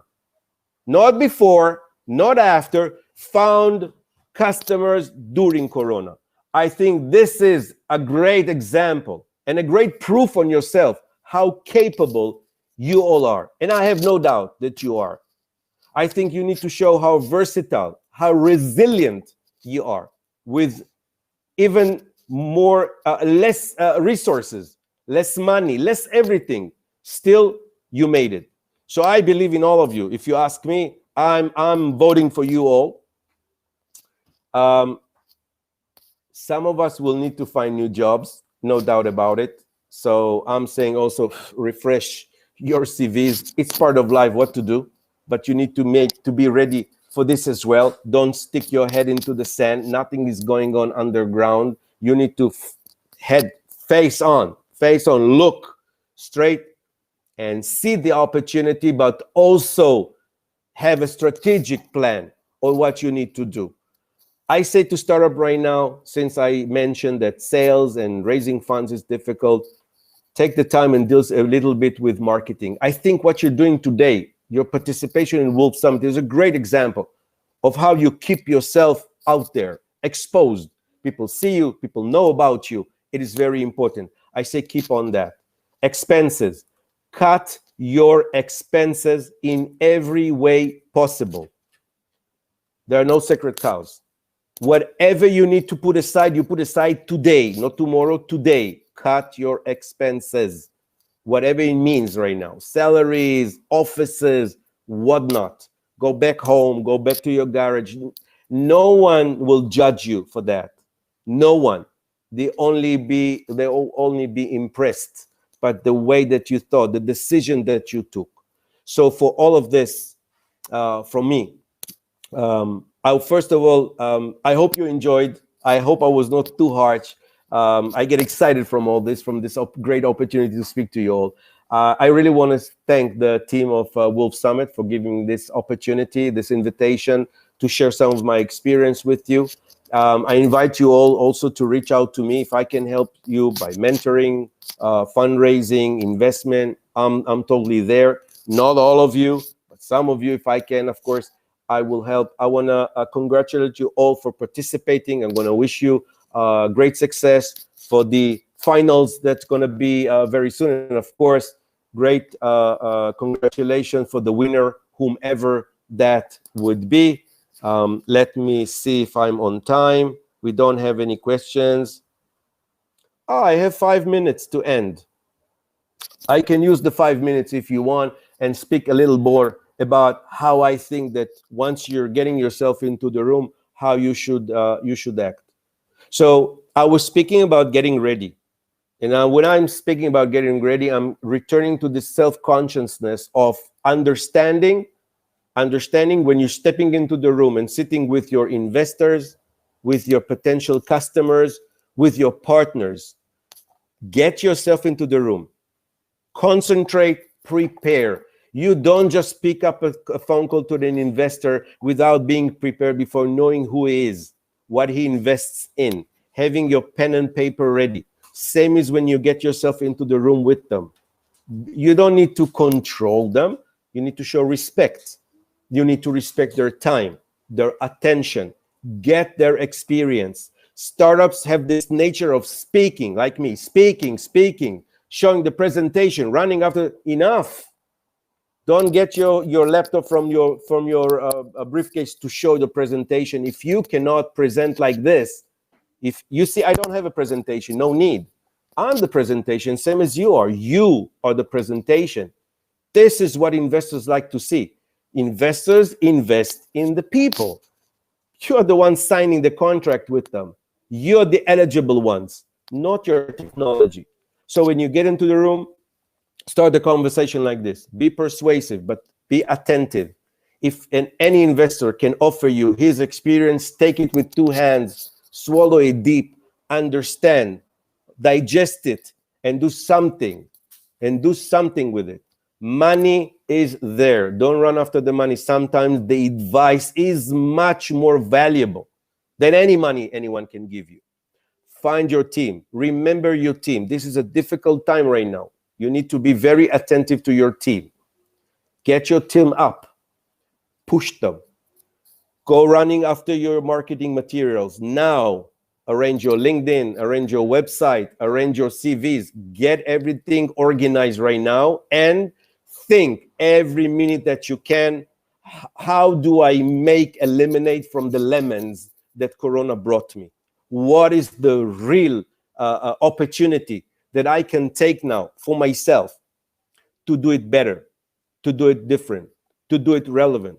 By the way, a lot of conferences, a lot of newspapers, a lot of websites would like to talk to you if you say to them, listen, I have something related to Corona, okay? So for all of this, I say to you, take a deep breath. Stay optimistic. Stay agile. Stay attentive. I have absolute confidence that you will make it. Again, I want to thank you all for taking the time to listen to me. I want to thank the Wolf Summit team for hosting me, and I wish you all great success. Shalom from Israel. Thank you. Hello again, and it's the last time you see me today. I would like to invite you to a panel discussion about working with early stage startups, and some of the jury members from today will share their experience about it.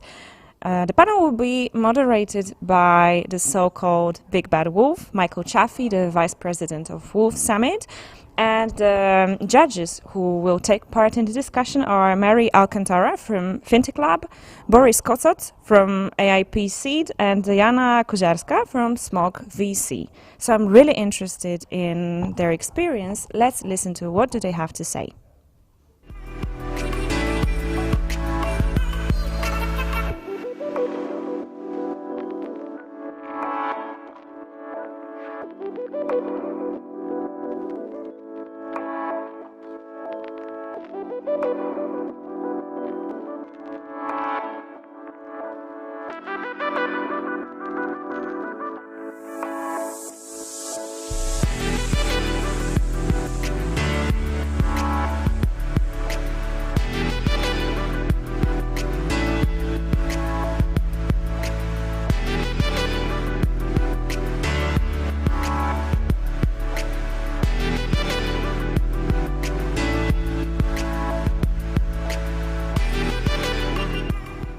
Okay, sorry guys, I was just too excited and a little bit sad that it was my last appearance. So now we don't have the panel discussion. Now we have the finals. So the 8 best startups will compete to win 100 Wolves pitching contest and then the panel discussion. So I will get back to you later. Now keep your fingers crossed for the startups and we will see who's the big winner.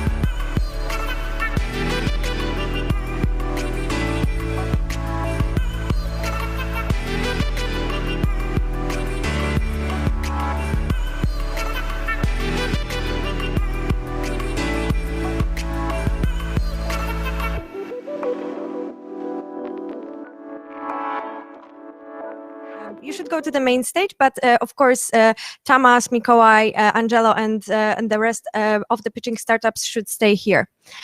Just stay here with me for one moment because we need to switch to the main stage.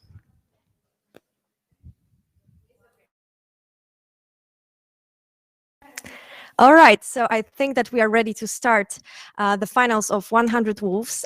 So shortly, I will be joined by our judges. So let's just hang in for a second.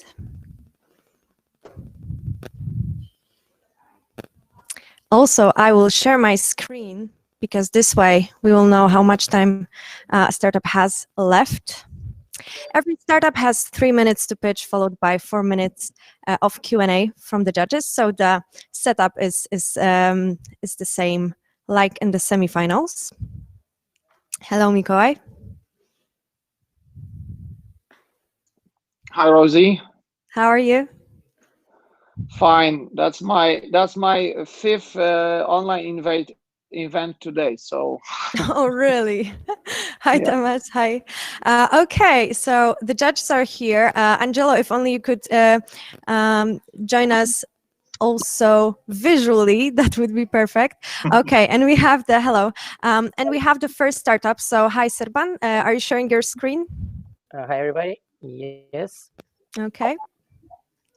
Excuse me, Rosie. One Yeah. question. Shall we use the same forms as in the previous sessions, or? No need to use the forms.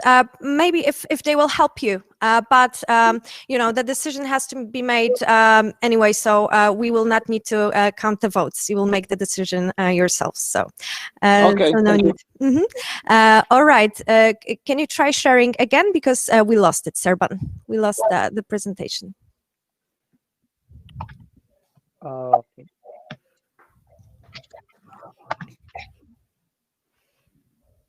It shows me as sharing now.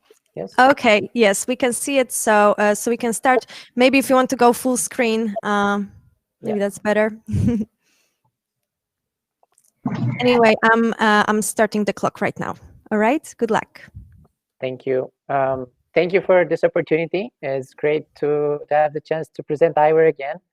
So my name is Serban. I'm a co-founder, and eyewear is a Swiss startup that develops proprietary eye tracking technology. And our vision is to enable more natural connections with our devices. So think about ourselves as humans. We developed to be social beings. We evolved to interact with each other. We listen to each other. We wave to each other. And we look into each other's eyes to build trust and develop relationships. So think about the artificial companions that we're building today, like Siri, Alexa, Cortana. We want to pass the same abilities to them. So we're developing corresponding technologies like emotion analysis, voice recognition, gesture tracking. So this is where we see that there's a key component that is missing. It is the ability to understand the vast amount of information that comes through our eyes and to understand our attention, engagement, interest, So this is what we call attention sensing. And this is where eyewear comes in with our technology that is able to understand the information from our eyes. So we've developed proprietary technology with computer vision and deep learning that uses 3D sensors. And compared to existing technology for eye tracking, we can now track multiple people in a much wider area and go beyond the screen without the need for calibration. Our solution is 100% software for devices that have a 3D sensor, like the iPhone and others, and cars and so on. So we now bring this ability to observe and analyze our attention to the devices around us. So in the consumer electronic space, we're working on human-computer interaction solutions that will change the way we interact with our computers and phones and tablets. And applications include, for example, gaming, assistive technology, and ergonomics. Similarly, in automotive, we're collaborating closely with sensor manufacturers to demonstrate the 3D sensing solutions that we have for advanced driver monitoring. We've also demonstrating this already in the CES 2019 and 2020. So we see this as a very high growth market that is opened also by our technical advantage, especially for the consumer applications, that is expected to grow over 1 billion in the next 5 years. A little bit about ourselves and our team. We've raised 2 million seed round in January 2019, and we grew the team to 20 people in 3 countries, in Switzerland, Romania, and Portugal. To circle back to where we started, we want to make the interaction with machines natural, the way we interact with each other. So our vision is for artificial systems to understand us in a natural way. So my name is Serban. I'm co-founder of eyewear. We're currently raising 5 million, and thank you for your attention. Thanks a lot. Now our judges can join us. Are there any questions? Tamas, maybe you have questions for Serban? Yes. So what are the primary fields you would like to use this technology? So what is your roadmap at the right moment for the near future? So what are the industries you would like to hit with this new technology? Sure. Thank you for the question. Maybe to say that eyewear is, we're positioned as a technology enabler. We have a core technology that can be applied in multiple fields. So we have a software development kit that can be integrated in laptops and cars and so on. In terms of priority right now, we're focused on the consumer electronics space, so in laptops mainly, to get this technology integrated, for example, in the next generation of laptops. So we're business-to-business model that we integrate directly with OEMs. And we also see a big market opportunity and traction in the automotive space, but that is likely to be much slower in terms of B2B adoption. So that's probably 3 to 4 years down the line. Okay, thank you. So it's entertainment industry first, if I understood well. It's not only entertainment. So I'm saying laptops. So the industry would be laptops, yes, for gaming mainly as a use case. But it can also be just the regular, for example, collaborative tools and interaction tools that you would use normally as a laptop user. Serban, it's clear that how much things you can do with this technology. My question is mainly about what is your plan to go for an industry. So I would be interested more in your plans, not about the capability of the technology, because definitely it's wide. So yeah, I understand it. Yeah. So again, to be specific on that, our plan is to integrate with laptop OEMs as the first target. Okay, thank you. I have another question about the security and the privacy. So how you're, let's say, enabling that your technology is safe when it's installed in different devices for the customers. Sure. Right now, so our technology is real time, and we do all the we don't store any images and videos of people. It's all processed in memory by our computer vision algorithms. So there's no concern in that way. Of course, it does access the camera. So, but we are also mainly targeting offline uses. So our technology doesn't have an internet connection by itself, just from the SDK. So I would say that there's no or very limited privacy concerns in that. Not much more than you would have when using your webcam, basically. Okay, thank you. Angelo, do you have any questions for Serban? Oh, yes, Sedo. Thanks, Rosie. Serban, I was curious about one thing because I haven't seen you discussing this much, but I believe that could be something interesting to explore. So I will ask you if you have considered to use or also maybe to deploy this kind of technology in the field of customer behavior analysis and data collection connected to it. And what is the plan? If the answer is yes, what is the plan that you have about this? Yes, thank you. That is a very interesting use case. We definitely explored in retail for example, for shopper behavior, for tracking people that look at products on the shelf and getting data, real-time data analytics and real-world data analytics. We position ourselves as the technology neighbor, as I mentioned. So there we would work with integrators that would take our technology and build a solution for that market. Thank you, Serban. We need to move on with the competition, so we'll be shortly joined by the next startup pitching. It will be Looksize and Taras.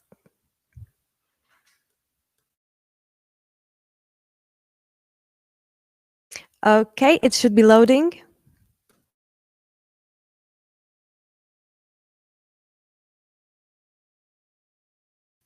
Okay.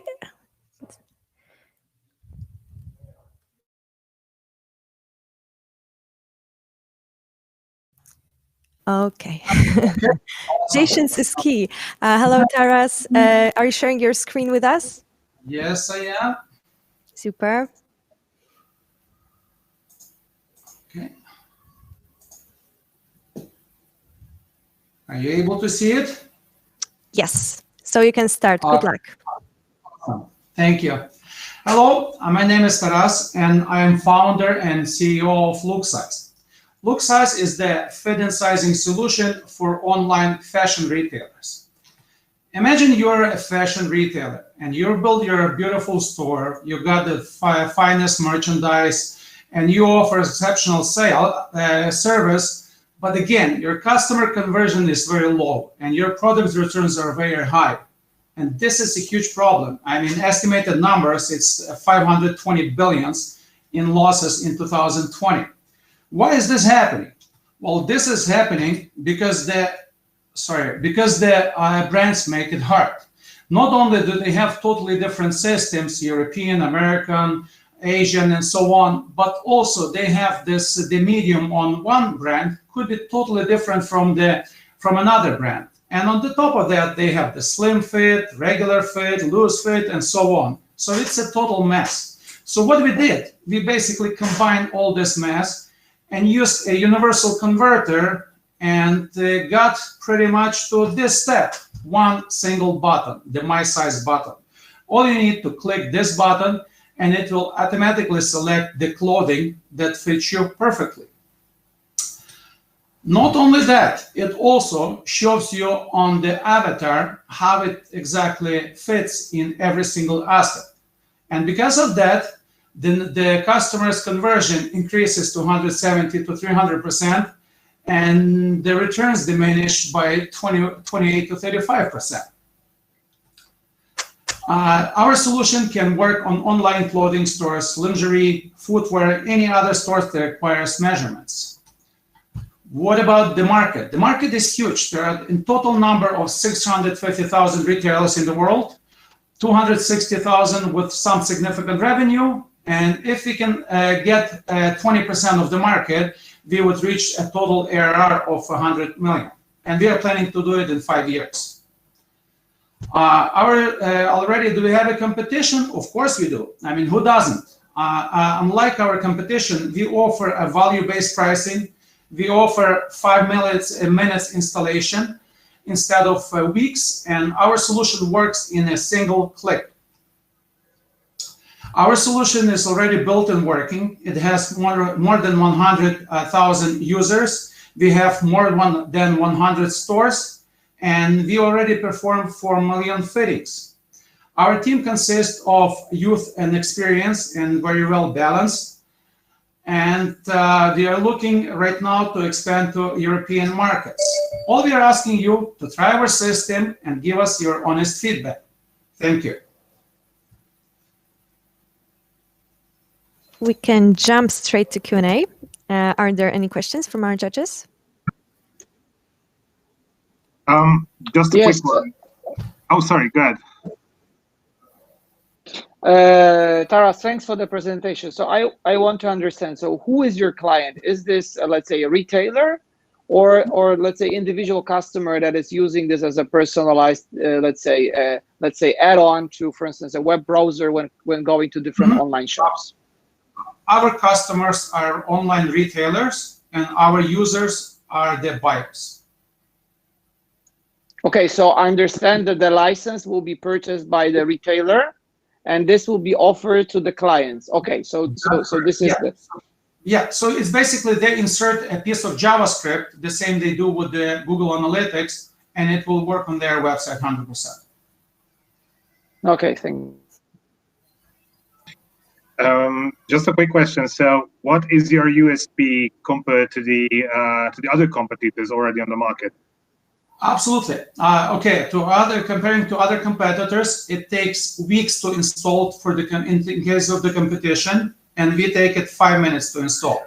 All the maintenance is done on the store's website for the competition. They do the integration, they do the maintenance, we do everything on our end.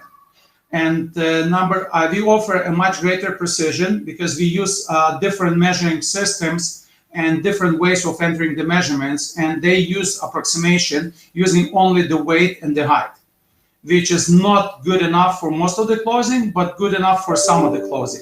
In our case, we use, depending on the clothing that you use, you can enter your measurements with the using the measuring tape. You can enter using other brands and the approximation from the other brands, or you can use the measuring based on your weight and height, the same like the competition does. So we are much more flexible than they are. Yes, actually, that would be my question, sir. Just a really quick one as a second one. As we all know, so weight and height is not, I mean, you know, the small itchy things are the most dependent from the fitting of a clothes. So so many similar solutions in the past, and usually that was the bottleneck. So how can you solve this issue out? I mean, if I have a plus, you know, fat pillow in my side, how can you model it with just knowing my height and weight? Yeah, so basically we take the measurements, the physical measurements with the centimeters, with the measuring tape, exactly measurements for the most of the clothing. Okay. And we don't use we use the approximation only in the case that you don't have the measuring tape or are not able to gain it and not able to measure yourself. But the standard procedure, measure yourself once with the tape, it will be stored on our system and it will be used, this measuring, on all the sites that our solution is there. Okay. And this gives the most accuracy in our case and the closest, because the competitors they make it easy for you, sort of easy. You know, you enter your weight and the height, but the precision is not very accurate. And you can you might as well just know that you are 3XL or 2XL and something and do a guess. But it's important point to get very precise, especially if you're buying some women clothing which is like very tight and it's not stretchable.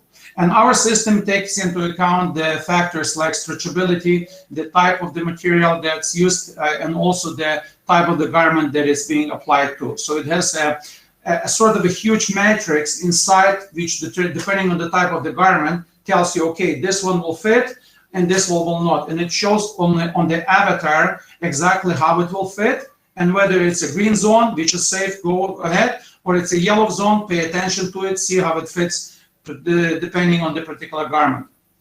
Thank you, Taras. Thank you. Thank you. So time is up. Thank you very much. And we will shortly be joined by Hyperion Robotics and Fernando pitching. So let me prepare everything. Hello. Hello, Fernando. Are you sharing your screen with us? Let me share it very quickly. Super.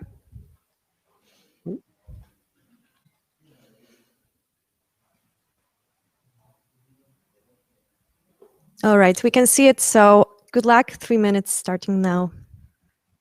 All right, thanks. My name is Fernando, and I'm the CEO of Hyperion Robotics. And we're accelerating the transition to sustainable and automated construction. The problem we're solving is that, first, construction is the least automated industry.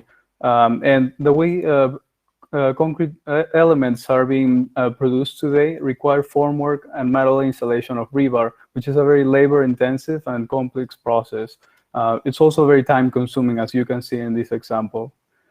Also, the transportation. So today, big complex logistics need to be done to take elements to the site, when with our technology, we can take it just a robot and build locally. So our solution are 3D printing robots. So we have developed a system that can automatically 3D print reinforced concrete structures. Our technology is based on industrial robots, and we have developed a special printing head, which we also use a third-party concrete pump and our software, which controls the entire system. Why is Hyperion better? So process is more productive. We don't need any formwork or manual installation of rebar. It's more profitable because we can reduce labor by 80%, high precision, there's almost no human error. Also, we don't need molds to create very unique elements. There's less exposure of people, which makes the process safer and more sustainable because we can use recycled concrete and there's almost zero waste. We have also developed an eco-friendly mix, which is suitable for 3D printing. And we have revenue. So we have sold one of our systems to a Finnish university for 60,000 euros. We've been named one of the 50 top Nordic impact companies of 2020. We have a pilot project with a building company in Estonia. And we have an upcoming project with a famous architect in Croatia. We're in a pretty big market. It's a 1.5 trillion market only in Europe. As you see, it's been evolving pretty big from small concepts to large buildings being 3D printed.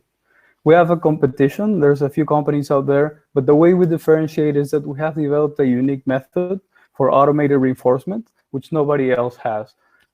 Also, we have algorithms that allow us to create very high quality structures, plus our material, which is eco-friendly, and we can use recycled components for it. We have a team. We are 2 co-founders, and we have 8 years of experience in 3D printing and more than 10 years of experience in construction. The way our business model is that we're renting our robots and also providing the materials. Within 6 months, we recoup the cost of our robots.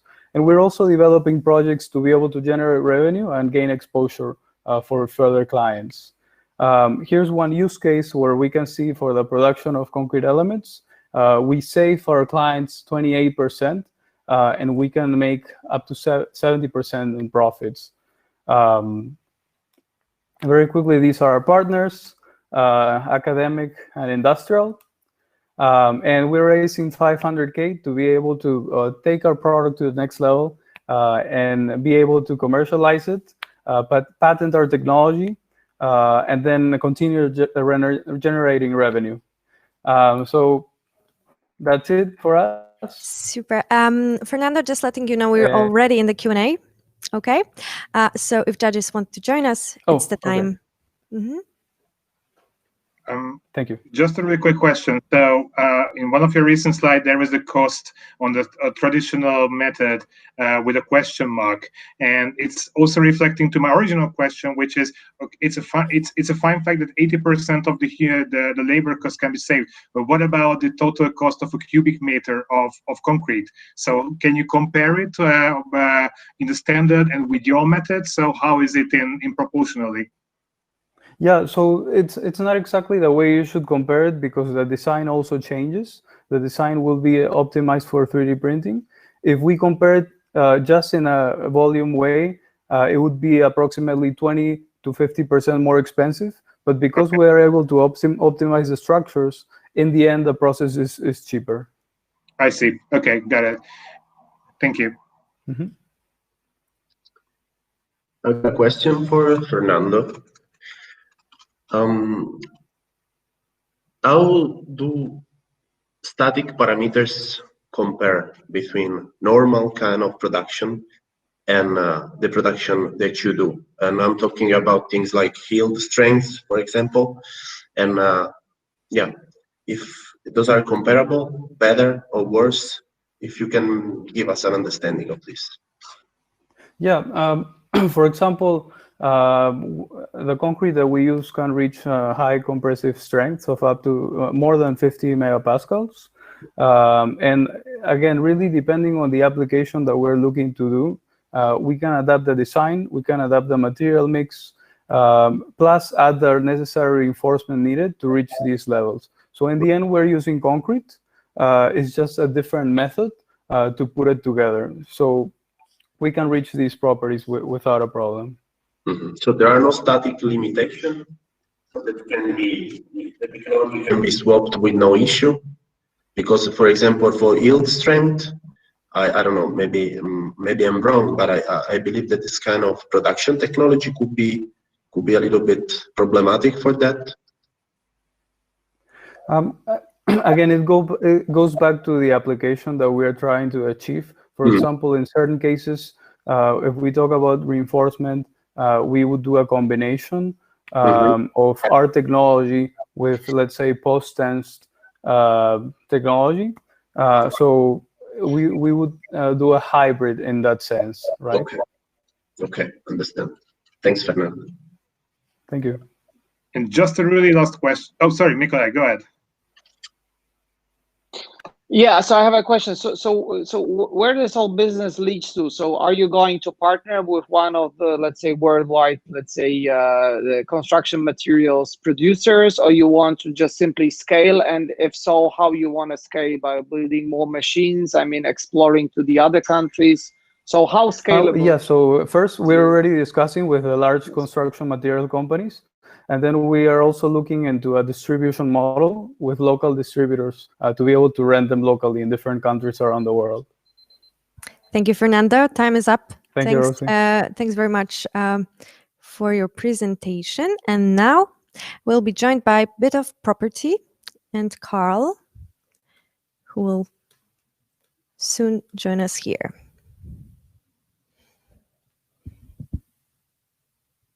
Just a few seconds more.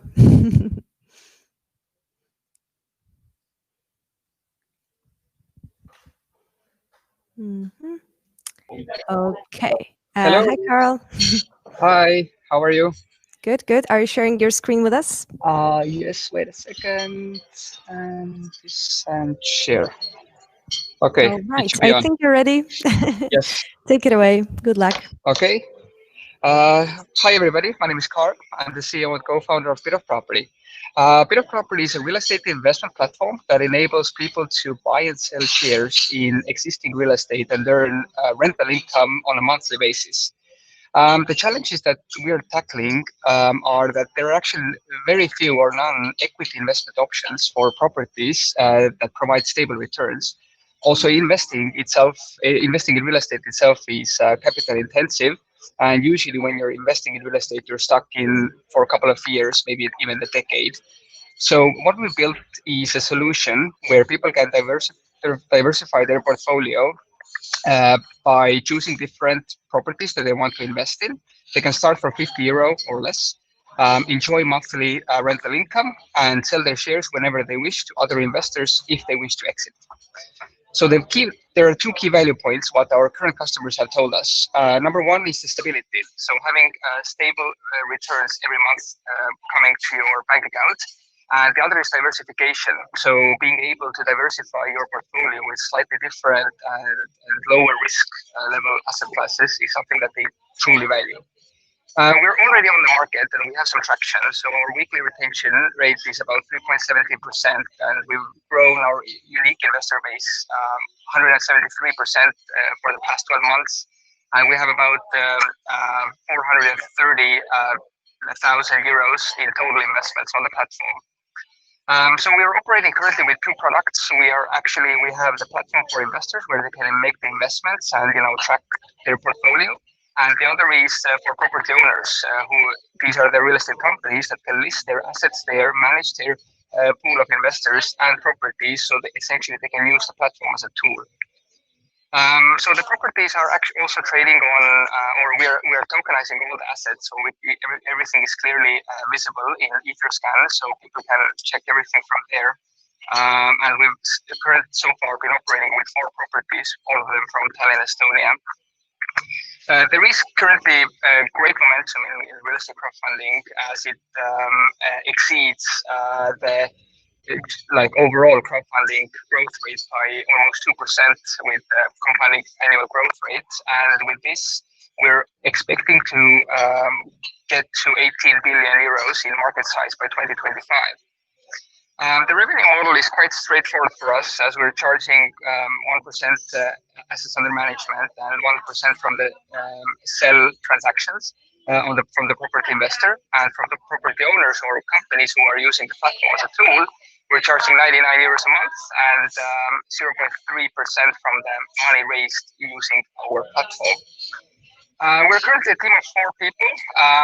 As I mentioned, I'm the CEO and co-founder. We have a tech lead from Iran and a developer from another front-end developer from Iran as well, and a UI UX designer from Brazil. We're already backed by 2 investors. We did an incubation in Singapore with Space Ventures, the local venture capitalist company, and a strategic investor from Japan called Lifeful. They're the biggest real estate portal in Japan and one of the biggest real estate data aggregators in the world. We're soon partnering with Change. We have the MOU signed and hopefully can start listing our tokens on their platform as well and start getting crypto investors in, which would be a great opportunity for us to get more exposure to the asset itself. And what we're currently after is we're looking for investment for 150,000 euro. That should help us get to a revenue of 44,000 euros this year, and onboard 7 companies as clients. Thank you very much. Looking forward to hear your questions. Yeah, we are already in the Q&A. We have 3 minutes left. No worries, it's okay. So who'd like to start? Do you have any questions?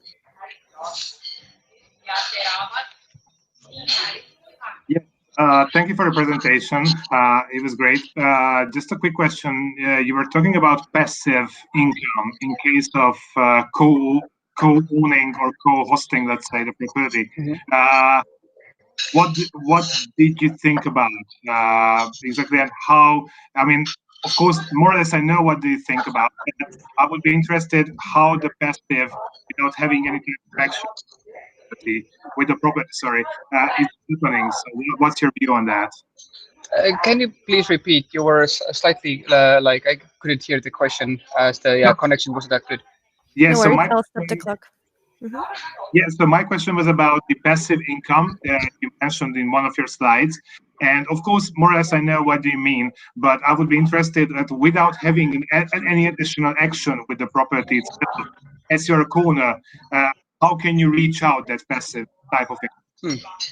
Okay, so essentially, the passive income in our case, it's as all the properties are existing properties and we are renting them out. So all this passive income comes from actually the rent that the properties are generating. And previously we did the management ourselves, but now we also gave the management to a third-party company called Boots and Red. They're in the management business for the past 14 years. So they have the experience in that area. So essentially the owners or investors in this property, they don't have to worry at all as everything is taken care for them. And every month they just receive, the income to their wallet or the platform account, and they can then either reinvest or use it for personal expenses as they wish. I hope I answered your question. Okay, so this service is the organic part of your general service. So you are making the property rented. Let's say. Yeah, correct. Yes. Okay, that's fine. Thank you. Hi, Carl. Hey. Hey there. I'm interested to understand how many investors do you currently have, and what are the common complaints that you receive, if any? So who are the main investors, and have we received any complaints? How many investors you currently have in your portfolio? Okay, so we have a little less than 200 investors on the platform, active investors, with about 600 verified accounts, people who have done the KYC, right? And what was the other question? The other question was more about the complaints. If you have received any complaints for any one of those. Well, that's a good question, actually. Well, usually it's about the features or something with what is on the platform. For example, that we're still at the moment adding, for example, tax report features and stuff like that. But other than that, on the operational side, or there has been no complaints. That I can remember like this. Yeah. Thank you so much. We're out of time now. So thanks a lot, Carl. Yeah, welcome. Thank you. Okay. Now we'll be joined by the startup Ramp Medical. Hi, it's Helene, not Alejandra, just for everyone to know. Hi there. I can see that you're sharing your screen. That's perfect. Super. So if you're ready, you can start. So hi, Nikolai, hello again, and the others, hello for the first time. I'm Helene, I'm the CEO and one of the founders of Ramp Medical. We provide a tool for doctors that helps them make the right treatment decision, as wrong treatment is a common problem. According to the World Health Organization, 1 in 10 patients does not receive the right treatment. And it's not that we don't have amazing doctors, it's really quite the contrary. And the challenge is just that there is so much research coming out every single year. It's simply impossible for any doctor to stay up to date with all of this research. And it happened to me and my family when my aunt died very young because of a wrong treatment. And I'm from a family of doctors, so this can happen to everybody. And we tested this with diabetes specialists, and we found that in 29% of the cases, these specialists chose a therapy that the European Medical Agency labels as dangerous, meaning that this could potentially kill the patient. And we tested where they used RAMP as support, and here they found the optimal treatment almost every time. So this is us, Jacques and I, we founded the company because we saw how difficult it is for doctors to make the right treatment decision. So Jacques is a great scientist. He received the Marie Curie Fellowship twice, worked in medical research at the Helmholtz Center in Munich. I've been in the industry for about 15 years now. And Alejandra joined a little later the project, and she had already founded another company that is still alive. So then we could engage the leading hospitals in Germany and Switzerland. And since recently, Siemens is supporting us with sales and integration.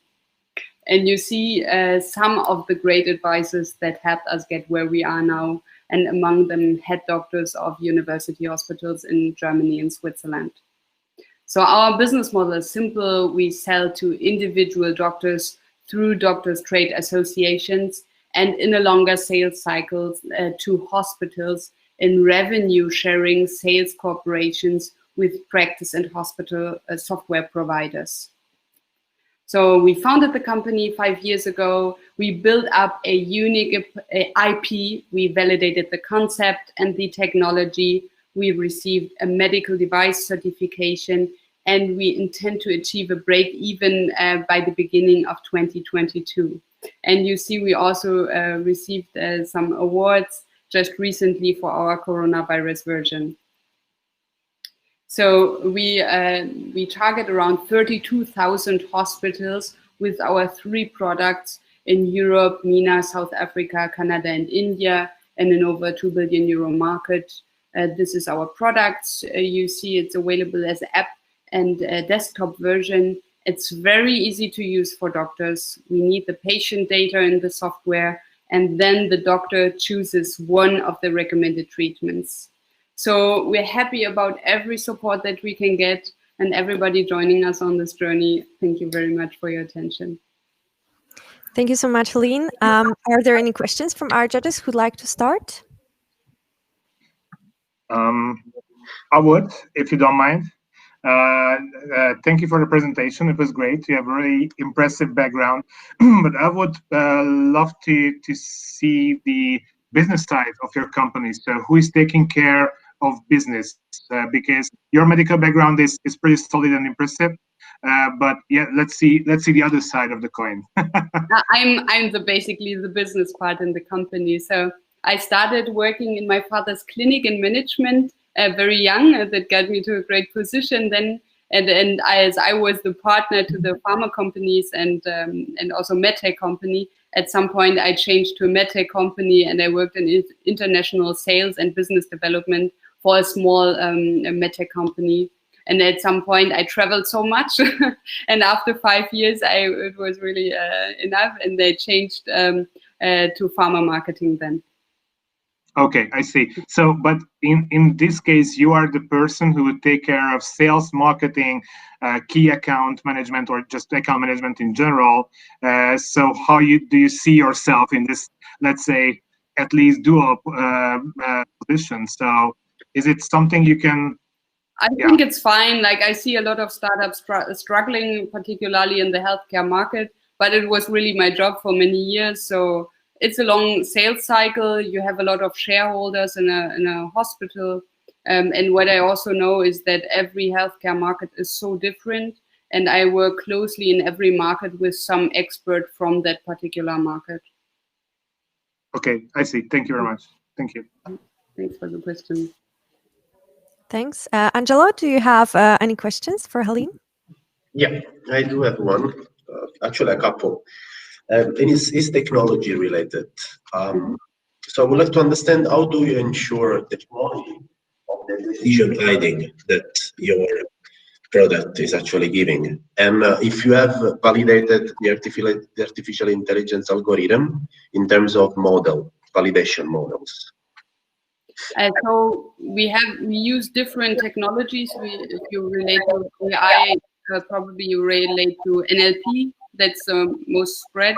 We also, like, it's very medical. It's a very medical IP that we created. So we also use QSA, that's basically making predictions based on the molecular structure. And we use a bunch of algorithms also to verify that everything is correct. NLP we basically use to verify that the rest of our predictions is also correct, and all the machine learning and data extraction scripts, then we have another NLP script that goes again, crosses everything. And also in the end, we have our medical advisory board of head doctors. They all go through everything again to check really the quality. You're right, that's a very important point in our field. That's a important point. Thanks. 15 seconds left. Do we have anything?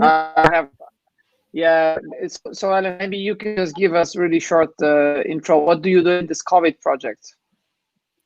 Okay. So there are like 2 hands full of problems, I think, in this whole coronavirus crisis. And we cover like antiviral predictions, as there are so few information. Also the super infection. I don't know if like it's kind of deep statistics. I don't know. So our first feature that we added was that a little bit more than half of the people dying of the coronavirus die actually because there's a super infection coming on top of the coronavirus. And so we made a version to help manage the super infection. Thank you so much. Unfortunately, the time is up. So thank you so much for your presentation. And now we'll be joined by Amanda. Amanda from Redactable. Probably should take a few seconds. So I'll prepare everything for Amanda. Hello. Hello. Sharing my screen. Super. Can you see it? Yes, we can see it. So good luck. 3 minutes starting now. Hello, everyone. My name is Amanda LeVay, and I'm the founder of Redactable, redaction software that really works. First and foremost, what is redaction? Redaction is when you remove confidential data from your document and replace it with black boxes. I used to be a loan consultant, and during that time, I would get tons of confidential data sent to me. And I wanted a way to protect that data from third-party brokers. But I realized there wasn't anything on the market that worked well. And I researched this and found that major companies, even law firms and government agencies, were having the same issue. And therein lies the real problem. Companies are not redacting their files properly. PDF editing tools give a false sense of security. Just because you draw a white or black box over your content does not mean you're truly redacting it, and desktop applications that exist are outdated and they just don't work well. So the solution is Redactable. Our patent-pending web application redacts your files permanently. We utilize machine learning, so we're automating the redaction process. We are file type agnostic, so you can redact more than just your PDFs, and we are fully web and cloud-based. You can access Redactable right from your browser. Redactable is very easy to use. Our redaction wizard guides you through the entire redaction process because we want you to feel comfortable when you're redacting all of that confidential information. With us, you can redact with confidence because our proprietary software ensures that your data is truly eradicated. We keep your file native so that we don't have to convert it and you don't lose any of the quality. And even if you upload it into another software, those redactions will still be in place. As you can see, this is me redacting an Excel file.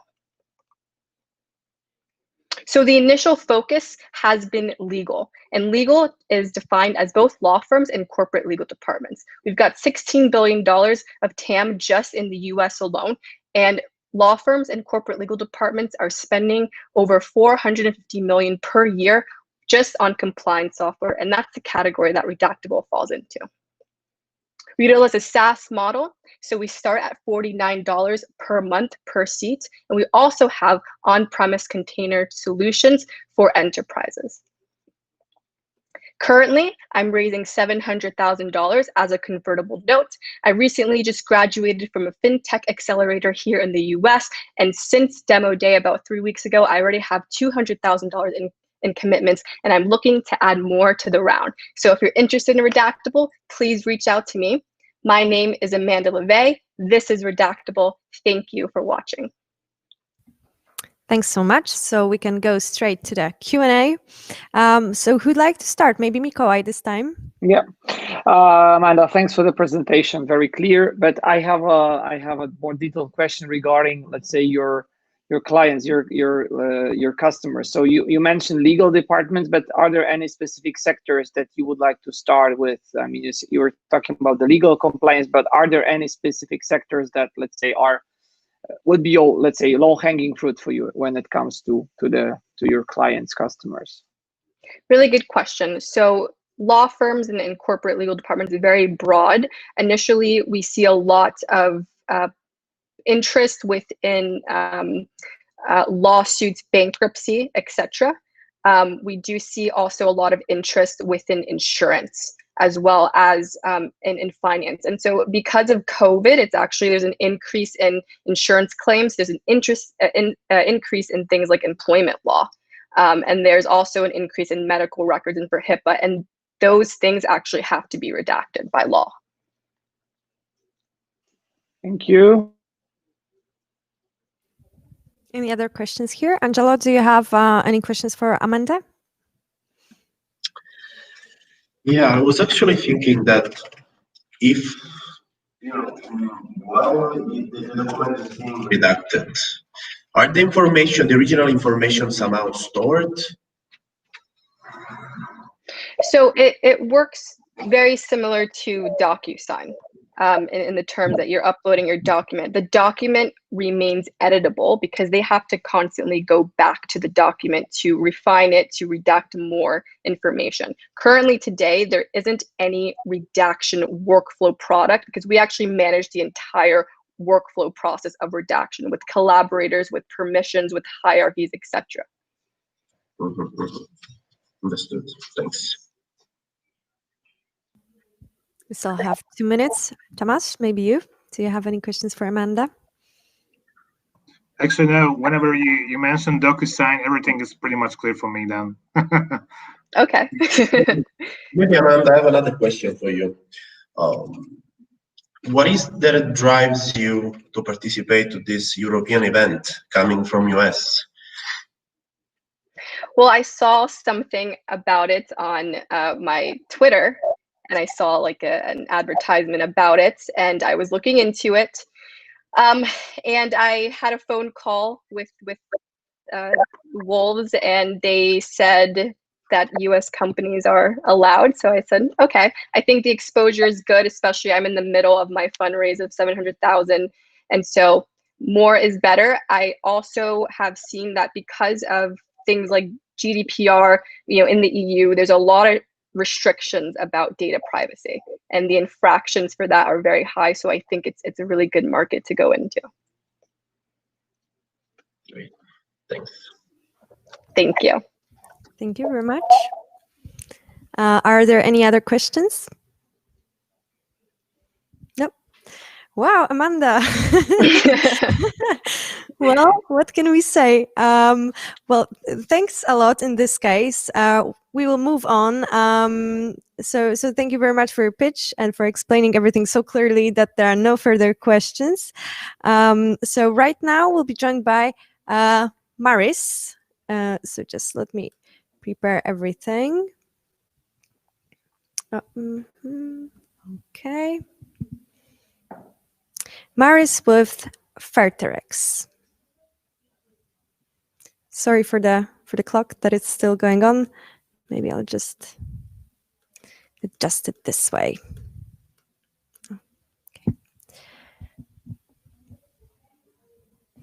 A few more seconds of patience, and Maris should be here with us.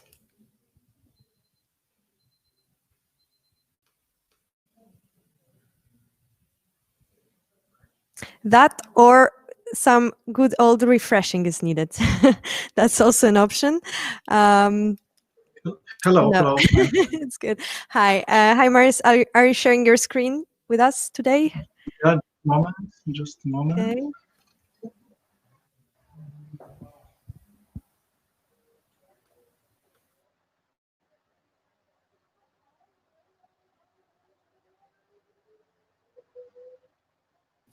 We could see it for a moment, but then we lost it. So if you could try again.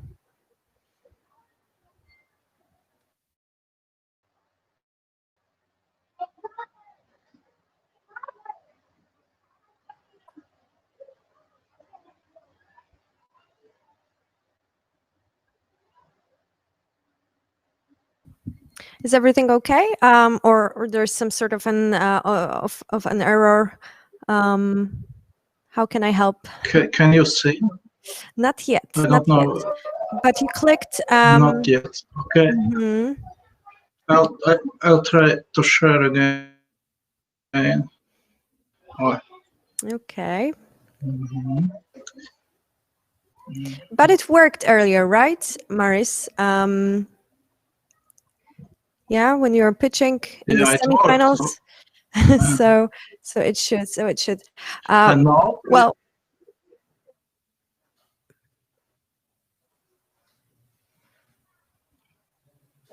Just a moment. Mm-hmm. And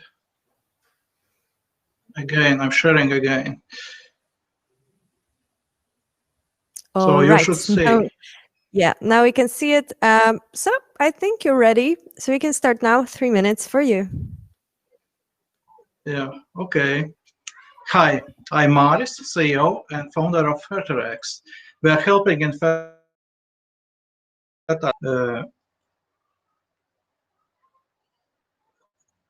you know this. What is it? It's sperm. It's male sperm, most critical component in creation of new generation of life. But did you know there are 1 in 5 men has low sperm quality, and it becomes worse with time? Did you also know there are up to 100 million infertile couples struggling to have a baby, and half of the problem is men?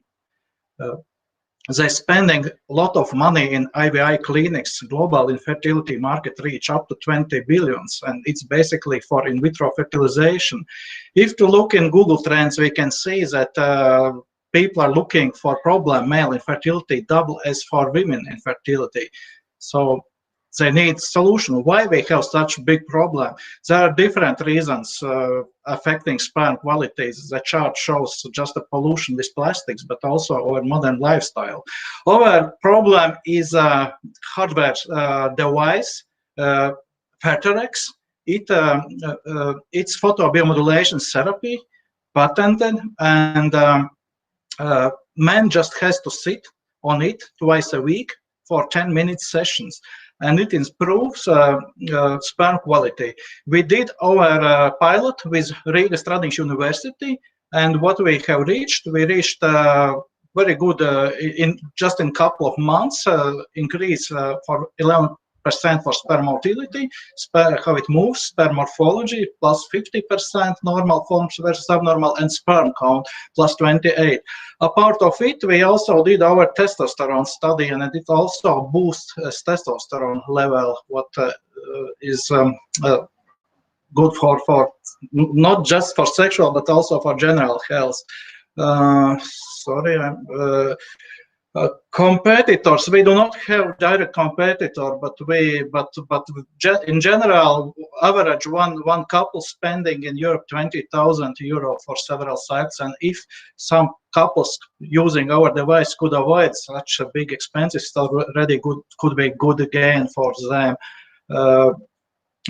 Right now we are raising 300K to reach our to launch our market launch, and our targets are to reach 15 million turnover in 5 years. The team of us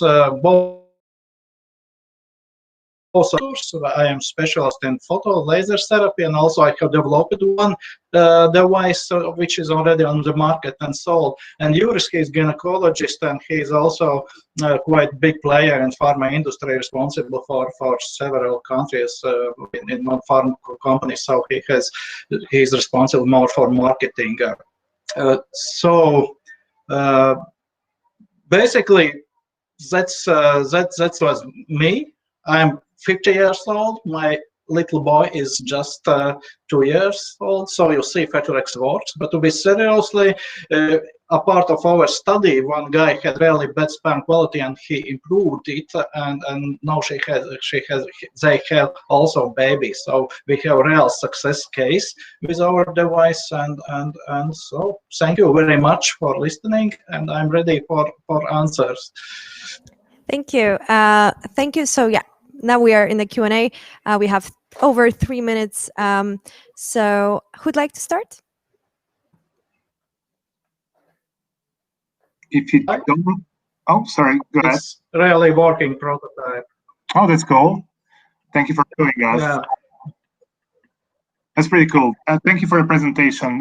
Just a quick question that business-wise, where are you heading to? So whenever, of course, so you're now in a prototype, working prototype in your hands, and definitely you would love to go and conquer some of the regions, at least in Europe. I don't know what's your plan. So that would be my first question. That what's your beachhead market? So what's your target at the right moment?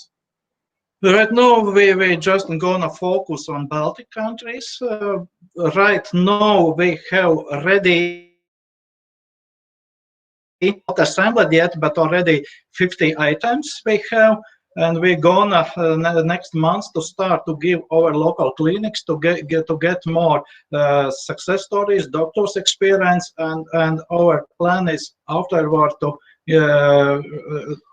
get more doctors' credibility and to approach professional associations. We believe that's also our experience from my partners' pharma markets, that we have to move to go together with gynecologist associations, with embryologist associations, and that could be a way. Of course, problem is to get a CE mark for medical device. So that's also, we need this test market with treatment protocols, with results to submit for CE mark, and it could take a couple of years to be on real market. This this is situation. But actually we are ready to supply our clinics with devices. Thank you very much. And if I may have a second one, just where are you with the IP? So are you protected? I mean the solution, of course. A part of design pattern what we have submitted, we have a patent in Latvia already confirmed.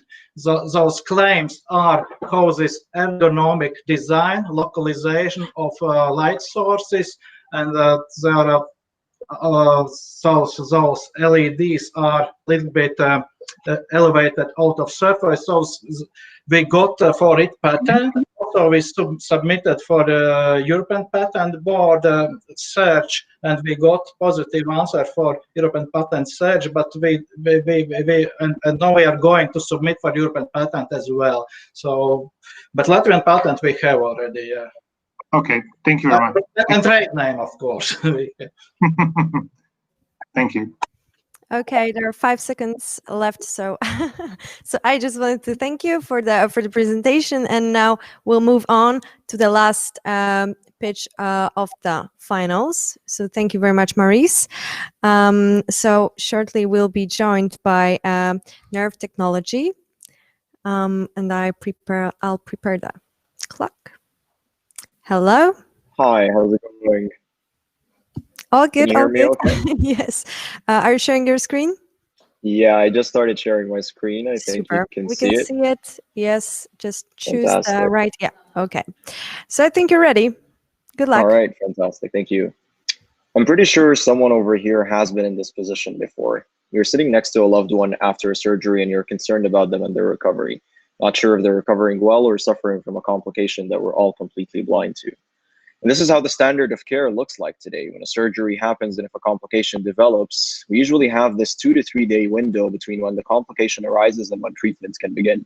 And sometimes this can mean the difference between life and death for some patients. For those that end up surviving the complication, their quality of life goes down and costs can start to spiral out of control. So in short, it's a delayed and reactive way to handling post-operative care. We decided to initially focus on general surgeries and one particular complication known as anastomotic leakage, where in these procedures, they would usually remove portions of the GI tract to excise a tumor or treat a disease and then reconnect it with staples and sutures. Unfortunately, that staple line can sometimes get cut open and content from within can leak into the abdominal cavity. So at Nerve, we've developed sensors that augment an existing tool that is used today known as the wound drain in order to analyze the nature of the fluid that is leaking and based on that determine if a leak is happening in a timely manner.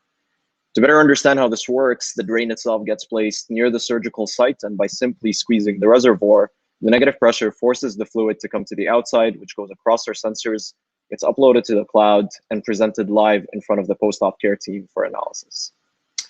Now, different companies have been looking at the problem from different angles, and we decided to focus on the post-operative space where we are the first and only company right now that is developing a continuous monitoring solution in order to identify these leaks in a timely manner. And the market opportunity is immense. Initially, we are focused on a beachhead market of 1.7 million surgeries that we believe we'd have the most impact on right away. So far, we've developed our core sensing technology, which has been tested in animal models where we were able to detect leaks within 3 minutes. And we just recently started our clinical studies, which will lead up to regulatory submissions towards the end of this year and a hospital pilot towards the end of 2021. Currently, we are closing up on a seed round of $2.5 million, where we actually have 100% of the amount committed. And that will lead up to a Series A for $10 million in order to commercialize the technology. We're selling the device for $600 a unit directly to hospitals, and we anticipate to generate a gross revenue of just under $1 million per hospital per year. And these are just some of the institutions that we have lined up as part of our clinical studies and will be our early adopters. This is my second family and the team that encompasses the right skill sets in order to take this medical device to market. Recently, I'm proud to say that we have letters of intent from institutions and partners on board that have a vested interest in order to see this company come to life. More recently, I'm proud to announce that we came first at the first ever Entrepreneurship World Cup, coming ahead of more than 100,000 companies from 100 different countries around the world, and closing off 2019 by winning the JLabs at the Texas Medical Center Breakthrough Medical Technologies Awards. I'm Amr Abdul Jawad, we are NERV, and we will not stop until post-operative complications are a problem of the past. Thank you. Thanks a lot. Now we can move to the questions. We are already in the Q&A. Any questions from our judges? Hi, this is Nikolai speaking. So can you tell us, I mean, you're at the pitching competition in Europe, so are you also planning to expand beyond North America to the other locations? If so, how will you deal with the, let's say, fragmented healthcare systems in this part of the world with your solution? Yeah, as we mentioned, we are focused on the North American market, specifically the US to begin with, but we also have investors on board who are from the Middle East who will allow us to tap into the Middle Eastern market and even Southeast Asia. The only missing piece for us at this point is the European market, which is one market that we are very interested in because surgeons over there are advocates for the usage of drains, which is the tool that we initially will hook onto. By working with strategic partners as well on board, we're hoping to be able to enter into that market. We are in very close contact with companies such as Medtronic and Ethicon that we're hoping to work with in order to distribute and expand into that market into the future. However, the onus is on us as a company to be able to engage those physicians at a much earlier stage, which is an area that we still need to work on. Thank you. Are there any other questions? Okay. Yeah, I got one question actually. Yeah, if you have explored what are the obstacles of using the kind of solution in hospital or private clinics in Europe, for example, where from a security perspective, the environment is highly regulated, and in many instances, cloud solutions are not allowed because everything is working on premises in those environments. So yeah. What is the standpoint? So security is obviously an issue, and it's something that we are tackling and we're looking into. At the moment, our device is actually going to be HIPAA compliant and will abide by the necessary security protocols. To be completely frank, as part of the European market, I don't have enough experience in understanding how exactly cloud systems work, but I'm pretty sure that is an issue that could be tackled in the future, especially if we can tackle it here in North America. It definitely can be dealt with in Europe, and we're seeing everyone's moving to cloud-based solutions anyways.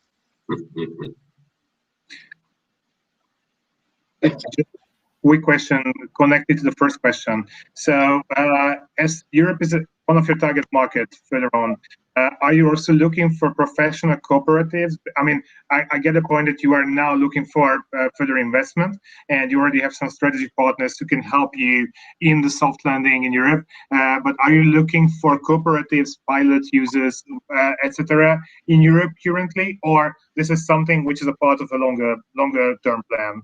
It's definitely part of our long-term play. We do have institutions already lined up between the US, Canada, and even Saudi Arabia as part of our early pilot sites. However, if we can get actually access to some of pilot sites in Europe, that would make a lot of sense for us as we start looking into that long-term vision. Got it. Thank you very much. Thank you. All right, there are 20 seconds left. If you'd like to share something else, it's still your stage time. So, well, for the last 10 seconds, I'd just like to say that we do have the round open for the next 10 days. If anyone is interested in participating, you can reach me through LinkedIn. I believe that's probably the easiest medium. Amr Abdul Jawad from NERV. Thank you so much.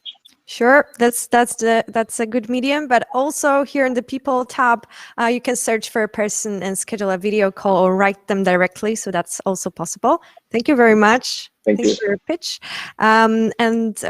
This brings us to an end of the finals. So big thanks to our judges, Angela Burgarello from AI Startup Incubator, sponsor of the main prize today. So soon we will know who's the winner. And also there will be a MedTech prize here from Tamas Bekasi and Mikołaj Gurda from EIT Health.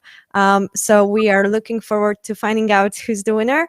So right now we will you'll have a chance to deliberate. So I'll meet you there, Mikołaj and Tamas, and I'll speak also separately with Angelo. So thank you very much. Is there anything else? We still have 1 minute left that you'd like to add?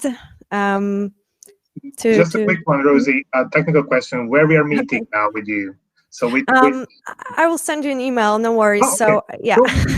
Okay, that's cool. maybe that's easier.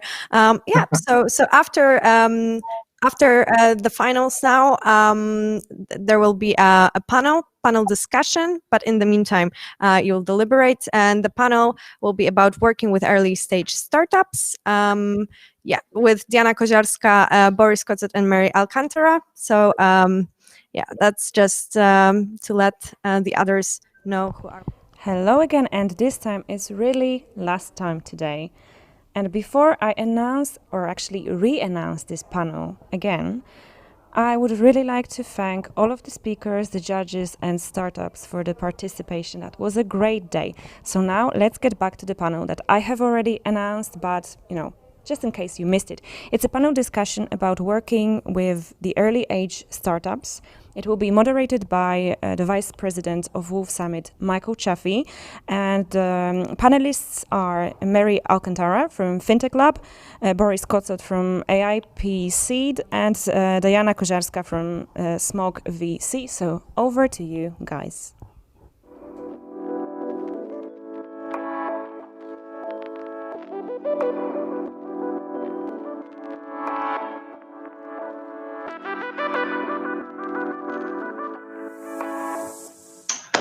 Hi everybody, and thank you very much for being with us all of today. It has been a slightly longer day than usual. We come to our final panel discussion of the day, and this is working with early stage startups. We're very lucky to welcome Diana Koziarska of Smok Ventures from Warsaw.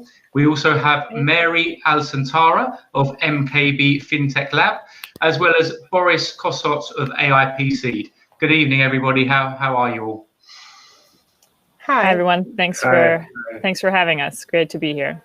Wonderful. So if Diana, if you'd like to kick it off with a brief intro about yourself and Smok, and then we'll hand it over to Mary, followed by Boris. Mm-hmm. Okay, sure. So hi everyone, I'm Diana. I'm a partner at Smok Ventures. Smok is a Polish US fund, and we're investing in early stage startups. We focus mainly on software and gaming companies, and we best like working with entrepreneurs who have like a global vision to build the global leaders. And previously, before Smok, I was running acceleration program Reactor X. That's all. Okay, on to Mary. Hi everyone, my name is Mary Alcantara. I'm a American-Hungarian based here in Budapest, Hungary, representing the MKB FinTech Lab today. We are a early stage fintech accelerator, startup partner, and design studio that's owned and operated by MKB Bank, a top 5 bank here in Hungary.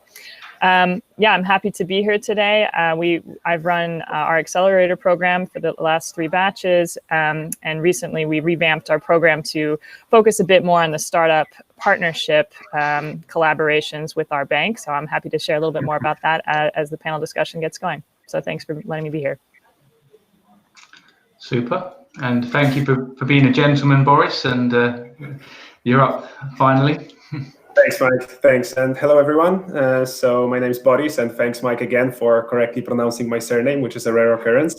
That's Kocot. And then, exactly. So, and then for AIP Seed, what we do is we, well, as the name says, we invest on the seed stage. And our sort of sweet spot is actually very early seed. I would say 100,000 euros is where we want to get involved. And then it's sector agnostic, and we're most happy to work with startups that sort of have this vision, maybe as Diana said, global vision, but also a strict vision of going down the road with the sort of VC route and just raising more rounds and having this expansion mode on. So that would be that. Wonderful. So as we were discussing backstage before the stream, I think it's quite a poignant question on how the current circumstances has affected how exactly you're working with early stage startups and any difficulties that you've faced without, in the absence of being able to meet them in person, et cetera, et cetera. Okay, so maybe I can start. Mm-hmm. We've been quite active as Smok actually, but it's also because we look at the cooperation between fund and founders as a building of relationships. So most of the deals we've done during the COVID, it's into the founders we've known before, or we just met once or twice just before the COVID. So we've done, I think we signed two investment agreements, done 2 transfers and 3 another term sheets. So we try to be, not to stop. And I think the most risky thing for us was looking at our existing companies and what's been happening with them. But as we invest in gaming, for gaming, it's been only for the better right now, because people spend time at home, they play more and more games. So for in that, looking at the gaming area, it's getting better. I think we had some work to do with Smart Hotel. It's a great company, and it's app which helps hotels to connect with their customers. So at the beginning, we're like, okay, hotels are closing. So what will happen with the company? But the founder Maciej, he's really actively like pivoting with the company, and he focused on the product, and he focused on how he can actually manage the crisis. And I think after the COVID, they will actually be stronger, because it will help the hotels and the customers see that there is a need for their product, because all of the changes that the COVID will create in how the hotels work, they will manage that with the Smart Hotel. So this is the way how the founders actually can work during the crisis.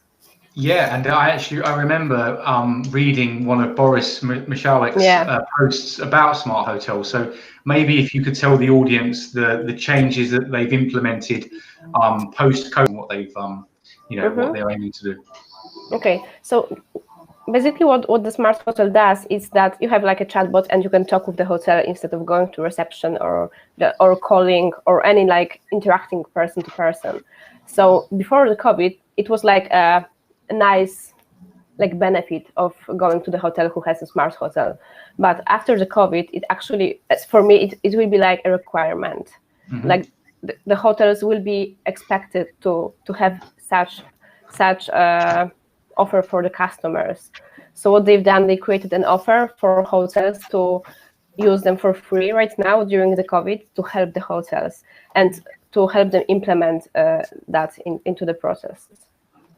And they focused at the beginning. They focused also on creating the sales model because Maciej used to spend a lot of time in Africa, where he is selling the Smart Hotels. So he implemented the process of selling like online, remotely.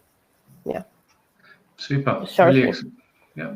Brilliant. And so from yourself, Mary, have you any insights you'd like to share with us? Yeah, absolutely. So we haven't been actively investing in this period, but we made that decision actually before the crisis. And some of our portfolio companies, our current portfolio companies, have received investment. And so I can definitely echo what Diana is saying about the existing relationships being super important. So I think it's definitely still possible to get funding. It's maybe a little trickier if you are just starting out a relationship with the VC. But in our case, we're looking to resume making some investments this fall and have a pipeline already for that. For us, instead, I would say just kind of to echo on some of these trends. I think worldwide, we're seeing a huge kind of wave of support and momentum around digital transformation just in general, and especially being in banking, kind of a legacy industry to begin with, ripe for innovation.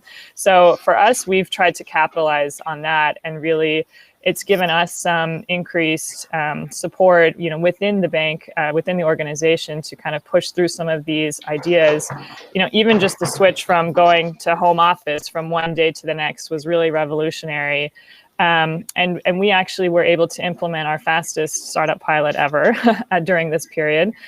So we had a solution. It was a company we were talking to before the crisis, but because of the situation escalating so quickly, we actually got some buy-in from the CEO of the bank, who said, okay, and it's a company called Linistry. They have a digital queuing solution that lets you basically request an appointment time remotely or come in and stand in line virtually, and then you get an SMS notification when it's your turn to go into the bank branch.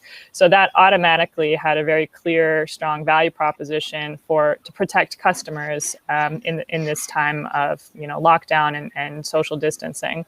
So that actually gave us a boost to get that project off the ground, and we were able to implement that on a pilot basis in 4 branches in 2 weeks' time.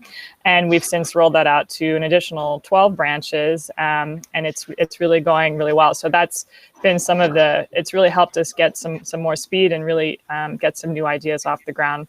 So I think that's some of my initial thoughts on that. And I hope that we continue to see, not just our bank, but banks across the world are, devoting attention and kind of making some of these nice changes that help improve the lives of their customers too.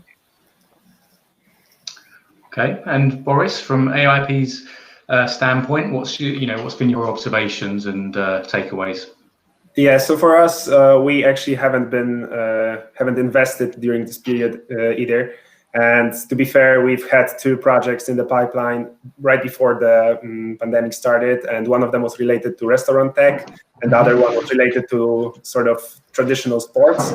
So both of them heavily impacted, and then so we had to sort of just to be fair, stand on sidelines and see where things are going, because we especially at the start, we didn't really sort of know what to expect or wanted to make a better informed guess of how the world would look like post-pandemic, because these 2 industries in particular were obviously would be very different, and we're seeing that right now, I guess. So that's one thing. And then, as Diana said, on the portfolio management side, which we therefore focused on, I think we have a similar observation that actually I think most of our portfolio companies are going to emerge stronger after the pandemic. And that is, I think, in part because we've seen a lot of refocus from the founders, for example, on the sort of core business, on the unit economics, on making this a healthy business, and we find that very, very important. And especially AIP Seed has had plenty of investments. We've got more than 50 companies in the startups in the portfolio right now, and in some of them, as time passed, founders, got a little distracted, tried experimenting, et cetera, and didn't always sort of keep up the pace that they wanted or that they have set in the first place. And now we've seen them refocus and sort of achieve these KPIs and maybe just, emerge very strong and focus. So that was a very important point for us. Yeah, and bearing in mind, obviously, AIP looks to companies who are pre-seed and at their first revenue stage. Have you noticed like a slightly longer time frame for them to hit those first KPIs and first revenue? So actually, for us, the latest investment that we've made was it's a company called Plenty. We've made that in January this year, and this is an electronics rental platform, which actually has, I think, benefited strongly from the trends during the pandemic. So for them, it has been, I don't want to say easier, because I don't want to take all the praise from the founder, because the whole team did a great job. But I think they actually benefited from that. And then our sort of earlier investments, I think, obviously, since we just invest in a range of verticals, it has been very different. We've got telemedicine on board, so that's obviously been very strong. And then others have not necessarily fared that well. But so I would say it's a mixed bag. Mm-hmm. Okay. And, obviously, Mary, you're obviously in Hungary, but both Diana and Boris here based in Poland as well. PFR Ventures released a great report a few months ago. And last year, 2019, was a record-breaking year in terms of early-stage capital that went into businesses. So what's your perspectives on, do you think we're going to match or surpass that figure, or do you imagine it's going to be slightly lower for 2020? It's a hard question, to be honest. I think It is, yeah. I think it might be slightly lower. However, looking at the funds backed by the PFR, I expect the same results because we haven't slowed down and all of us are actively investing. But looking at the funds altogether, there are funds like some of, I think I've heard about CVC fund or others who are sometimes pausing or slowing down their investments. But I don't think it's a large figure. But I think all of us are looking more like, what's the word, like looking twice before investing, and we're being much more careful towards all of investments. Yeah. And Marie, in Hungary, do public bodies and institutions play a large role in the early stage financing landscape? Yeah, absolutely. So we have quite a few different government organizations that are providing funding for various early stage activities. So I would say that's definitely strong. I was thinking about the answer to the same question here. I would say maybe we'd see a bit of a dip in terms of private investments, but there's a few different programs providing additional stimulus kind of funding for early stage startups at pretty favorable terms that were put together by one of the biggest early stage investors, High Ventures here in Hungary. So I think there's maybe been a rise in alternative financing, so outside of the VC world. But yeah, it's an interesting question. I think, I can definitely, say similarly. I mean, even before the crisis, I would say it's a bit more of a founders market here in Hungary in terms of, the top companies, the VCs have to do the reverse pitch. So it's usually, the ones that got away a little bit. And I think that's maybe only been increased by the pandemic. So the companies that are doing well, who got a boost, now are in an even better position to negotiate. So I think it's going to be an interesting next few years as we have a lot of these funds, especially the government funds, have mandates to spend their money in a certain time frame. And I think it's gotten, the ecosystem's got a little bit even more compacted. But, I'm sure there will be new innovations coming out of that. Especially in the early stage, I think it's always an exciting time. Any idea can pop up and really, become something in a very short amount of time. So I'm looking forward to being surprised by some of the innovations that we'll see in the coming 6 months or so. Absolutely. And we've just noticed a question from a member of the audience, which is perfect timing, actually. Thank you, Marek, because I was just about to announce that if anybody does have questions, please just pop them in the event chat on Hopin. So Marek, apologies for this, so I won't pronounce your surname because I will get it wrong. So Marek has asked, why are VCs so afraid of hardware investments? And maybe this is his subjective opinion, but maybe it's a valid question. I'll leave it to you guys. Yes. Well, Maurice, no, I can just ahead. say, okay. Well, I can say one sentence because we are not investing in hardware, and if I get a hardware deck, I just send it to another VCs who I know invest in hardware. I think as Smoke, we know nothing about that, so that's why we are not investing. And I think with hardware, it's also maybe it's harder to scale than just plain software. Yeah, and I was just going to say that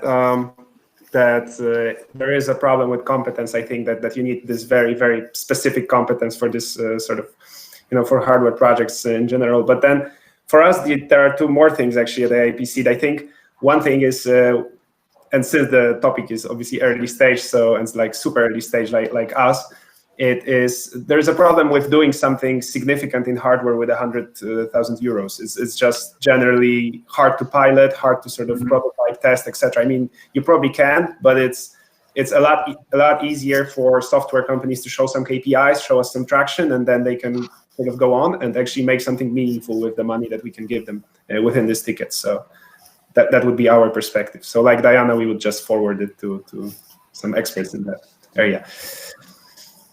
But you know, a hardware startup can show you very strong KPIs in how much money they've spent to get to the point they're at. Yeah, have you got any input you'd like to make here, Mary? Yeah, just kind of, I think those are both great answers. I was going to say something similar about the competence side. So as somebody who has worked on some hardware projects in the past, I think it's just an extra risk factor that makes it a tougher investment, because things can go wrong in hardware. And, you know, if the software inside the hardware doesn't tell you what's going on, you really have no idea. So it's a lot harder to troubleshoot, just speaking from experience. So I think it requires, you know, that extra amount of experience and competence to really feel like you can make a bet there. Yeah, absolutely. So if we talk about the, you know, in your experience from working with startups over the last few months, what's the general, you know, feel of the market you've been receiving from founders? Are they upbeat and really taking this pandemic as a challenge, or is there an element of disillusionment? You know, what's your perspectives on the state of mind, for example? I'm not sure if that was to somebody in particular or to, yeah, go ahead, Diana. No, actually, someone else can start. Mm-hmm. All right, so what we have found, I think in June, they've started to smile a little bit more, I would say. The teams and the founders, they are, especially those that are focused here on the CE and in particular in Poland. For us, it's been a much better month. I think May was the worst, and people were sort of thinking about how long can this drag on. And then again, April was this time where a lot of founders, at least for us, they've made these hard decisions, but they sort of, you know, rolled up their sleeves and they really focused and, you know, just started doing stuff. So I would say it was very dynamic, I would say, during these 3 months. Yeah, and I think a big part of it is that with obviously the social distancing and the inability to visit events, there was almost like a nice community network. You know, take for example the Reactor, you know, the house out on the outskirts of Warsaw that Smok's involved in. You know, I went there a few times, and there's always familiar faces, and they're very supportive to each other. So without it's empty now. Yeah, and this is it. You know, the startup ecosystem, there's such a huge amount of the social element to it that all of that is sort of, you know, you can't replicate it online, you know, to any extent. So yeah, I would say what we've seen is kind of two camps. So one is sort of the founders that I think we've talked about a bit, that kind of rolled up their sleeves and figured this out, either made the tough decisions or, you know, found, you know, capitalized on a unique opportunity. So we saw a lot of startups coming together with you know, a cool special offer during this period, or a marketing campaign that really showcased, you know, a kind of COVID related aspect of whatever they were doing, and a lot of creativity there in trying to kind of align with this. So I think we also saw a lot of noise really about the whole situation. And then the other camp is unfortunately, you know, the one where, okay, you know, their sector was really hit hard, and there's, you know, a little bit of a wait and see, and okay, let's see if we can drum up some revenue from some other, you know, side hustles to stay afloat and, you know, get past this. But yeah, I think it's been an interesting time for sure, and it does feel like we're coming around. I say this cautiously. I hope that we don't, you know, I'm sure there will be dips back in other countries as well. But I think in Hungary and in Poland, it sounds like very similar situation where it's almost starting to feel like a normal summer. So hopefully that there's some kind of a boost back to the ecosystem as things start to open up and we get to see each other face to face a bit more. Absolutely. Yeah. Yeah. Yeah, I think we are all social creatures in the startup ecosystem, and that's why we are in this area of work, to also work with people. Yeah, it's always better. It's always a better feeling solving a problem as a team, you know, as opposed to locked in your basement and isolating from your co-founders and team. Yeah. And so, bearing in mind, we've got about 6 minutes left in the panel. So I'd like to ask each of you what your top say top 3 tips would be for founders for the rest of this year. So who would like to answer first? So maybe Boris, if you. So I tell you what, we can do it one tip at a time. So my first tip to founders in this climate is start looking at fundraising much earlier than you would traditionally, because you need to be very mindful of your cash runway. I spoke to a huge VC from Ireland a few days ago, and their opinion is that by Q4, if startups haven't secured funding, there's gonna be a huge number that are running out of cash. So that's my tip, just to secure cash as early as possible. Boris, maybe one of your tips. Yes, I would say if you can sort of make a tough decision in your cap table and clear it up during this time, this is the best time you're going to have probably for a while. So do that and just capitalize on that. Okay. I have one, I guess.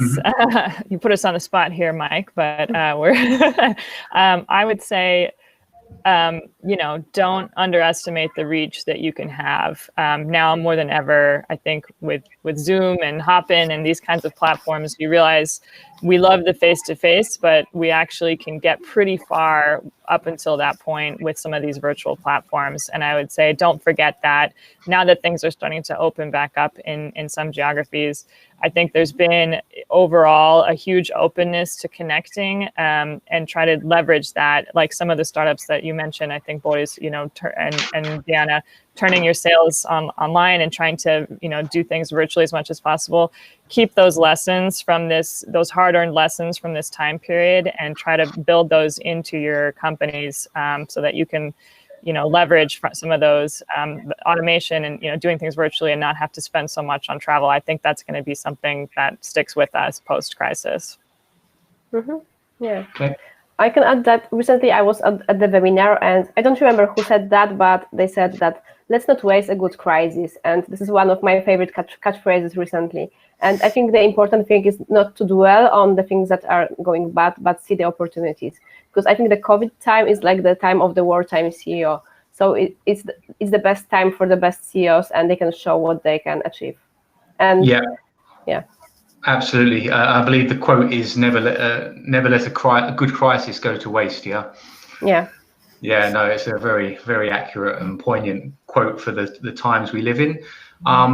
Okay, and so from my perspective as obviously an event organizer and having switched to virtual for the last few months, what's your guys' thoughts on in-person events during this year or into 2021? So specifically, if I said to you, okay, guys, in October, we've got the Wolf Summit event, subject to restrictions by Polish authorities, it may be 250, 500 people.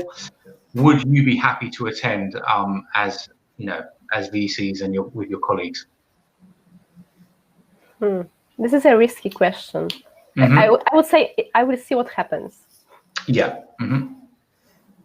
Yeah, and that's obviously that's our line of thinking. There's so many that's the biggest problem, is the uncertainty. It's very hard to plan in such a dynamic and fluid situation. Yeah. I would say I've been I haven't been to a Wolf Summit before, but this is my second one of these virtual events. So it's been really a privilege for me to get access to this ecosystem and this community from the comfort of my own terrace. So I've really been enjoying that aspect of the virtual events. I know that it makes it tough for event organizers because it's a lot harder, to get a margin when a lot of the things that you're doing, don't require that kind of extra investment of people, showing up and being there. I feel like the hardest thing to replace is really the actual in-person networking. I think you can get pretty far with some, my LinkedIn is just blowing up every time I come to one of these, which is great. But then it's a lot of extra effort to schedule even just half-hour intros with everybody that you meet. It's a lot more organic and dynamic to have that. So to me, it's really helped me understand more what I'm looking for in an event, and when I'm, willing to make that investment to actually travel, whether it's, to a new country or even just leaving my house. So it kind of has helped me clarify that is a real need and something that's worth, prioritizing in the future. Super. And okay, we've got one last question that's just come in from Zurab Tudberitz. So how do VCs choose which OSS fund, and how is it different between OSS and pre-seed startup from a risk point of view? So yeah, I'm a bit. Zurab, if you're watching, can you just clarify what you mean by OSS, please? Maybe one-stop shop. I think I just Googled that because, to be honest, I heard that for the first time. It's, I think, open source software. Okay. Thank you, Diana.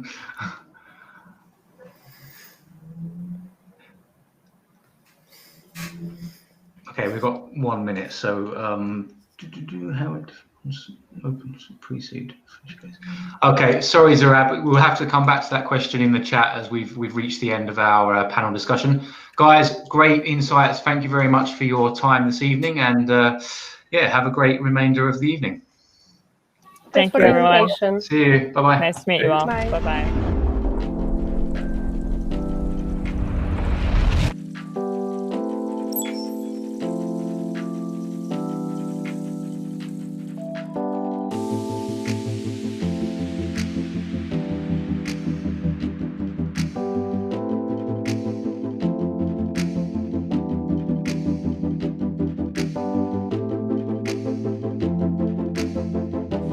Fantastic to be here in Warsaw and in Poland.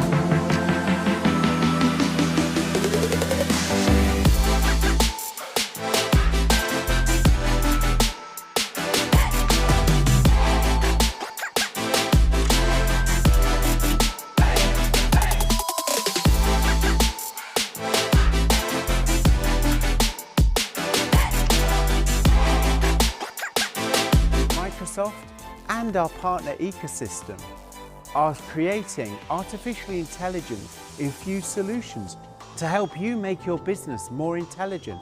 There are many examples already. The future is here today. We want to contribute to the growth of the Polish economy and for the Polish Digital Valley to become a reality.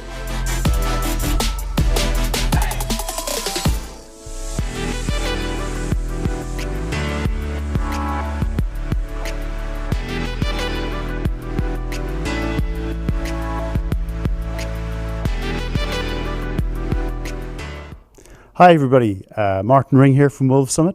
So it gives me, I've got the great pleasure of announcing the winners of the events, of the awards, I should say, this evening. But before I do that, I'd just like to congratulate all 100 Wolves, tremendous pitches, well done to everybody, but a special congratulations to the 8 finalists. So to our main award, which was sponsored by AI Startup Incubator, and they get the winners will get the opportunity to pitch directly in front of AI Startup Incubator's Investment Board Committee with a chance to get €50,000 in funding. So that's a tremendous prize, and the winners are iWare. So congratulations, iWare. Congratulations. Let's give them a warm virtual applause, please.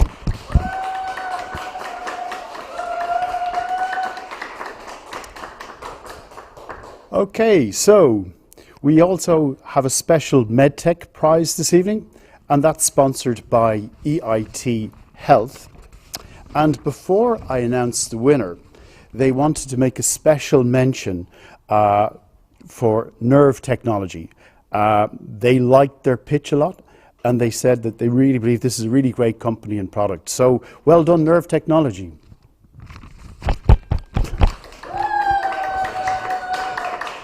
In terms of the winner of this special MedTech award, EIT Health is awarding startup from Latvia Ferterex with the Mentoring and Coaching Network voucher with a value of €2,000. And they wanted to just say that we strongly believe, that's EIT Health, that the company has promising product and ability to scale. In order to transform EU healthcare market, startups need proper business knowledge. Thus, we decided to allow Fertrex to join EIT Health community and be exposed to top business mentors. So congratulations to Fertrex on winning the special award.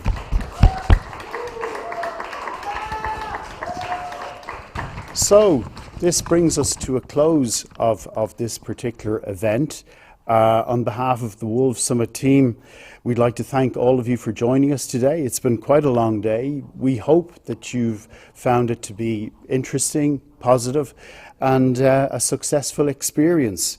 Before we officially close, I'd like to thank all of our sponsors, our partners and our patrons, and a special thanks to the wonderful Wolves Summit team who just worked tirelessly to make this event happen today. They do great work. So guys, well done, guys.